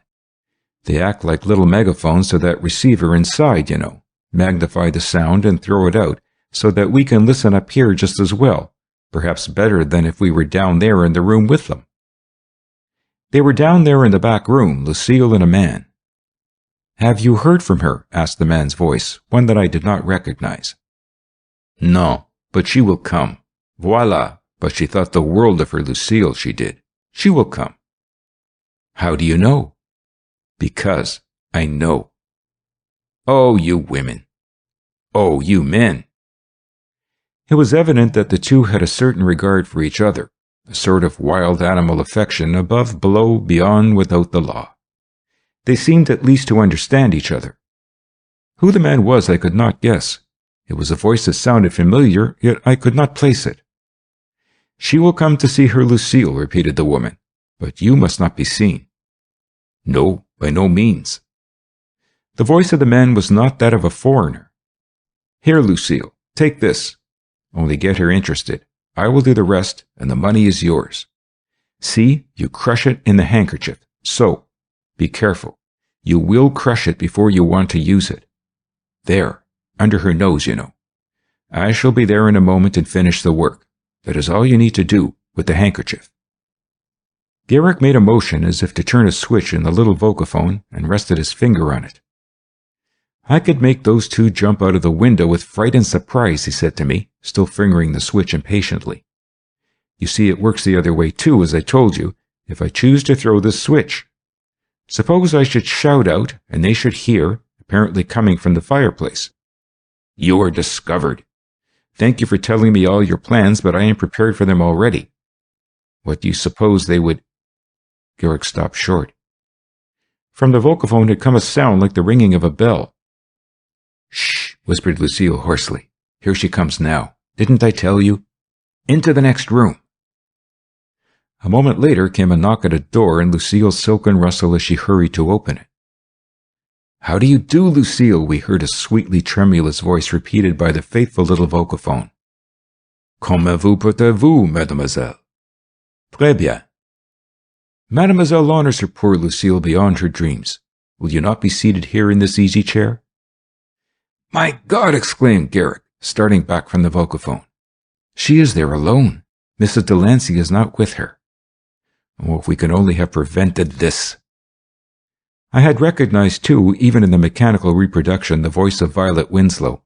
It came as a shock. Even though I had been expecting some such thing for hours, still the reality meant just as much, perhaps more. Independent, self-reliant Violet Winslow had gone alone on an act of mercy and charity, and it had taken her into a situation full of danger with her faithless maid. At once I was alive to the situation. All the stories of kidnappings and white slavery that I had ever read rioted through my head. I felt like calling out a warning.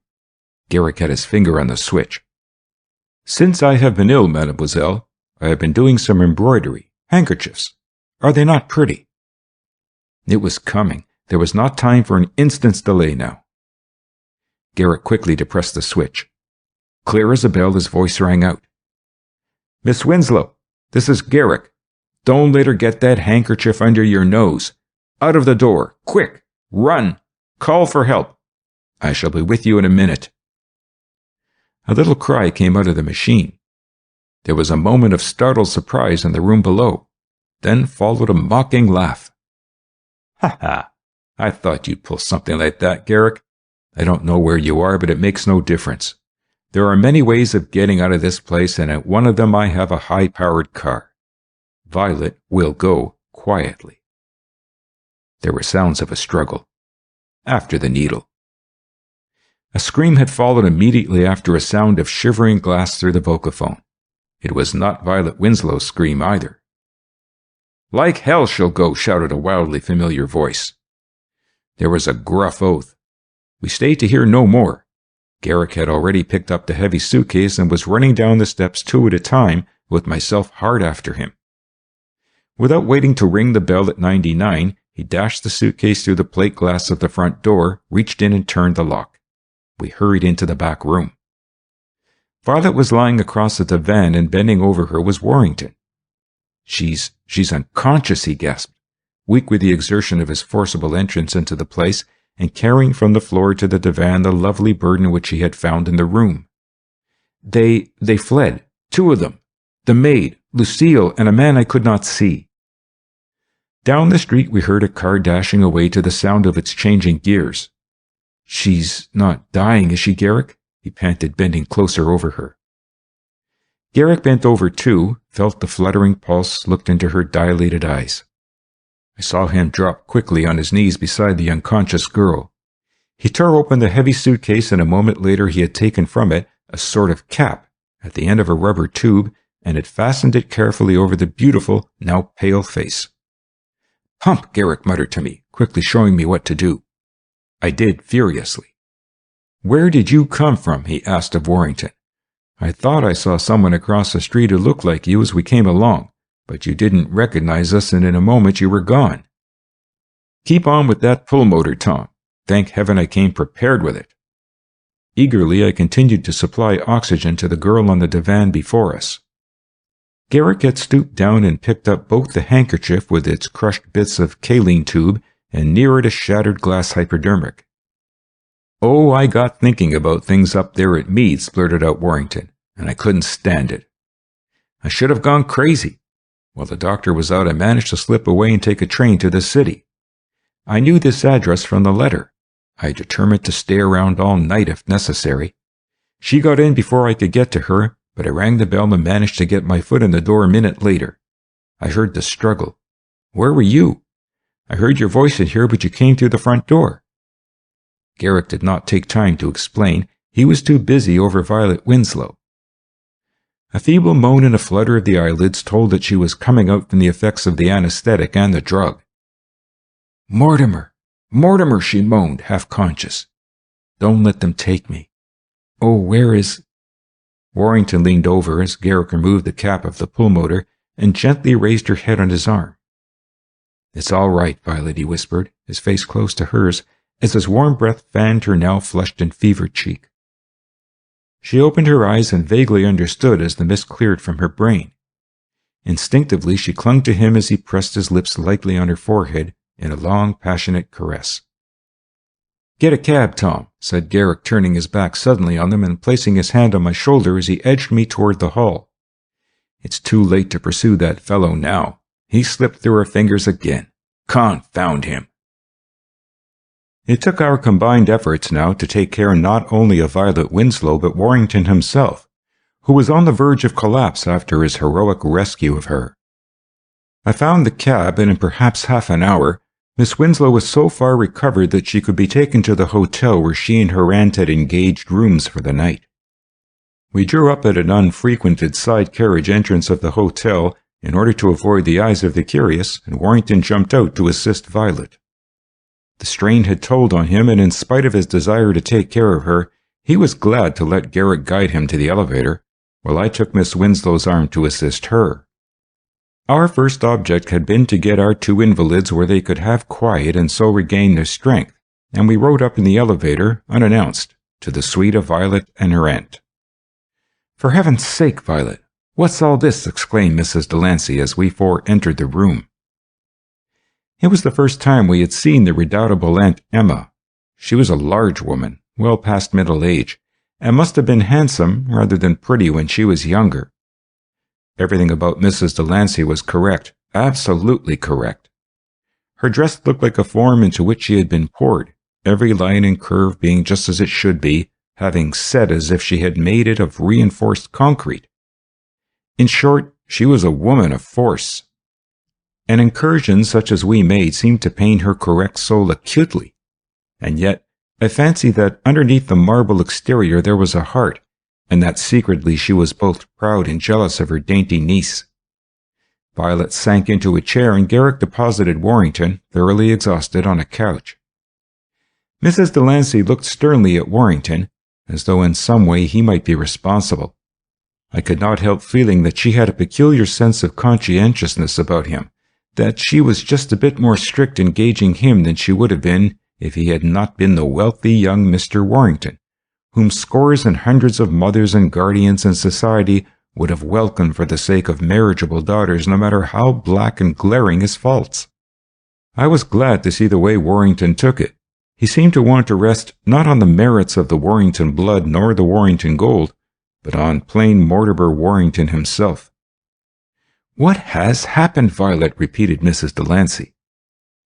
Violet had, womanlike in spite of her condition, caught the stern look that her aunt had shot at Warrington. "Nothing now," she replied with a note of defiance.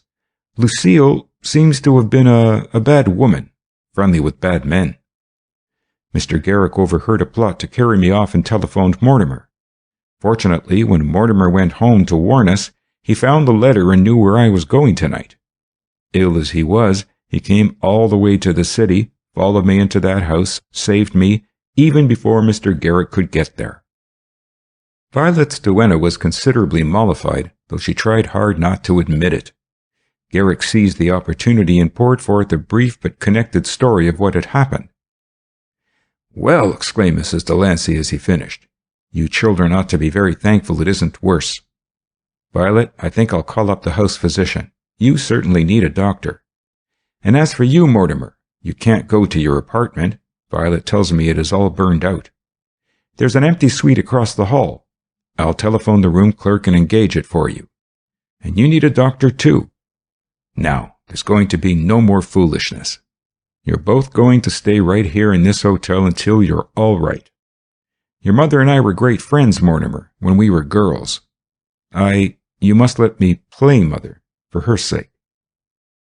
I had been right about Mrs. Delancey. Her voice softened, and I saw a catch in Warrington's throat, too, at the mention of the mother he remembered only hazily as a small boy. Violet and Warrington exchanged glances. I fancied the wireless said, "You've won the old lady over at last," for Warrington continued to look at her while she blushed a bit, then dropped her eyes to hide a happy tear. Mrs. Delancey was bustling about, and I felt sure that in another minute every available bellhop in the hotel would be at work. As Warrington might have said in his slang, action is her middle name. Garrick rose and bade our two patients a hasty good night, tactfully forgetting to be offended by their lack of interest now in anything except each other. I doubt if they get much chance to be alone. Not with that woman mothering them, he smiled to me, drawing me toward the door. Don't let's spoil this chance. Mrs. Delancey was busy in the next room as we stopped to say goodbye to her. I can't talk to you now, Mr. Garrick, she cried with a sudden, unwanted show of emotion, taking both his hands in hers. You saved my girl. There's nothing in this world you could have done for me greater. Mrs. Delancey, replied Garrick, deftly changing the subject, there is just one thing. I'm afraid you have been, a little hard on Mr. Warrington. He isn't what you think. Mr. Garrick, she returned, in a sudden burst of confidence. I'm afraid you too misunderstand me. I am not hard on the boy, but remember, I knew his mother and father intimately. Think of it, sir, the responsibilities that rest on that young man. Do you wonder that I want him better than others? Don't you see, that is why I want to hold him up to the highest standard. If Violet marries him, she seemed to choke over the word, they must meet tests that ordinary people never know. Don't you understand? I've seen other young men and other young women in our circle, they were our babies once, I've seen them go down. But I am proud. The Winslows, yes, and the Warringtons, they shan't go down. Not while I have an ounce of strength or a grain of sanity. Nothing but the best that is in us counts. I think Mrs. Delancey and Garrick understood each other perfectly after that.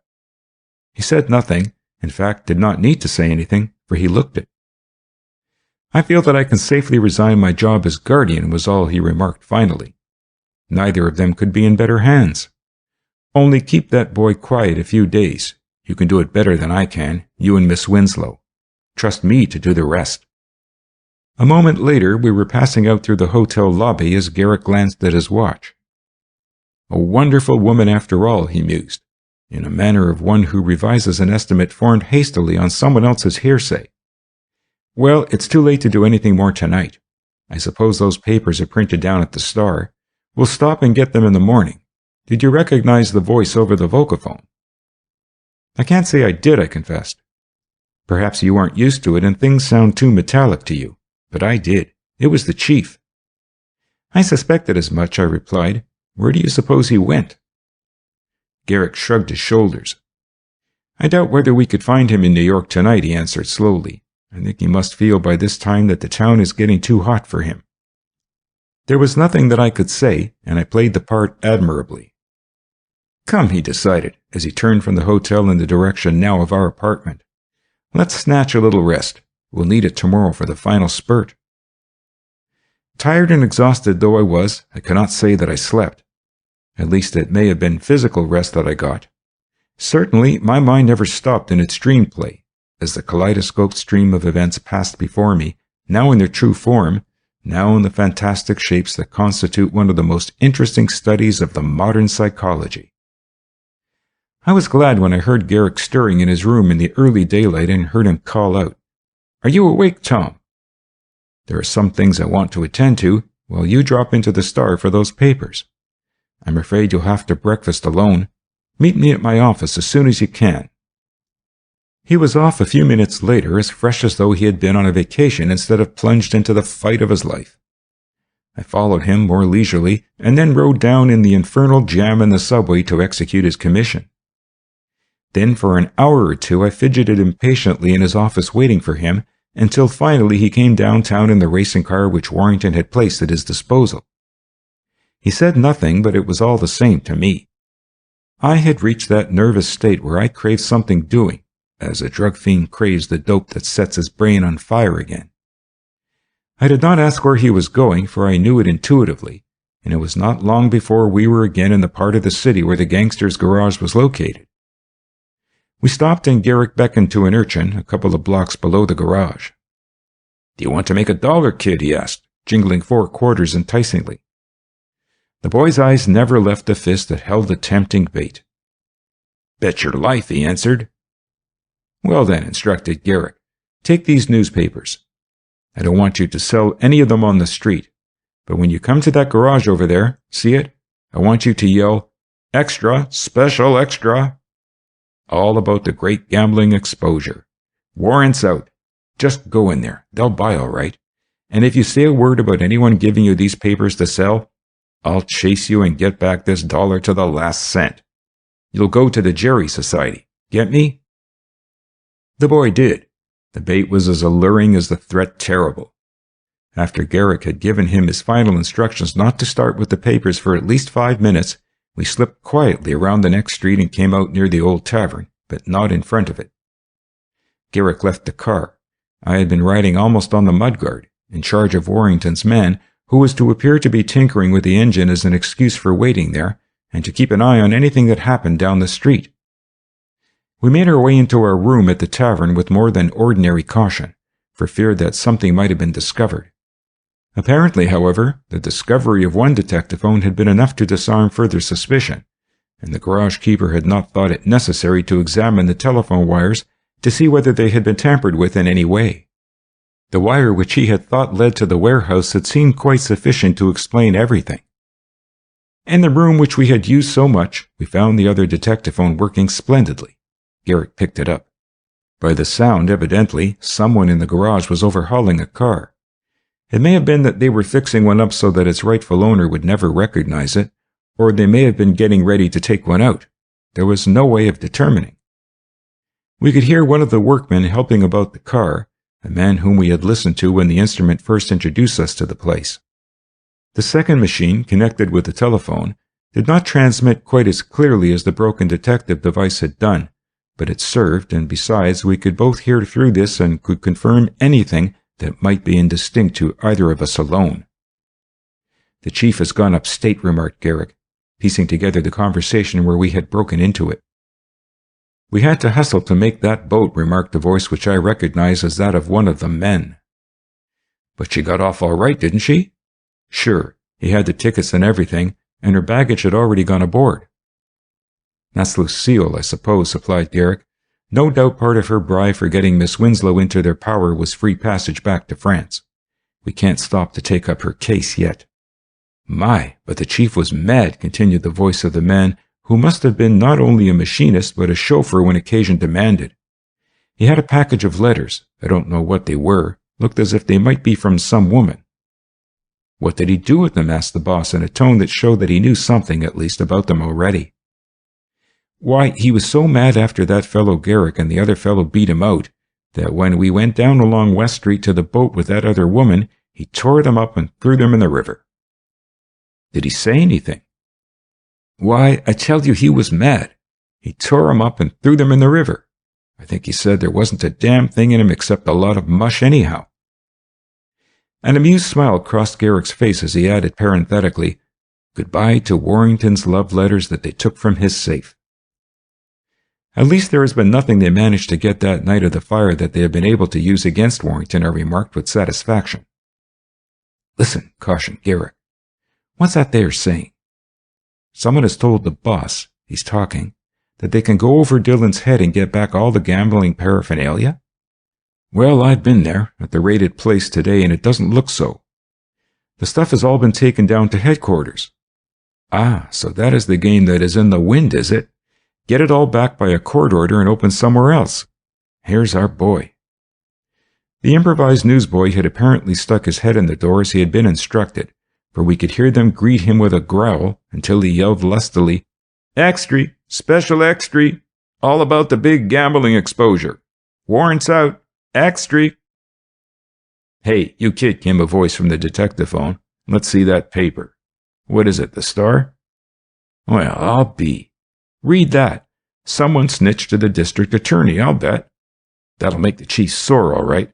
And he's way up in the country, too. I don't dare wire it to him. No, someone'll have to take a copy of this paper up there to him and tip him off. He'll be red-headed if he doesn't know about it. He was the last time anything happened.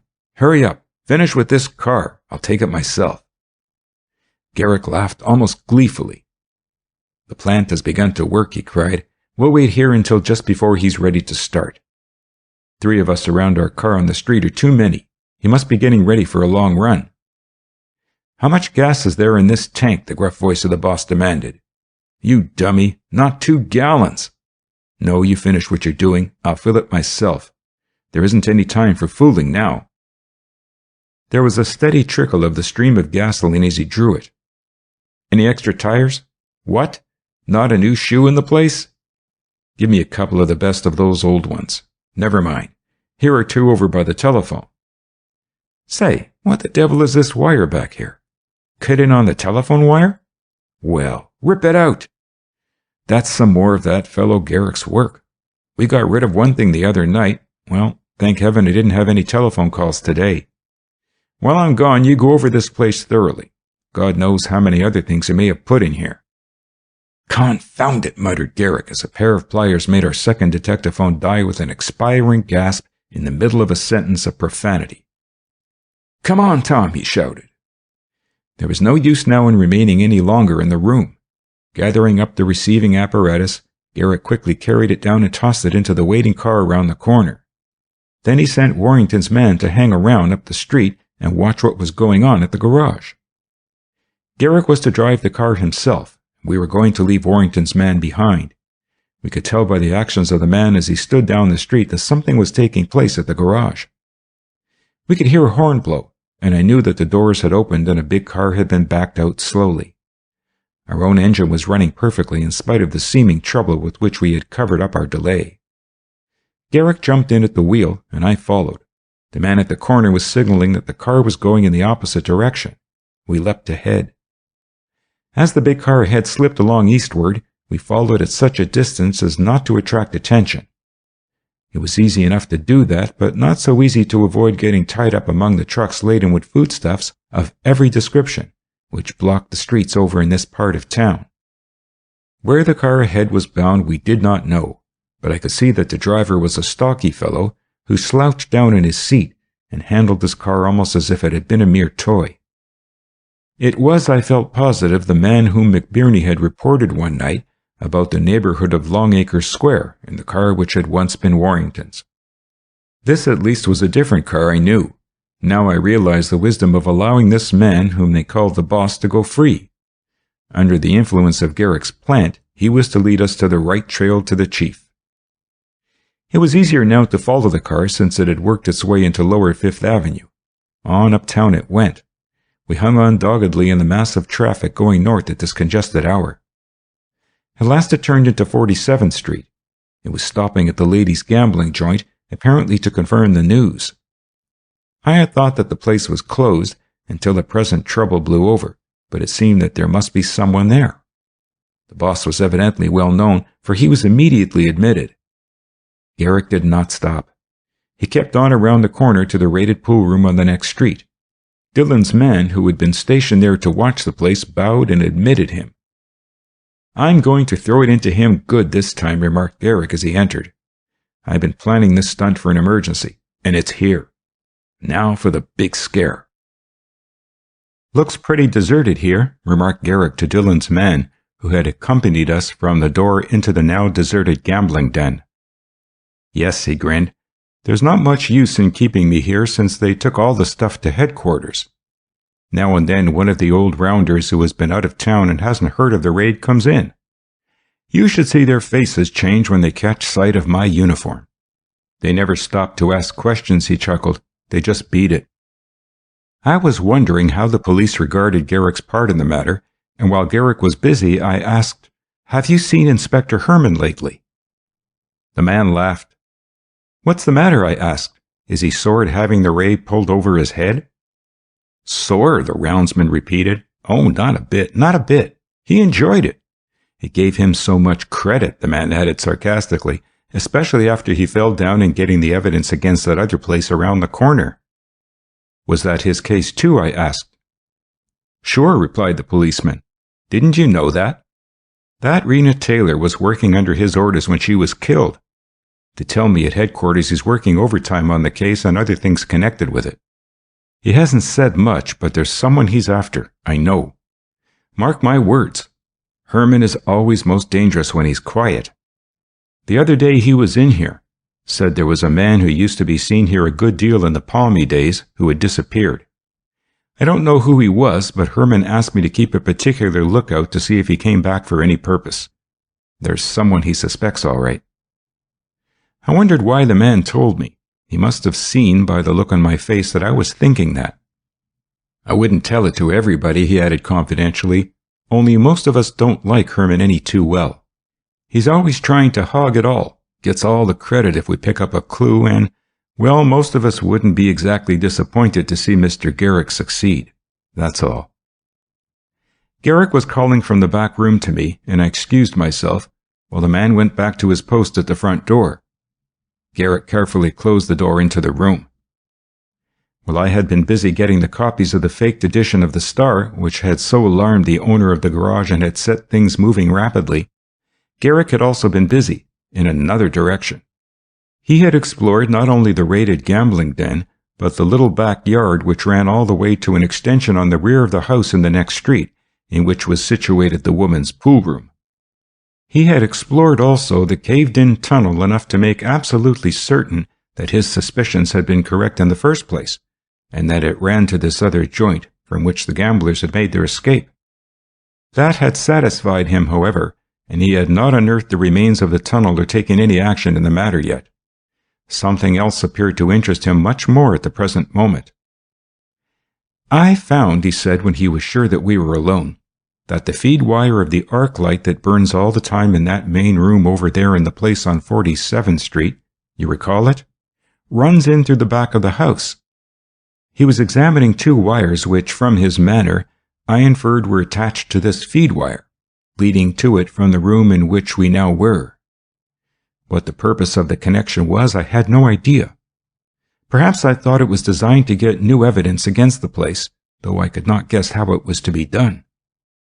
So far, except for what we had seen on our one visit, there had appeared to be no real evidence against the place except possibly that which had died with the unfortunate Rena Taylor. "What's that?" I asked, as Garrick produced a package from a closet where he had left it earlier in the day. I saw, after he had unwrapped it, that it was a very powerful microphone and a couple of storage cells. He attached it to the wire leading out to the electric light feed wire.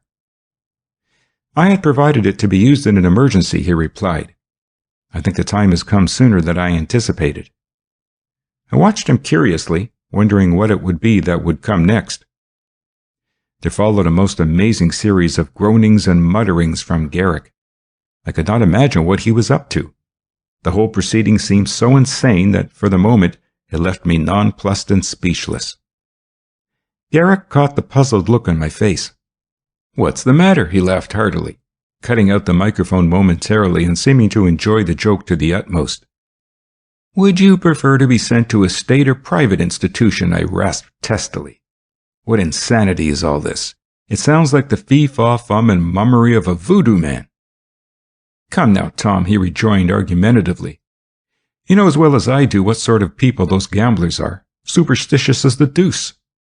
I did this once before today. This is a good time to do it again, before they persuade themselves that there is nothing in that story which we printed in the Star. That fellow is in there now, probably in that room where we were, and it is possible that they may reassure him and settle his fears. Now, just suppose a murder had been committed in a room, and you knew it, and heard groanings and mutterings, from nowhere, just in the air about your overhead. What would you do, if you were inclined to be superstitious? Before I could answer, he had resumed the antics which before I had found so inexplicable. "Cut out and run, I suppose," I replied. "But what has that to do with the case? The groanings are here, not there. You haven't been able to get in over there to attach anything, have you?" "What do you mean?" "No," he admitted, "but did you ever hear what you could do with a microphone, a rheostat, and a small transformer coil if you attach them properly to a direct current electric lighting circuit?" "No?" "Well, an amateur with a little knowledge of electricity could do it. The thing is easily constructed, and the result is a most complicated matter." "Well?" I queried, endeavoring to follow him. "The electric arc," he continued, "isn't always just a silent electric light. You know that. You've heard them make noises. Under the right conditions, such a light can be made to talk, the speaking arc, as Professor Duddell calls it. In other words, an arc light can be made to act as a telephone receiver." I could hardly believe the thing possible, but Garrick went on explaining. "You might call it the arcophone, I suppose. The scientific fact of the matter is that the arc is sensitive to very small variations of the current. These variations may run over a wide range of frequency. That suggested to Duddell that a direct current arc might be used as a telephone receiver. All that you need is to add a microphone current to the main arc current. The arc reproduces sounds and speech distinctly, loud enough even to be heard several feet away from the light." He had cut out the microphone again while he was talking to me. He switched it in again with the words, "Now get ready, Tom. Just one more, then we must hurry around in that car of ours and watch the fun." This time he was talking into the microphone. In a most solemn, sepulchral voice, he repeated, "Let the slayer of Rena Taylor beware. She will be avenged. Beware! It will be a life for a life." 3 times he repeated it to make sure that it would carry. Then, grabbing up his hat and coat, he dashed out of the room, past the surprised policeman at the door, and took the steps in front of the house almost at a bound. We hardly had time to enter our own car and reach the corner of 47th Street, when the big black automobile which we had followed uptown shot by almost before the traffic man at the crossing could signal a clear road. "We must hang on to him," cried Garrick, turning to follow. "Did you catch a glimpse of his face? It's our man, the go-between, the keeper of the garage whom they call the boss. He was as pale as if he had seen a ghost. I guess he didn't think he heard one. Between the newspaper fake and the speaking arc, I think we've got him going. There he is." It was an exciting ride, for the man ahead was almost reckless, though he seemed to know instinctively still just when to put on bursts of speed and when to slow down to escape being arrested for speeding. We hung on, managing to keep something less than a couple of blocks behind him. It was evident that he was making for the ferry uptown across the river to New Jersey, and taking advantage of this knowledge, Garrick was able to drop back a little and approach the ferry by going down a different street, so that there was no hint yet that we were following him. By judicious jockeying, we succeeded in getting on the boat on the opposite side from the car we were following, and in such a way that we could get off as soon as he could. We managed to cross the ferry, and in the general scramble that attends the landing, to negotiate the hill on the other side of the river without attracting the attention of the man in the other car. His one idea seemed to be speed, and he had no suspicion, apparently, that in his flight he was being followed. As we bowled along, forced by circumstances to take the fellow's dust, Garrick would quietly chuckle now and then to himself. Fancy what he must have thought, he chortled. First the newspaper that sent him scurrying up to the gambling place for more news, or to spread the alarm. And then, while they were sitting about, perhaps while someone was talking about the strange voices they had already heard this morning, suddenly the voice from nowhere. Can you blame them if they thought it was a warning from the grave? Whatever actually had happened in the gambling house, the practical effect was all that even Garrick could have desired. Hour after hour we hung to that car ahead, leaving behind the cities, and passing along the regular road through town after town. Sometimes the road was well oiled, and we would have to drop back a bit to escape too close observation. Then we would strike a stretch where it was dry. The clouds of dust served to hide us. On we went until it was apparent that the man was now headed at least in the direction of Tuxedo. We now passed the boundary between New York State and New Jersey, and soon after that came to the house of Dr. Mead, where Warrington had been convalescing, until Garrick's warning had brought him, still half ill, down to the city to protect Violet Winslow.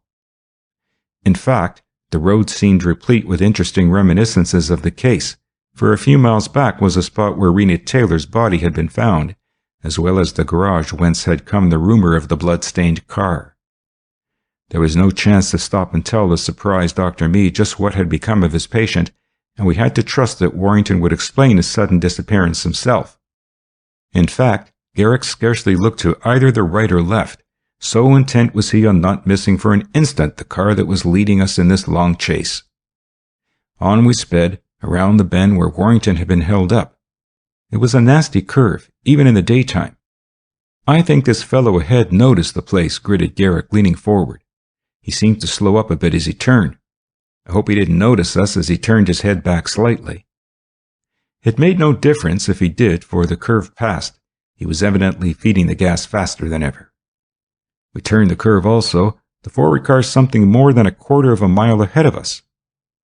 "We must take a chance and close up on him," said Garrick as he too accelerated his speed, not a difficult thing to do with the almost perfect racer of Warrington's. He may turn off at a crossroad any time now. Still our man kept on, bowling northward along the fine state road that led to one of the richest parts of the country. He came to the attractive entrance to Tuxedo Park. Almost I had expected him to turn in. At least I should not have been surprised if he had done so. However, he kept on northward, past the entrance to the park. We hung doggedly on. Where was he going? I wondered whether Garrick might have been wrong after all. Half a mile lengthened into a mile. Still he was speeding on.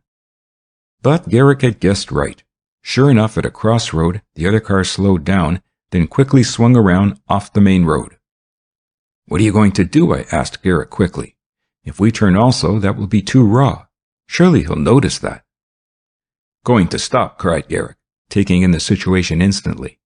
"Come on, Tom, jump out. We'll fake a little tire trouble, in case he should look around and see us stopping here. I'll keep the engine running." We went back and stood ostentatiously by the rear wheel. Garrick bent over it, keeping his eye fixed on the other car, now perhaps a half a mile along the narrow crossroad. It neared the top of a hill on the other side of the valley, across which the road wound like a thin brown line, then dipped down over the crest and was lost on the other side. Garrick leapt back into our car and I followed. He turned the bend almost on two wheels, and let her out as we swept down a short hill and then took the gentle incline on high speed, eating up the distance as though it had been inches instead of nearly a mile. A short distance from the top of the hill, Garrick applied the brake, just in time so that the top of our car would not be visible to one who had passed on down the next incline into the valley beyond. "Let us walk up the rest of the way," he said quickly, "and see what is on the other side of this hill." We did so cautiously. Far down below us we could see the car which we had been trailing all the way up from the city, threading its way along the country road. We watched it, and as we did so, it slowed up and turned out, running up a sort of lane that led to what looked like a trim little country estate. The car had stopped at an unpretentious house at the end of the lane. The driver got out and walked up to the back door, which seemed to be stealthily opened to admit him. "Good!" exclaimed Garrick. "At last we are on a hot trail."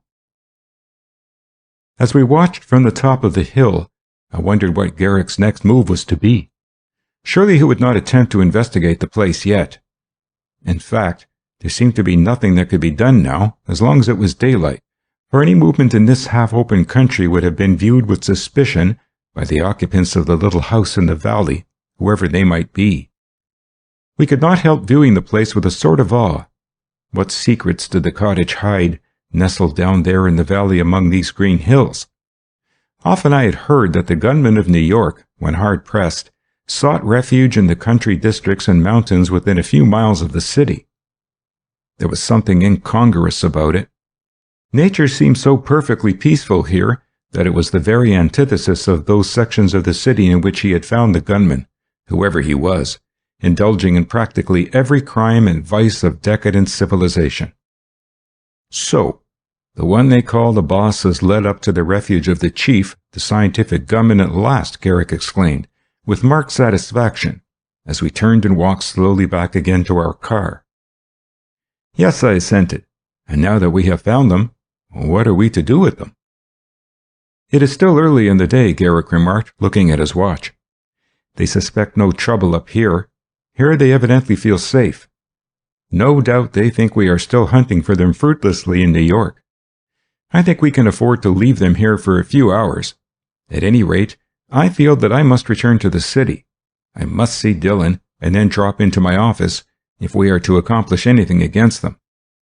He had turned the car around and we made our way back to the main road, and then southward again, taking up in earnest the long return trip to the city and covering the distance in Warrington's racer in a much shorter time, now that we had not to follow another car and keep under cover. It was late in the afternoon, however, when we arrived, and Garrick went directly to police headquarters, where he held a hasty conference with Dillon. Dillon was even more excited than we were when he learned how far we had gone in tracing out the scant clues that we had uncovered. As Garrick unfolded his plan, the commissioner immediately began to make arrangements to accompany us out into the country that night. I did not hear all that was said, as Garrick and Dillon laid out their plans, but I could see that they were in perfect accord. "Very well," I overheard Garrick as we parted. "I shall go out in the car again. You will be up on the train?" "Yes, on the 7:50, returned Dillon. "You needn't worry about my end of it. I'll be there with the goods. Just the thing that you want. I have it." "Fine," exclaimed Garrick. "I have to make a call at the office. I'll start as soon as I can and try to beat you out."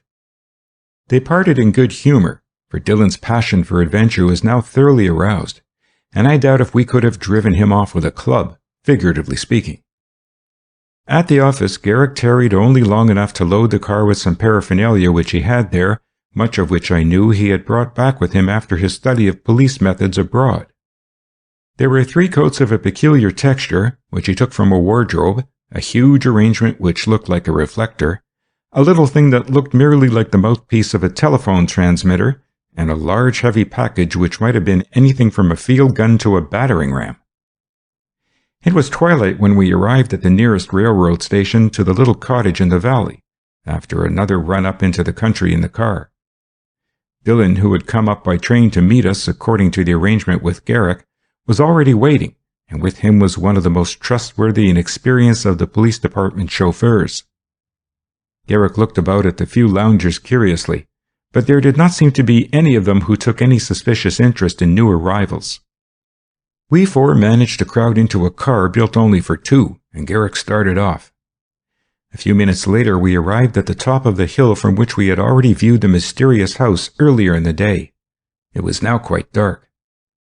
We had met no one since turning off into the crossroad, and could hear no sound except the continuous music of the night insects. Just before crossing the brow of the last hill, we halted and Garrick turned out all the lights on the car. He was risking nothing that might lead to discovery yet. With the engine muffled down, we coasted slowly down the other side of the hill into the shadowy valley. There was no moon yet, and we had to move cautiously, for there was only the faint light of the sky and stars to guide us. What was the secret of that unpretentious little house below us? We peered out in the gathering blackness eagerly in the direction where we knew it must be, nestled among the trees. Whoever it sheltered was still there, and we could locate the place by a single gleam that came from an upper window. Whether there were lights below, we could not tell. If there were, they must have been effectively concealed by blinds and shades. "We'll stop here," announced Garrick at last when we had reached a point on the road a few hundred yards from the house. He ran the car carefully off the road and into a little clearing in a clump of dark trees. We got out and pushed stealthily forward through the underbrush to the edge of the woods. There on the slope, just a little way below us, stood the house of mystery. Garrick and Dillon were busily conferring in an undertone as I helped them bring the packages one after another from the car to the edge of the woods. Garrick had slipped the little telephone mouthpiece into his pocket and was carrying the huge reflector carefully so that it might not be injured in the darkness. I had the heavy coats of the peculiar texture over my arm, while Dillon and his man struggled along over the uncertain pathway, carrying between them the heavy, long, cylindrical package, which must have weighed some 60 pounds or so. Garrick had selected as the site of our operations a corner of the grove where a very large tree raised itself as a landmark, silhouetted in black against the dark sky. We deposited the stuff there as he directed. "Now, Jim," ordered Dillon, walking back to the car with his man, "I want you to take the car and go back along this road until you reach the top of the hill." I could not hear the rest of the order, but it seemed that he was to meet someone who had preceded us on foot from the railway station and who must be about due to arrive. I did not know who or what it might be, but even the thought of someone else made me feel safer, for in so ticklish a piece of business as this, in dealing with at least a pair of desperate men such as we knew them to be in the ominously quiet little house, a second and even a third line of reinforcements was not, I felt, amiss. Garrick in the meantime had set to work putting into position the huge reflector. At first I thought it might be some method of throwing a powerful light on the house, but on closer examination I saw that it could not be a light. The reflector seemed to have been constructed so that in the focus was a peculiar coil of something, and to the ends of this coil Garrick attached two wires which he fastened to an instrument, cylindrical, with a broadened end like a telephone receiver. Dillon, who had returned by this time, after sending his chauffeur back on his errand, appeared very much interested in what Garrick was doing. "Now, Tom," said Garrick, "while I am fixing this thing, I wish you would help me by undoing that large package carefully." While I was thus engaged, he continued talking to Dillon in a low voice, evidently explaining to him the use of which he wished the large reflector put. I was working quickly to undo the large package, and as the wrappings finally came off, I could see that it was some bulky instrument that looked like a huge gun or almost a mortar. It had a sort of barrel that might have been, say, 40 inches in length, and where the breech lock should have been on an ordinary gun was a great hemispherical cavity. There was also a peculiar arrangement of springs and wheels in the butt. "The coats?" he asked as he took from the wrappings of the package several rather fragile-looking tubes. I had laid them down near us and handed them over to him. They were quite heavy and had a rough feel. "So-called bulletproof cloth," explained Garrick. At close range, quite powerful lunges of a dagger or knife recoil from it, and at a distance ordinary bullets rebound from it, flattened. "We'll try it anyway. It will do no harm and it may do good. Now we are ready, Dillon." "Wait just a minute," cautioned Dillon. "Let me see first whether that chauffeur has returned. He can run that engine so quietly that I myself can't hear it." He had disappeared into the darkness toward the road, where he had dispatched the car a few minutes before. Evidently the chauffeur had been successful in his mission, for Dillon was back directly with a hasty, "Yes, all right." "He's backing the car around so that he can run it out on the road instantly in either direction. He'll be here in a moment." Garrick had in the meantime been roughly sketching on the back of an old envelope, taken from his pocket. Evidently he had been estimating the distance of the house from the tree back of which he stood, and worked with the light of a shaded pocket flashlight. "Ready then," he cried, jumping up and advancing to the peculiar instrument which I had unwrapped.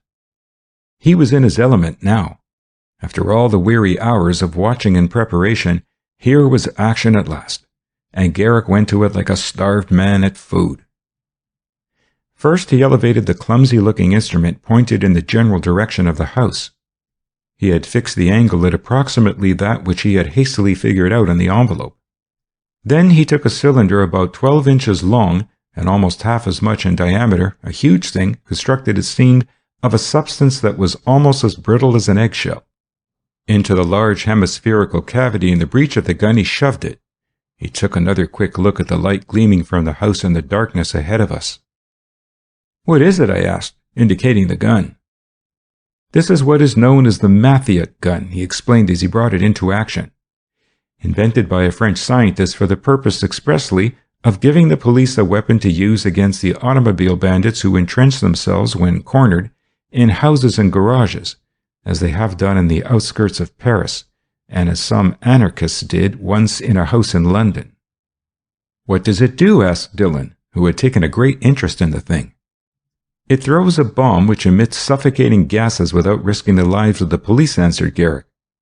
"In spite of the fragility of the bombs that I have here, it has been found that they will penetrate a wooden door or even a thin brick partition before the fuse explodes them. One bomb will render a room 300 feet off uninhabitable in 30 seconds. Now, watch." He had exploded the gun by hand, striking the flat head of a hammer against the fulminating cap. The gun gave a bark. A low whistling noise and a crash followed. "Too short," muttered Garrick, elevating the angle of the gun a trifle. Quite evidently someone was moving in the house. There was a shadow, as of someone passing between the light in the upper story and the window on our side of the house. Again the gun barked, and another bomb went hurtling through the air. This time it hit the house squarely. Another followed in rapid succession, and the crash of glass told that it had struck a window. Garrick was sending them now as fast as he could. They had taken effect too, for the light was out, whether extinguished by gases or by the hand of someone who realized that it afforded an excellent mark to shoot at. Still, it made no difference now, for we had the range. "The house must be full of the stifling gases," panted Garrick, as he stopped to wipe the perspiration from his face after his rapid work, clad in the heavy coat. "No man could stand up against that. I wonder how our friend of the garage likes it, Tom.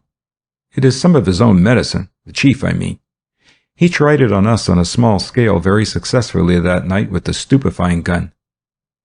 "I hope one of them hit him," ground out Dillon, who had no relish even for the recollection of that night. "What next? Do you have to wait until the gases clear away before we can make a break and go in there?" Garrick had anticipated the question. Already he was buttoning up his long coat. We did the same mechanically. "No, Dillon. You and Jim stay here," ordered Garrick. "You will get the signal from us what to do next. Tom, come on." He had already dashed ahead into the darkness, and I followed blindly, stumbling over a plowed field, then a fence over which we climbed quickly, and found ourselves in the enclosure where was the house. I had no idea what we were running up against, but a dog which had been chained in the rear broke away from his fastening at the sight of us, and ran at us with a lusty and savage growl. Garrick planted a shot squarely in his head. Without wasting time on any formalities, such as ringing the bell, we kicked and battered in the back door. We paused a moment, not from fear, but because the odor inside was terrific. No one could have stayed in that house and retained his senses. One by one, Garrick flung open the windows, and we were forced to stick our heads out every few minutes in order to keep our own breath. From one room to another we proceeded, without finding anyone. Then we mounted to the second floor. The odor was worse there, but still we found no one. The light on the third floor had been extinguished, as I have said. We made our way toward the corner where it had been. Room after room we entered, but still found no one. At last we came to a door that was locked. Together we wrenched it open. There was surely nothing for us to fear in this room, for a bomb had penetrated it and had filled it completely. As we rushed in, Garrick saw a figure sprawled on the floor near the bed in the corner. "Quick, Tom," he shouted. "Open that other window. I'll attend to this man. He's groggy anyhow." Garrick had dropped down on his knees and had deftly slipped a pair of handcuffs on the unresisting wrists of the man. Then he staggered to my side at the open window for air. "Heavens, this is awful," he gasped and sputtered. "I wondered where they all went." "Who is this fellow?" I asked. "I don't know yet. I couldn't see." A moment later, together we had dragged the unconscious man to the window with us while I fanned him with my hat and Garrick was wetting his face with water from a pitcher of ice on the table. "Good Lord!" Garrick exclaimed suddenly, as in the fitful light he bent over the figure. "Do you see who it is?" I bent down too and peered more closely. It was Angus Forbes. Strange to say, here was the young gambler whom we had seen at the gambling joint before it was raided, the long-lost and long-sought Forbes who had disappeared after the raid, and from whom no one had yet heard a word. I did not know his story, but I knew enough to be sure that he had been in love with Violet himself, and although Warrington had once come to his rescue and settled thousands of dollars of his gambling debts, was sore at Warrington for closing the gambling joint where he hoped ultimately to recoup his losses. More than that, he was probably equally sore at Warrington for winning the favor of the girl whose fortune might have settled his own debts if he had had a free field to court her. Why was Forbes here, I asked myself. The fumes of the bombs from the Mathayet gun may have got into my head, but, at least as far as I could see, they had not made my mind any the less active. I felt that his presence here, apparently as one of the gang, explained many things. Who, I reasoned, would have been more eager to get Warrington at any cost than he? I never had any love for the fellow who had allowed his faults and his temptations so far to get the upper hand of him. I had felt a sort of pity at first, but the incident of the cancelled markers in the gambling joint, and now the discovery of him here had changed that original feeling into one that was purely of disgust. These thoughts were coursing through my fevered brain while Garrick was working hard to bring him around. Suddenly a mocking voice came from the hall. "Yes, it's Forbes, all right, and much good may it do you to have him." The door to the room, which opened outward, banged shut. The lock had been broken by us in forcing an entrance. There must have been 2 of them out in the hall, for we heard the noise and scraping of feet as they piled up heavy furniture against the door, dragging it from the next room before we could do anything. Piece after piece was wedged in between our door and the opposite wall. We could hear them taunt us as they worked, and I thought I recognized at once the voice of the stocky keeper of the garage, the boss, whom I had heard so often before over our detectaphone. The other voice, which seemed to me to be disguised, I found somewhat familiar, yet I could not place it. It must have been, I thought, that of the man whom we had come to know and fear under the appellation of the Chief. We could hear them laugh now as they cursed us and wished us luck with our capture. It was galling. Evidently, too, they had not much use for Forbes, and indeed at such a crisis I do not think he would have been much more than an additional piece of animated impedimenta. Dissipation had not added anything to the physical prowess of Forbes. With a parting volley of profanity, they stamped down the narrow stairs to the ground floor, and a few seconds afterward we could hear them back of the house, working over the machine which we had followed up from New York earlier in the day. Evidently there were several machines in the barn which served them as garage, but this was the handiest. They had cranked it up and were debating which way they should go. "The shots came from the direction of the main road," the boss said. "We had better go in the opposite direction. There may be more of them coming. Hurry up!" At least it seemed there had only been 3 of them in this refuge which they had sought up in the hills and valleys of the Ramapos. Of that we could now be reasonably certain. One of them we had captured, and had ourselves been captured into the bargain. I stuck my head out of the window to look at the other 2 down below, only to feel myself dragged unceremoniously back by Garrick. "What's the use of taking that risk, Tom?" he expostulated. "One shot from them and you would be a dead one." Fortunately, they had not seen me, so intent were they on getting away. They had now seated themselves in the car and, as Garrick had suspected, could not resist delivering a parting shot at us, emptying the contents of an automatic blindly up at our window. Garrick and I were, as it happened, busy on the opposite side of the room. All thought of Forbes was dropped for the present. Garrick said not a word but continued at work in the corner of the room by the other broken window. "Either they must have succeeded in getting out after the first shot and so escaped the fumes," muttered Garrick finally, "and hid in the stable, or perhaps they were out there at work anyhow. Still, that makes little difference now. They must have seen us go in, have followed us quietly, and then caught us here." With a hasty final imprecation, the car below started forward with a jerk and was swallowed up in the darkness. Here we were, locked in a little room on the top floor of the mysterious house. I looked out of both windows. There was no way to climb down, and it was too far to jump, especially in the uncertain darkness. I threw myself at the door.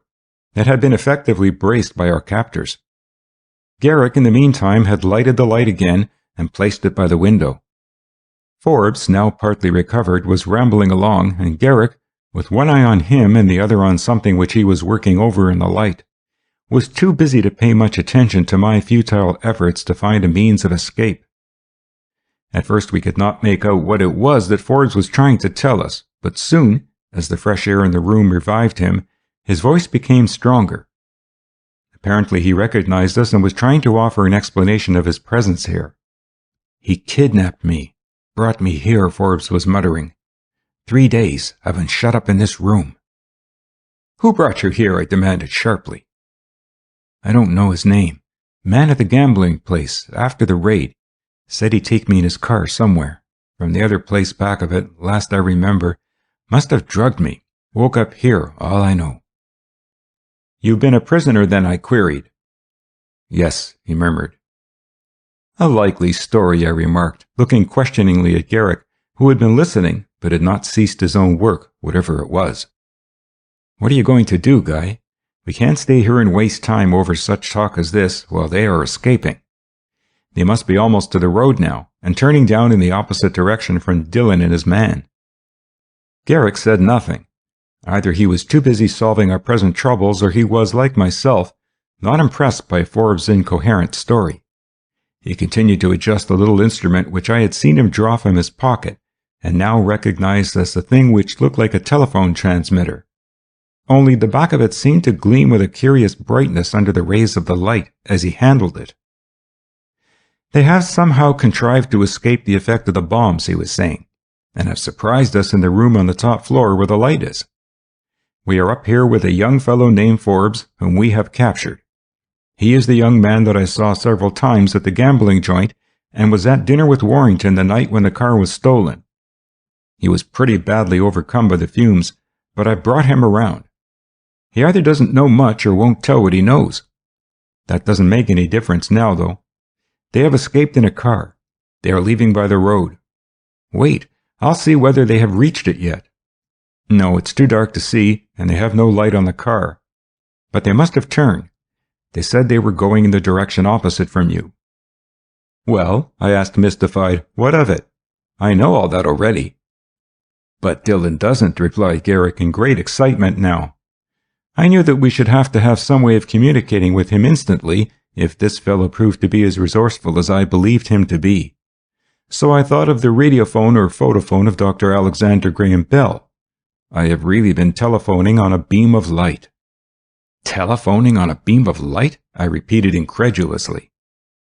"Yes," he explained, feeling now at liberty to talk since he had delivered his call for help. "You see, I talk into this transmitter.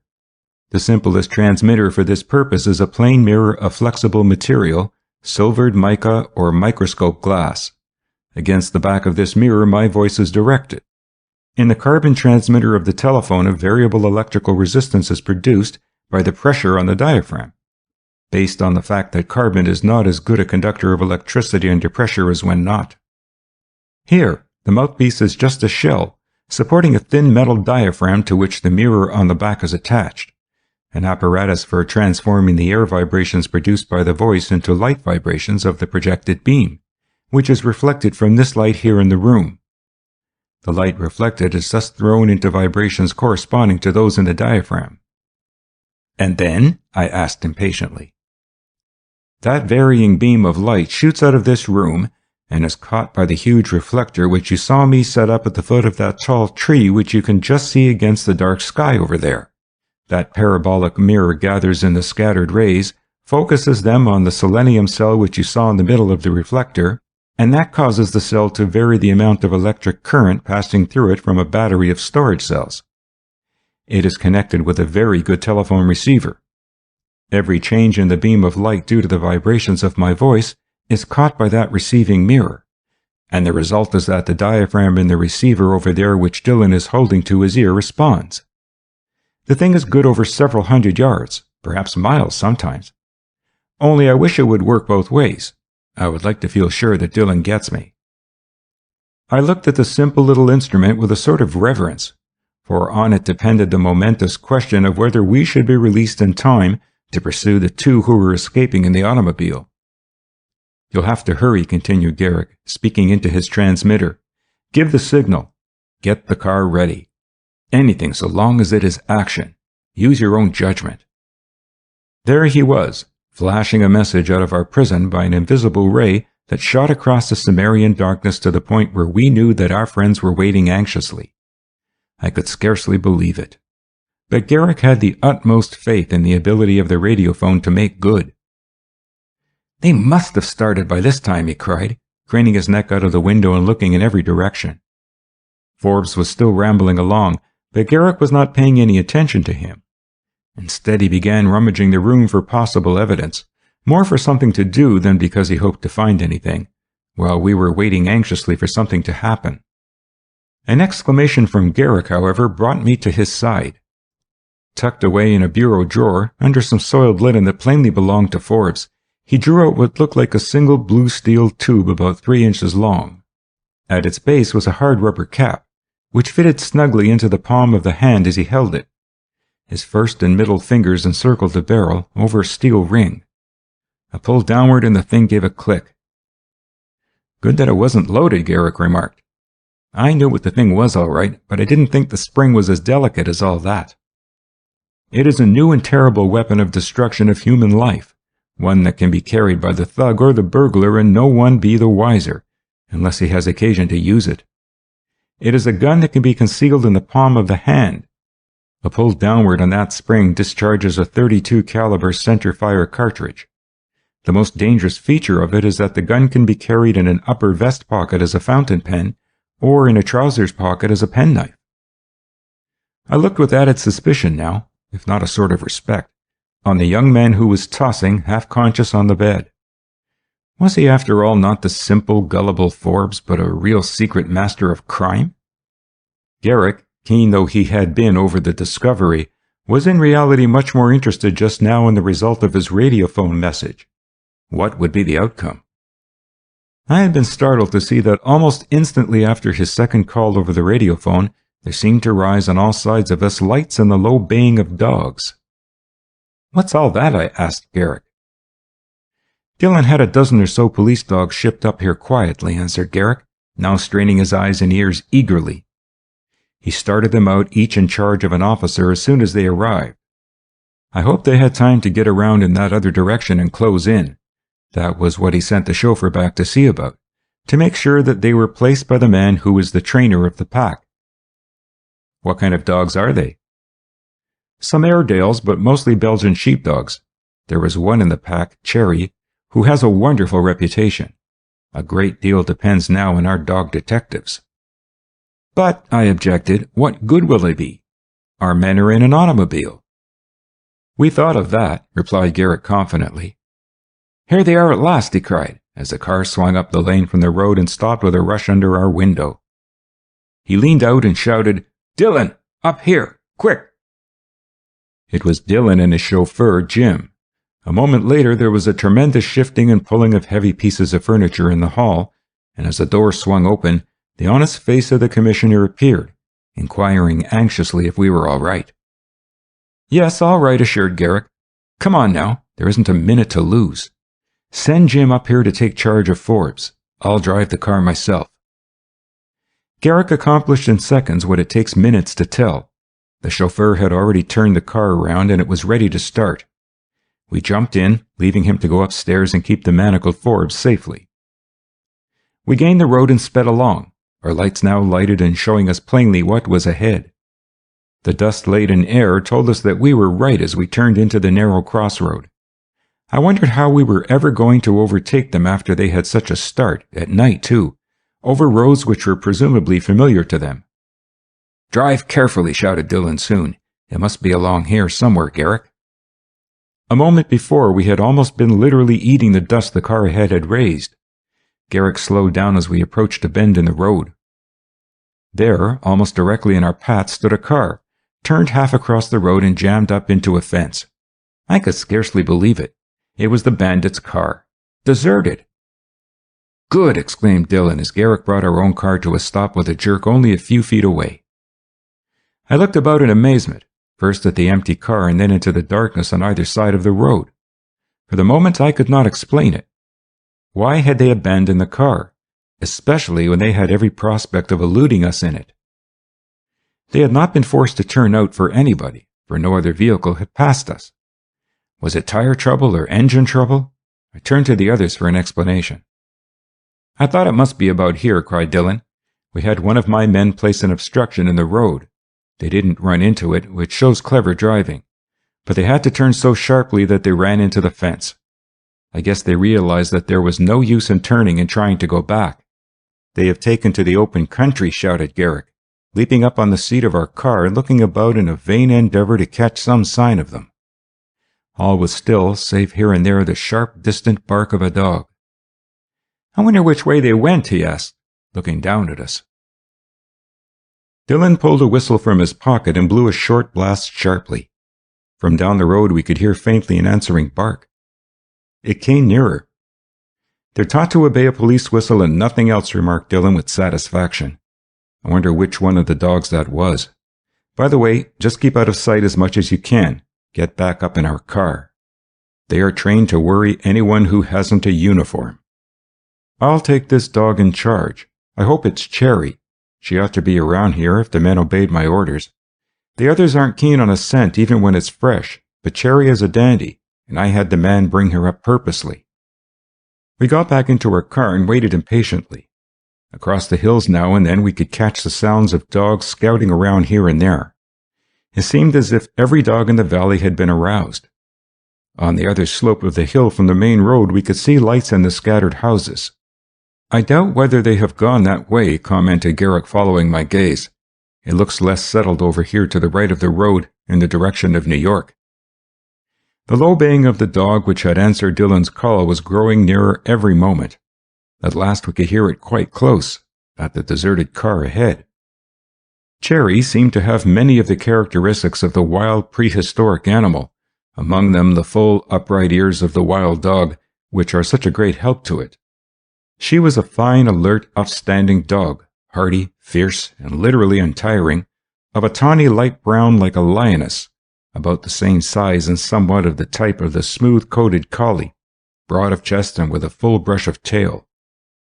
Untamed though she seemed, she was perfectly under Dylan's control, and rendered him absolute and unreasoning obedience. "Now, Cherry, nice dog," we heard Dylan encouraging.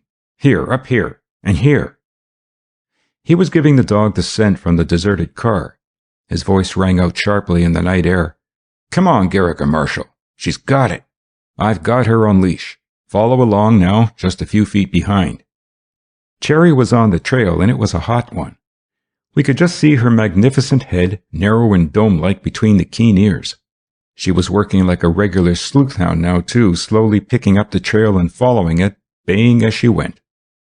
She was now going without a halt or falter.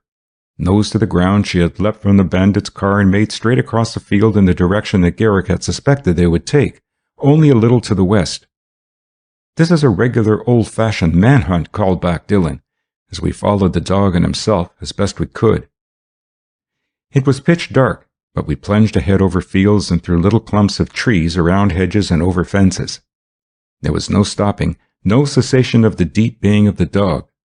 Cherry was one of the best and most versatile that the police had ever acquired and trained.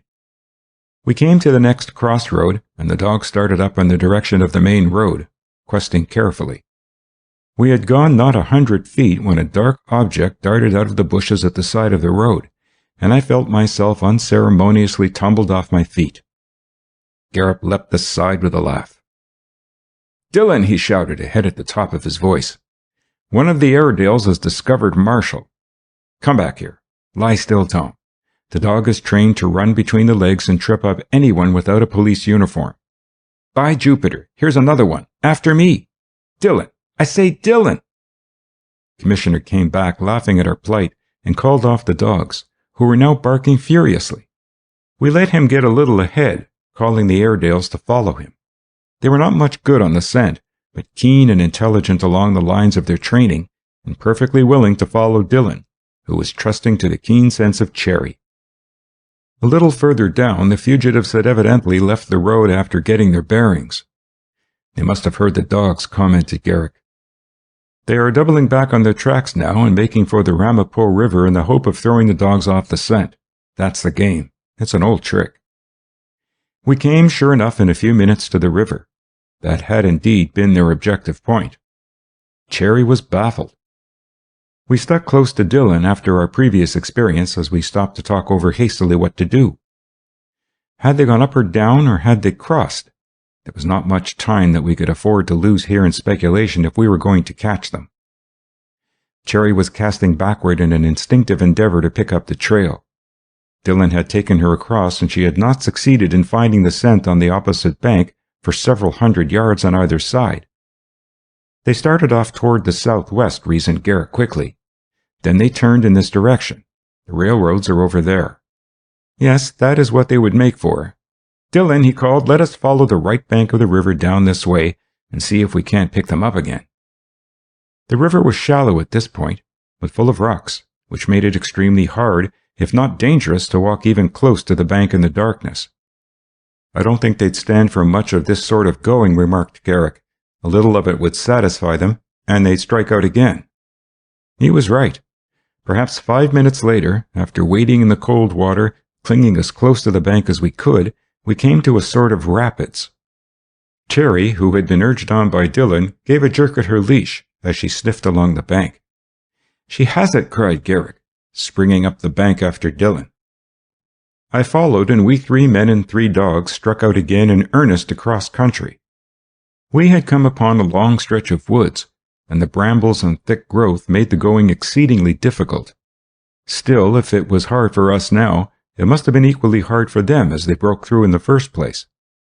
At last we came to the end of the woods. The trail was now fresher than ever, and Dillon had difficulty in holding Cherry back so that the rest of us could follow. As we emerged from the shadow of the trees into the open field, it seemed as if guns were blazing on all sides of us. We were almost up with them. They had separated and were not half a mile away, firing at random in our direction as they heard the dogs. Dillon drew up, Cherry tugging ahead. He turned to the Airedales. They had already taken in the situation, and were now darting ahead at what they could see, if not scent. I felt a ping on my chest. I scarcely realized what it was until I heard something drop the next instant in the stubble at my feet, and felt a smarting sensation as if a sharp blow had struck me. I bent down and from the stubble picked up a distorted bullet. "These bulletproof coats are some good anyhow at a distance," remarked Garrick, close behind me as he took the bullet from my fingers. "Duck! Back among the trees until we get our bearings." Another bullet had whizzed just past his arm as he spoke. We dodged back among the trees and slowly skirted the edge of the wood, where it bent around a little on the flank of the position from which the continuous firing was coming. At the edge we stopped again. We could go no further without coming out into the open, and the moon just rising above the trees made us an excellent mark under such conditions. Garrick peered out to determine from just where they were firing. "Lucky for us that we had these coats," he muttered, "or they would have croaked us before we knew it. These are our old friends, the anesthetic bullets, too. Even a little scratch from one of them and we should be hors de combat for an hour or two." "Shall we take a chance?" urged Dillon. "Just a minute," cautioned Garrick, listening. The bark of the Airedales had ceased suddenly. Cherry was straining at her leash to go. "They have winged the 2 dogs," exclaimed Garrick. "Yes, we must try it now, at any cost." We broke from the cover, taking a chance, separating as much as we could and pushing ahead rapidly, Dillon under his breath keeping Cherry from baying as much as possible. I had expected a sharp fusillade to greet us as we advanced, and wondered whether the coats would stand it at closer range. Instead, the firing seemed to have ceased altogether. A quick dash and we had crossed the stretch of open field that separated us from the dark object which now loomed up, and from behind which it seemed had come the firing.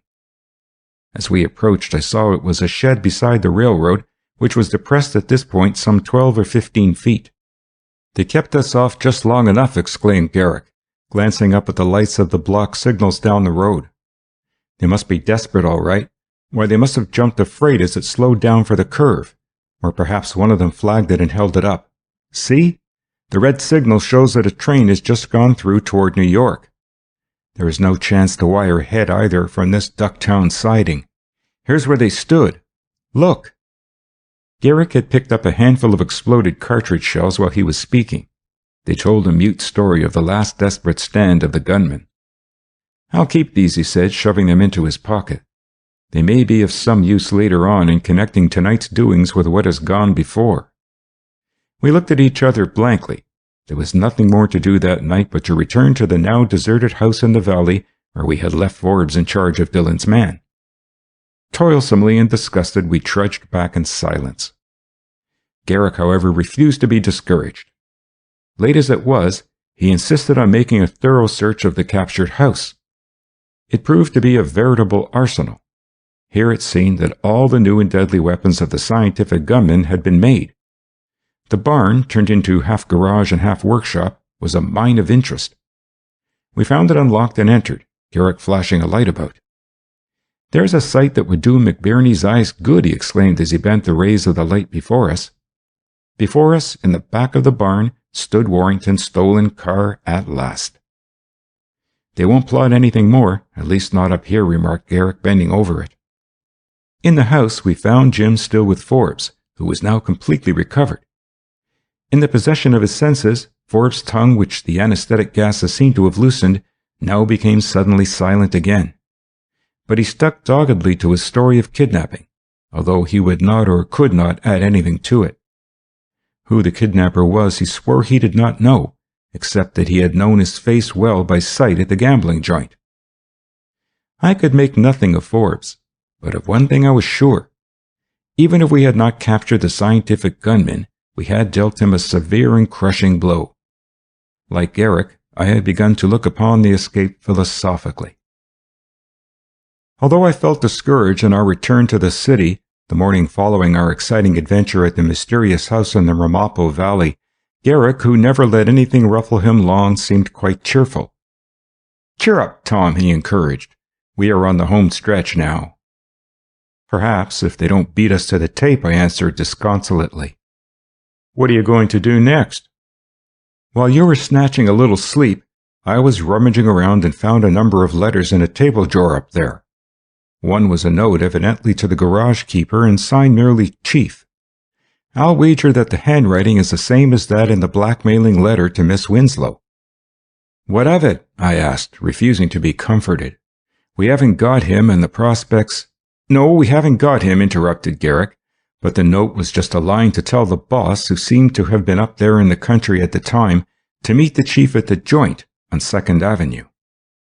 I nodded, but before I could speak, he added, "It didn't say any more, but I think I know the place. It is the old International Cafe, a regular hangout for crooks, where they come to gamble away the proceeds of their crimes and stuss, the great game of the East Side now. Anyhow, we'll just drop into the place. We may not find them, but we'll have an interesting time. Then there is the possibility of getting a stranglehold on someone anyhow." Garrick was evidently figuring on having driven our gunmen back into the haunts of the underworld. There seemed to be no other course that presented itself, and therefore, rather than remain inactive until something new turned up, I consented to accompany him in his excursion. Forbes, still uncommunicatively protesting that he would say nothing until he had an opportunity to consult a lawyer, had been taken down to New York by Dillon during the morning and was lodged in a West Side prison under a technical charge, which was sufficient to hold him until Garrick could investigate his case and fix his real status. We had taken a crosstown car, with the intention of looking over the dive where Garrick believed the crooks might drop in. The ride itself was uninteresting, but not so by any means the objective point of our journey. Over on the east side, we found the International Cafe and slouched into the back room. It was not the room devoted to Stuss, but the entrance to it, which Garrick informed me was through a heavy door concealed in a little hallway, so that its very existence would not be suspected except by the initiate. We made no immediate attempt to get into the hangout proper, which was a room perhaps 30 feet wide and 70 feet deep. Instead, we sat down at one of the dirty round tables and ordered something from the waiter, a fat and oily Muskowitz in a greasy and worn dinner coat. It seemed that in the room where we were had gathered nearly every variety of the populous underworld. I studied the men and women at the tables curiously without seeming to do so, but there could be no concealment here. Whatever we might be, they seemed to know that we were not of them, and they greeted us with black looks and now and then a furtive scowl. It was not long, however, before it became evident that in some way word had been passed that we were not mere sightseers. Perhaps it was by a sort of wireless electric tension that seemed to pervade the air. At any rate, it was noticeable. "There's no use staying here," remarked Garrick to me under his breath, affecting not to notice the scowls, "unless we do something. Are you game for trying to get into the Stuss joint?" He said it with such determination to go himself that I did not refuse. I had made up my mind that the only thing to do was to follow him wherever he went. Garrick rose, stretched himself, yawned as though bored, and together we lounged out into the public hall, just as someone from the outside clamored for admission to the Stuss joint through the strong door. The door had already been opened when Garrick deftly inserted his shoulder. Through the crack in the door, I could see the startled roomful of players of all degrees in crookdom in the thick curling tobacco smoke. The man at the door called out to Garrick to get out and raised his arm to strike. Garrick caught his fist and slowly with his powerful grip bent it back until the man actually writhed. As his wrist went back by fractions of an inch, his fingers were forced to relax. I knew the trick. It was the scientific way to open a clenched fist. As the tendons refused to stretch any farther, his fingers straightened, and a murderous-looking blackjack clattered to the floor. All was confusion. Money which was on the various tables disappeared as if by magic. Cards were whisked away as if a ghost had taken them. In a moment there was no more evidence of gambling than is afforded by any roomful of men. So easy was it to hide the paraphernalia, or rather lack of paraphernalia, of Stuss. It was the custom, I knew, for criminals, after they had made a haul to retire into such places as these Stuss parlors, not only to spend the proceeds of their robberies, but for protection. Even though they were unmercifully fleeced by the gamblers, they might depend on them to warn off the approaching of the bulls and, if possible, count on being hidden or spirited off to safety. Apparently we had come just at a time when there were some criminals in hiding among the players. It was the only explanation I could offer of the strange action that greeted our simple attempt to gain admission to the Stuss room. Whether they were criminals who had really made a haul or mere fugitives from justice, I could not guess. But that a warning had been given the man at the door to be on his guard seemed evident from the manner in which we had been met. There was a rush of feet in the room. I expected that we would be overwhelmed. Instead, as together we pushed on the now half-open door, the room emptied like a sieve. Whoever it might be who had taken refuge there had probably disappeared, among the first by tacit understanding of the rest, for the whole thing had the air of being run off according to instructions. "It's a caller!" had sounded through the room, the moment we had appeared at the door, and it was now empty. I wondered whether the letter which Garrick had found might not after all have brought us straight to the last resort of those whom we sought. "Where have they gone?" I panted as the door opened at last, and we found only one man in the place. There he stood apparently ready to be arrested, in fact, courting it, if we could show the proper authority, since he knew that it would only be a question of hours when he would be out again and the game would be resumed in full blast. The man shook his head blankly in answer to my question. "There must be a trap door somewhere," cried Garrick. "It is no use to find it. They are all on the street by this time. Quick, before anyone catches us in the rear." We had not been a moment too soon in gaining the street. Though we had done nothing but attempt to get into the Stuss room, ostensibly as players, the crowd in the cafe was pressing forward. On the street, we saw men filing quickly from a cellar, a few doors down the block. We mingled with the excited crowd in order to cover ourselves. "That must have been where the trapdoor and passage led," whispered Garrick. A familiar figure ducked out of the cellar, surrounded by others, and the crowd made for two taxicabs standing on the opposite side of the street near a restaurant, which was really not a tough joint, but made a play at catering to people from uptown, who wanted a taste of near crime and did not know when they were being buncoed. Another cab swung up to the stand just as the first two pulled away. Its sign was up, vacant. Quick as a flash, Garrick was in it, dragging me after him. The driver must have thought we too were escaping, for he needed only one order from Garrick to leap ahead in the wake of the cabs which had already started. A moment later, Garrick's head was out of the window. He had drawn his revolver and was pegging away at the tires of the cabs ahead. An answering shot came back to us. Meanwhile, a policeman at a corner leapt on a passing trolley and urged the motorman to pull on the full power in a vain attempt to pursue us as we swept by up the broad avenue. Even the East Side, accustomed to frequent running fights on the streets between rival gunmen and gangs, was roused by such an outburst. The crack of revolver shots, the honking of horns, the clang of the trolley bell, and the shouts of men along the street brought hundreds to the windows, as the cars lurched and swayed up the avenue. The cars ahead swerved to dodge a knot of pedestrians, but their pace never slackened. Then the rearmost of the two began to buck and almost leap off the roadway. There came a rattle and roar from the rear wheels which told that the tires had been punctured and that the heavy wheels were riding on their rims, cutting the deflated tubes. At a cross street, the first car turned, just in time to avoid a truck, and dodged down a maze of side streets, but the second ran squarely into the truck. As the first car disappeared, we caught a glimpse of a man leaning out of it. He seemed to be swinging something around and around at arm's length. Suddenly he let it go and it shot high up in the air on the roof of the tenement house. "The automobile is the most dangerous weapon ever used by criminals," muttered Garrick, as the first car shot down through a mass of trucking which had backed up and shifted, making pursuit momentarily more impossible for us. "These people know how to use the automobile too. But we've got someone here anyhow," he cried, leaping out and pushing aside the crowd that had collected about the wrecked car. In the bottom of it we found a man, stunned and crumpled into a heap. Blood flowed from his arm where one of the bullets had struck him. Several bullets had struck the back of the cab and both tires were cut by them. As I came up and looked over Garrick's shoulder at the prostrate and unconscious figure in the car, I could not restrain an exclamation of surprise. It was the garage keeper, the boss, at last! Policemen had come up in the meantime, and several minutes were consumed while Garrick proved to them his identity. "What was that thing the fellow in the forward car whirled over his head?" I whispered. "A revolver, I think," returned Garrick. "That's a favorite trick of the gunman. With a stout cord tied to a gun, you can catapult it far enough to destroy the evidence that will hold you under the Sullivan Law, at least. I mean to get that gun as soon as we are through with this fellow here."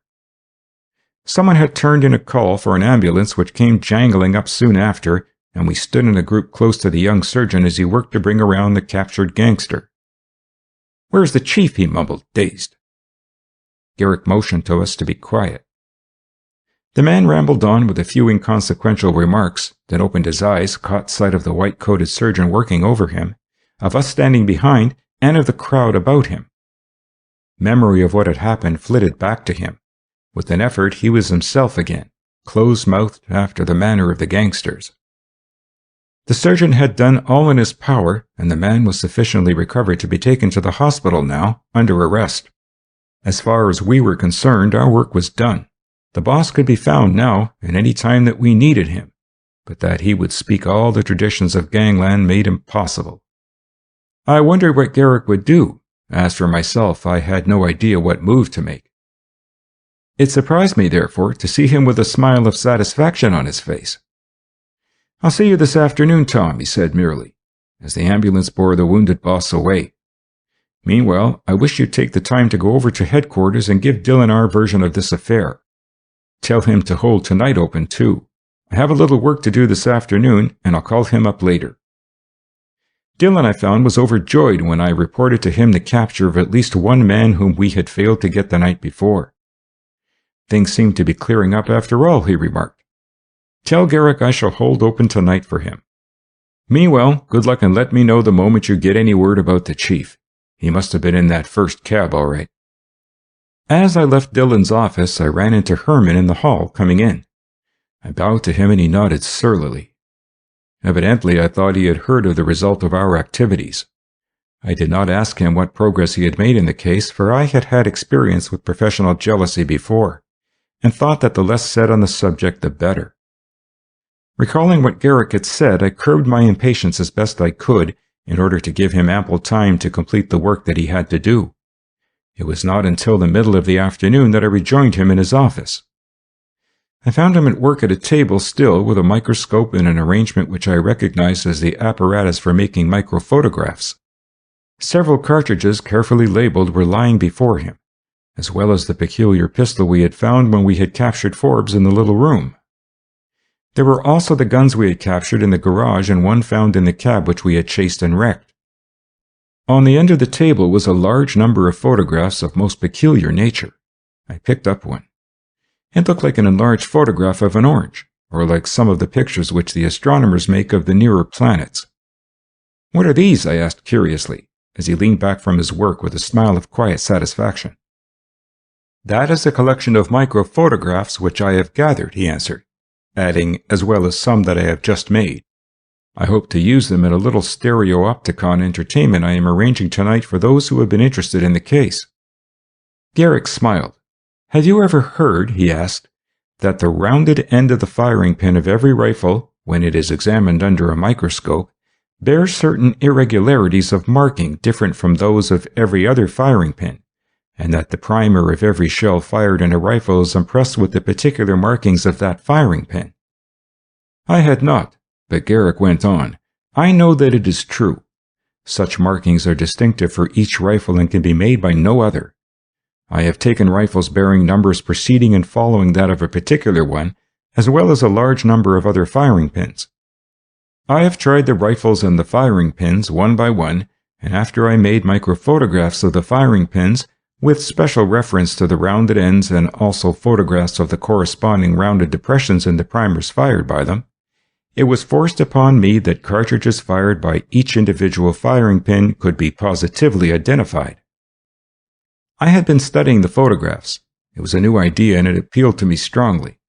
How about revolvers? I asked quickly. Well, Dr. Balthazard, the French criminologist, has made experiments on the identification of revolver bullets, and has a system that might be compared to that of Bertillon for identifying human beings. He has showed by greatly enlarged photographs that every gun barrel leaves marks on a bullet and that the marks are always the same for the same barrel, but never identical for two different barrels. He has shown that the hammer of a revolver, say a center fire, strikes the cartridge at a point which is never the exact center of the cartridge, but is always the same for the same weapon. He has made negatives of bullets nearly a foot wide. Every detail appears very distinctly, and it can be decided with absolute certainty whether a certain bullet or cartridge was fired by a certain revolver. He had picked up one of the microphotographs and was looking at it attentively through a small glass. You will see, he explained, on the edge of this photograph, a rough sketch calling attention to a mark like an L, which is the chief characteristic of this hammer, although there are other detailed markings which show well under the microscope but not in a photograph.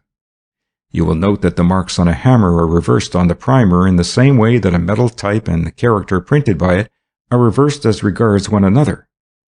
Moreover, depressions on the end of a hammer become raised on the primer, and raised markings on the hammer become depressions on the primer. Now, here is another. You can see that it is radically different from the first, which was from the cartridge used in killing poor Rena Taylor.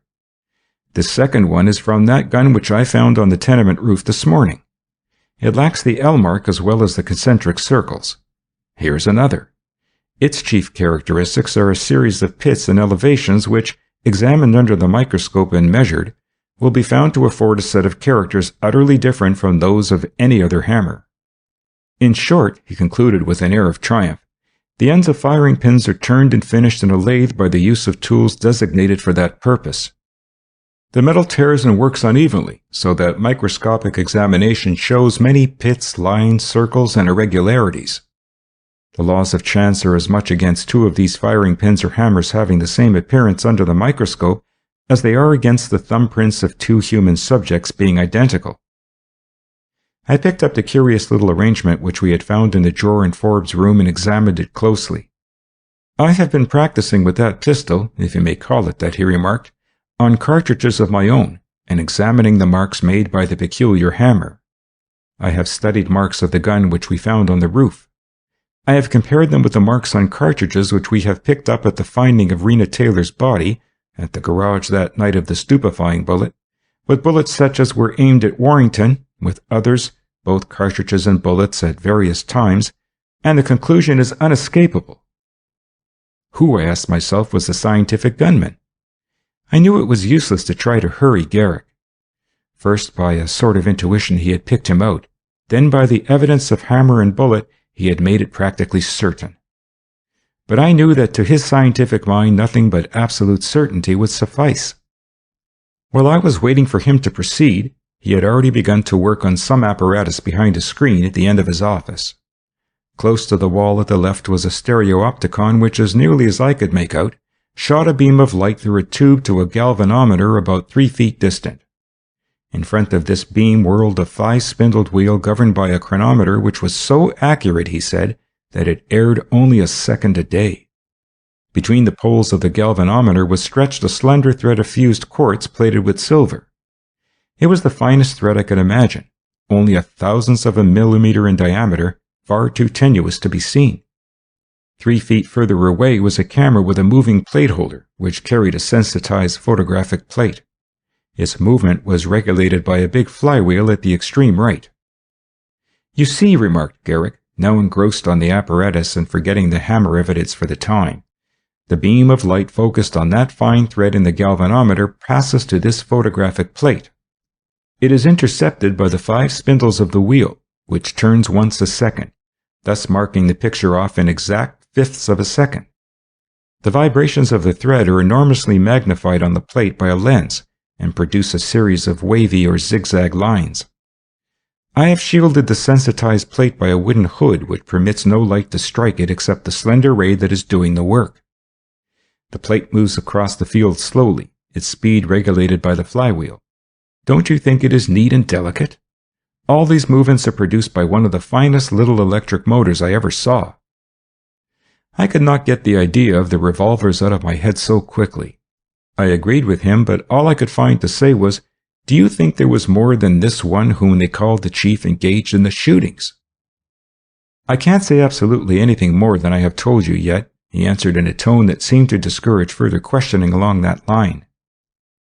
He continued to work on the delicate apparatus with its thread stretched between the stationary magnets of the galvanometer, a thread so delicate that it might have been spun by a microscopic spider, so light that no scales made by human hands could weigh it, so slender that the mind could hardly grasp it.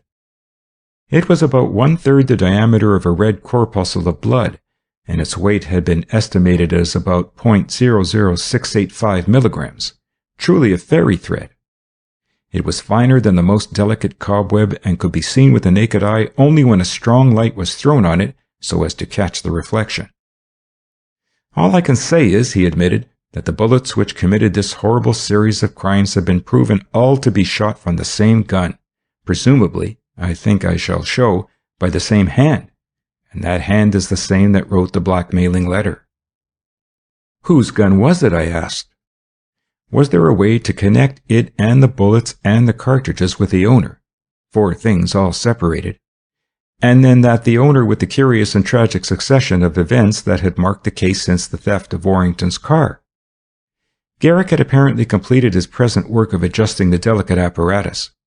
He was now engaged on another piece which also had a powerful light in it and an attachment which bore a strong resemblance to a horn.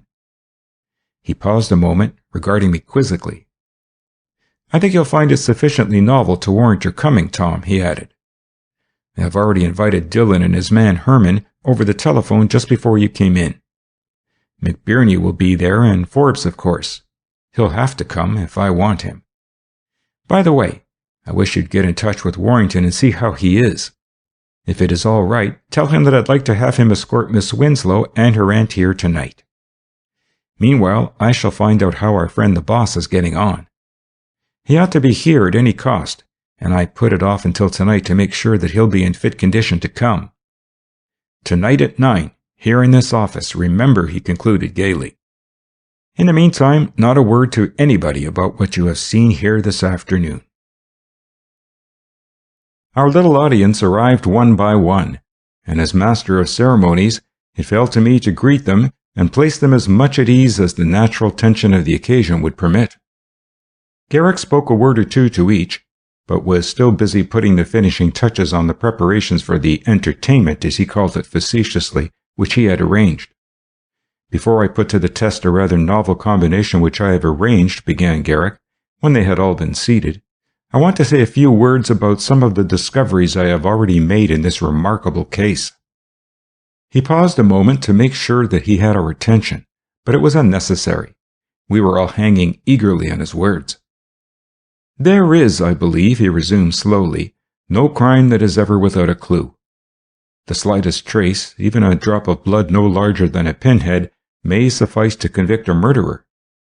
So may a single hair found on the clothing of a suspect. In this case," he added quickly, "it is the impression made by the hammer of a pistol on the shell of a cartridge which leads unescapably to one conclusion." The idea was so startling that we followed Garrick's every word as if weighted with tremendous importance, as indeed it was in the clearing up of this mysterious affair. "I have made a collection from time to time," he pursued, "of the various exploded cartridges, the bullets, and the weapons left behind by the perpetrator of the dastardly series of crimes, from the shooting of the stool pigeon of the police, Rena Taylor, and the stealing of Mr. Warrington's car, down to the peculiar events of last night up in the Ramapos and the running fight through the streets of New York in taxicabs this morning. I have studied this evidence with the microscope and the microphotographic apparatus. I have secured excellent microphotographs of the marks made by various weapons on the cartridges and bullets. Taking those used in the commission of the greater crimes in this series, I find that the marks are the same apparently, whether the gun shot off a bullet of wax or tallow which became liquid in the body, whether it discharged a stupefying gas, or whether the deadly anesthetic bullet was fired. I have obtained a gun, he threw it on the table with a clang, the marks from the hammer of which correspond with the marks made on all the cartridges I have mentioned. One person owned that gun and used it. That is proved. It remains only to connect that gun positively and definitely as a last link with that person. I noticed with the start that the revolver still had a stout cord tied to it. As he concluded, Garrick had begun fitting a curious little device to each of our forearms. It looked to me like an electrode consisting of large plates of German silver, covered with felt and saturated with salt solution. From each electrode, wires ran across the floor to some hidden apparatus. Back of this screen, he went on, indicating it in the corner of the room, I have placed what is known as the string galvanometer, invented or perhaps better perfected by Dr. Einthoven of Leyden. It was designed primarily for the study of the beating heart in cases of disease, but it also may be used to record and study emotions as well. Love and hate, fear, joy, anger, remorse, all are revealed by this uncanny, cold, ruthlessly scientific instrument. The machine is connected by wires to each of you, and will make what are called electrocardiographs, in which every emotion, every sentiment, every passion is recorded inevitably, inexorably. For the electric current that passes from each of you to the machine over these wires, carrying the record of the secrets of your hearts, is one of the feeblest currents known to science. Yet it can be caught and measured. The dynamo which generates this current is not a huge affair of steel castings and endless windings of copper wire. It is merely the heart of the sitter. The heart makes only 1/3000th of a volt of electricity at each beat. It would take thousands of hearts to light one electric light, hundreds of thousands to run one trolley car. Yet just that slight little current from the heart is enough to sway a gossamer strand of quartz fiber in what I may call my heart station here. This current, as I have told you, passes from each of you over a wire and vibrates a fine quartz fiber in unison with it, one of the most delicate bits of mechanism ever made, recording the result on a photographic film by means of a beam of light reflected from a delicate mirror. We sat spellbound as Garrick unfolded the dreadful, awe-inspiring possibilities of the machine behind the screen. He walked slowly to the back of the room. Now, here I have one of the latest of the inventions of the Wizard of West Orange, Edison, he resumed. It is, as you perhaps have already guessed, the latest product of this genius of sound and sight, the kinetophone, the machine that combines moving pictures with the talking machine. A stranger stepped in from an outer office. He was the skilled operator of the kinetophone, whom Garrick had hired. In a few terse sentences, he explained that back of a curtain which he pulled down before us was a phonograph with a megaphone, that from his booth behind us he operated the picture films, and that the two were absolutely synchronized. A moment later a picture began to move on the screen. Sounds and voices seemed to emerge as if from the very screen itself. There before us we saw a gambling joint operating in full blast. It was not the 48th Street Resort, but it was strongly reminiscent of it.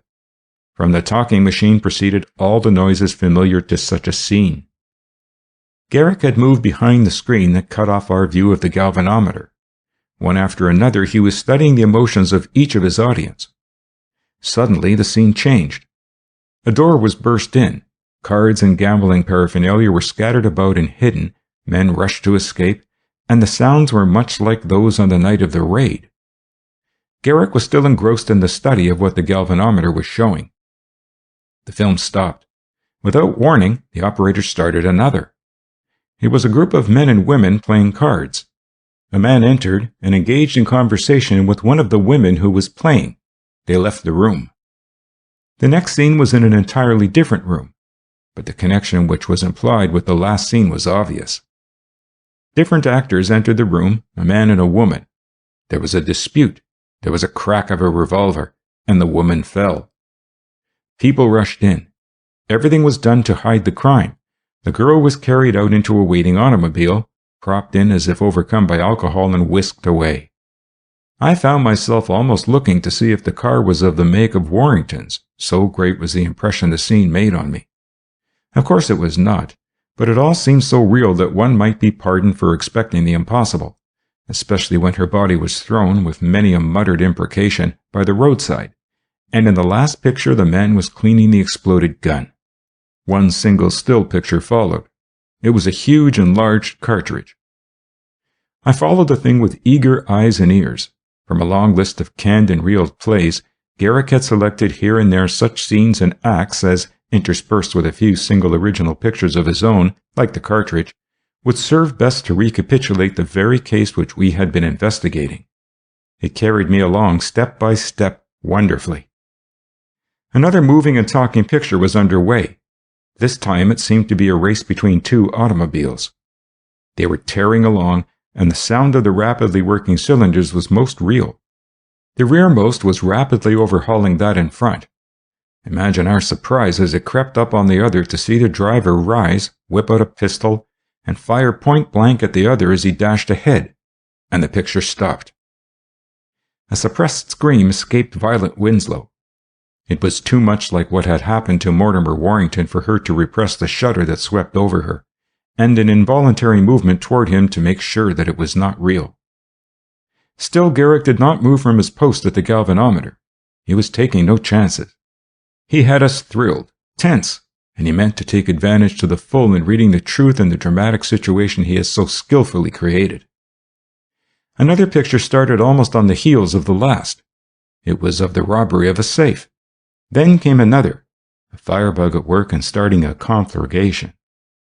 We could hear the crackle of flames, the shouts of the people, the clang of bells, and the hasty tread of the firemen as they advanced and put out the blaze. The film play was one of those which never failed to attract, where the makers had gone to the utmost extent of realism and had actually set fire to a house to get the true effect. The next was a scene from a detective play, pure and simple, in which that marvelous little instrument which has served us in such good stead in this case was played up strongly, the detectaphone. Then followed a scene from another play in which a young girl was kidnapped and rescued by her lover just in the nick of time. Nothing could have been selected to arouse the feelings of the little audience to a higher pitch. The last of the series, which I knew was to be a climax, was not an American picture. It was quite evidently made in Paris and was from actual life.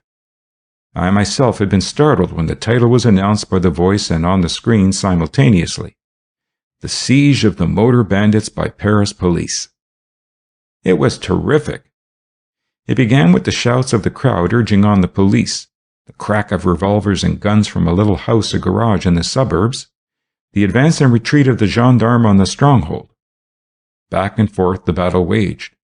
One could hear the sharp orders of the police, the shrill taunts of the bandits, the sounds of battle.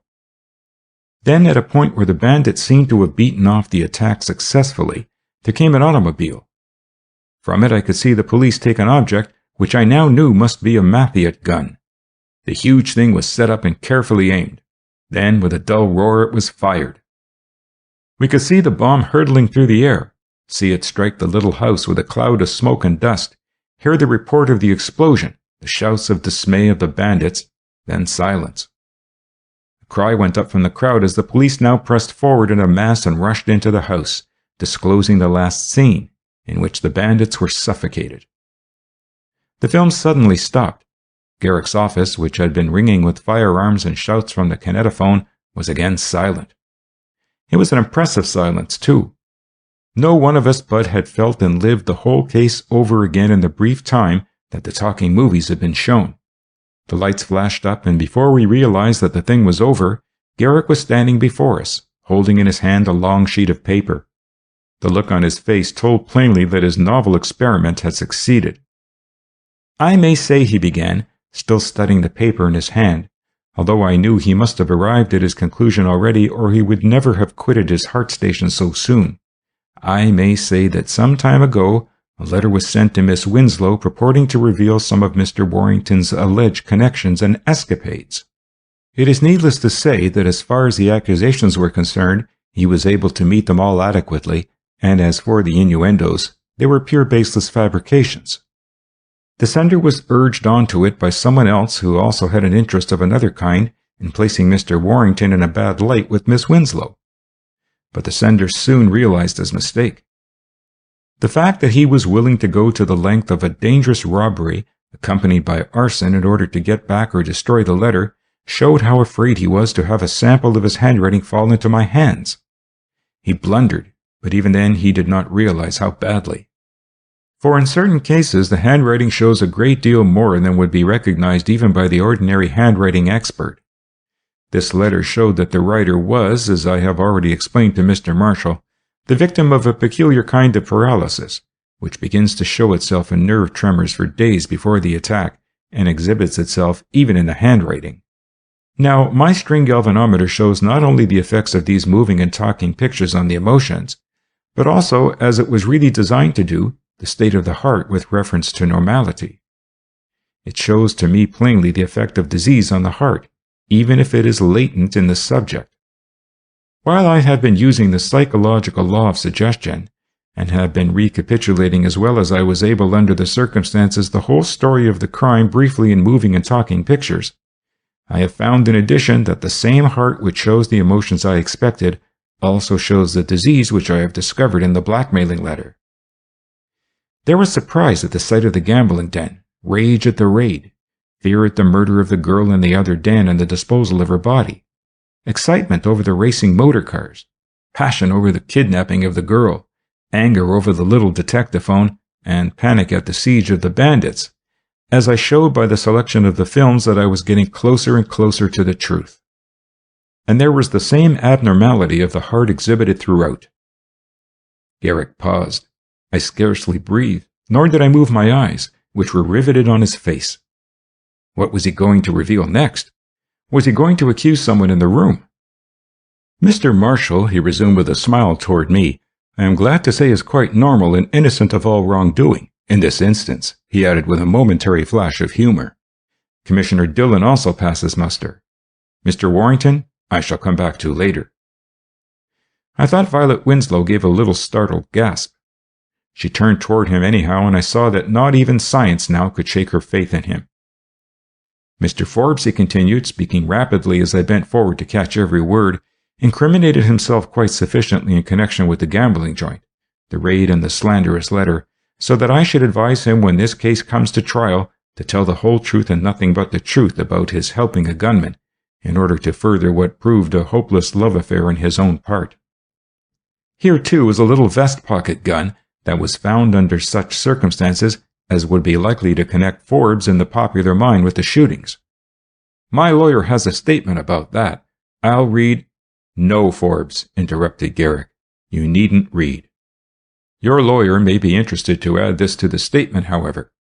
A pistol that has been shot off has potassium sulfide from the powder in the barrel. Later, it oxidizes and iron oxide is found. This weapon has neither the sulfide nor the oxide as far as I can determine. It has never even been discharged. No, it was not the pistol found on Forbes that figured in this case. As far as that newfangled gun goes, Forbes, it was a frame-up. You were kidnapped by a man whom you thought was your friend, and it was done for a purpose. He knew the situation you were in, your jealousy. I won't dwell on that here. He held you at the house up in the valley. You told the truth about that. He did it, the man who wrote the letter, because he hoped ultimately to shift all the guilt on you and himself go scot-free. Forbes stared dumbly. I knew he had known what was coming, but he held back for fear of what he knew had always happened to informers in the circle to which he had sunk. McBirney, continued Garrick, your emotions, mostly astonishment, show that you have much to learn in this new business of modern detection, besides the recovery of stolen cars. Garrick had paused for effect again.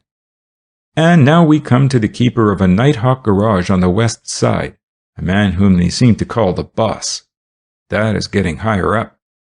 I find that he points, according to this scientific third degree, to one whom I have for a long time suspected. A dull thud startled us. I turned. A man was lying face down on the floor.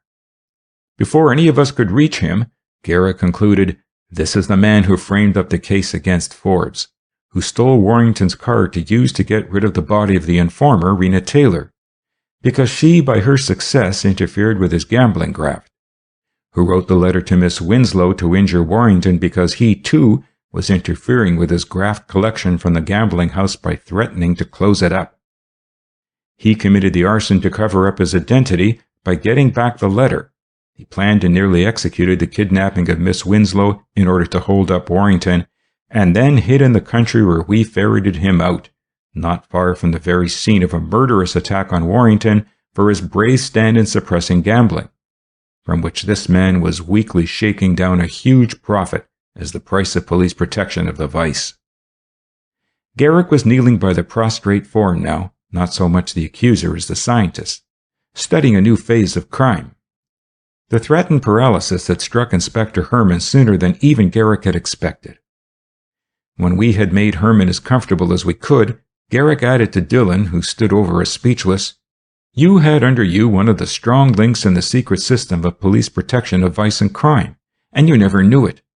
The greatest grafter and scientific gunman that I ever knew. It has been a long, hard fight, but I have the goods on him at last." The exposure was startling in the extreme. Herman had gained for himself the reputation of being one of the shrewdest and most efficient men in the department. But he had felt the lure of graft. With the aid of the gamblers and unscrupulous politicians, he had built up a huge secret machine for collecting of the profits from the sale of police protection against the enforcement of the law he was sworn to uphold. He had begun to mix with doubtful characters, but he was a genius and had become by degrees the worst of the gangmen and gunmen who ever operated in the metropolis. Detailed to catch the gamblers and gangsters, with official power to do almost as he pleased, he had enjoyed a fine holiday and employed his leisure both for new crimes and in covering up so successfully his tracks in the old ones, even with Garrick on his trail, that he had been able to completely hoodwink his superior Dillon by his long detailed reports which sounded very convincing but which really meant nothing. As the strange truth of the case was established by Garrick, Dillon was the most amazed of all. He had trusted Herman, and the revulsion of feeling was overwhelming. "And to think," he exclaimed in disgust, "that I actually placed his own case in his own hands, with carte blanche instructions to go ahead. No wonder he never produced a clue that amounted to anything. Well, I'll be." Words failed him as he looked down and glared savagely at the man in silence.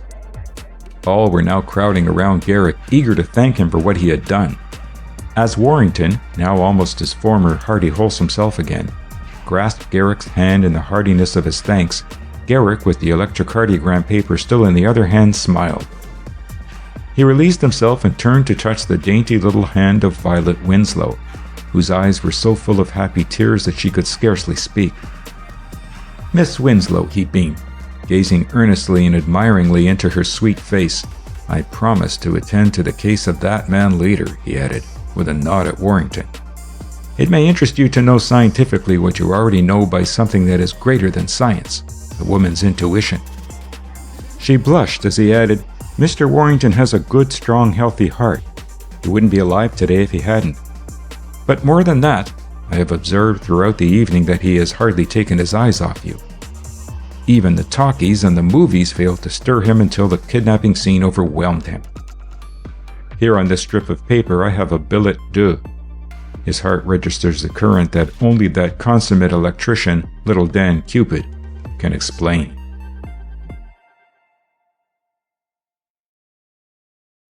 End of Guy Garrick by Arthur B. Reeve.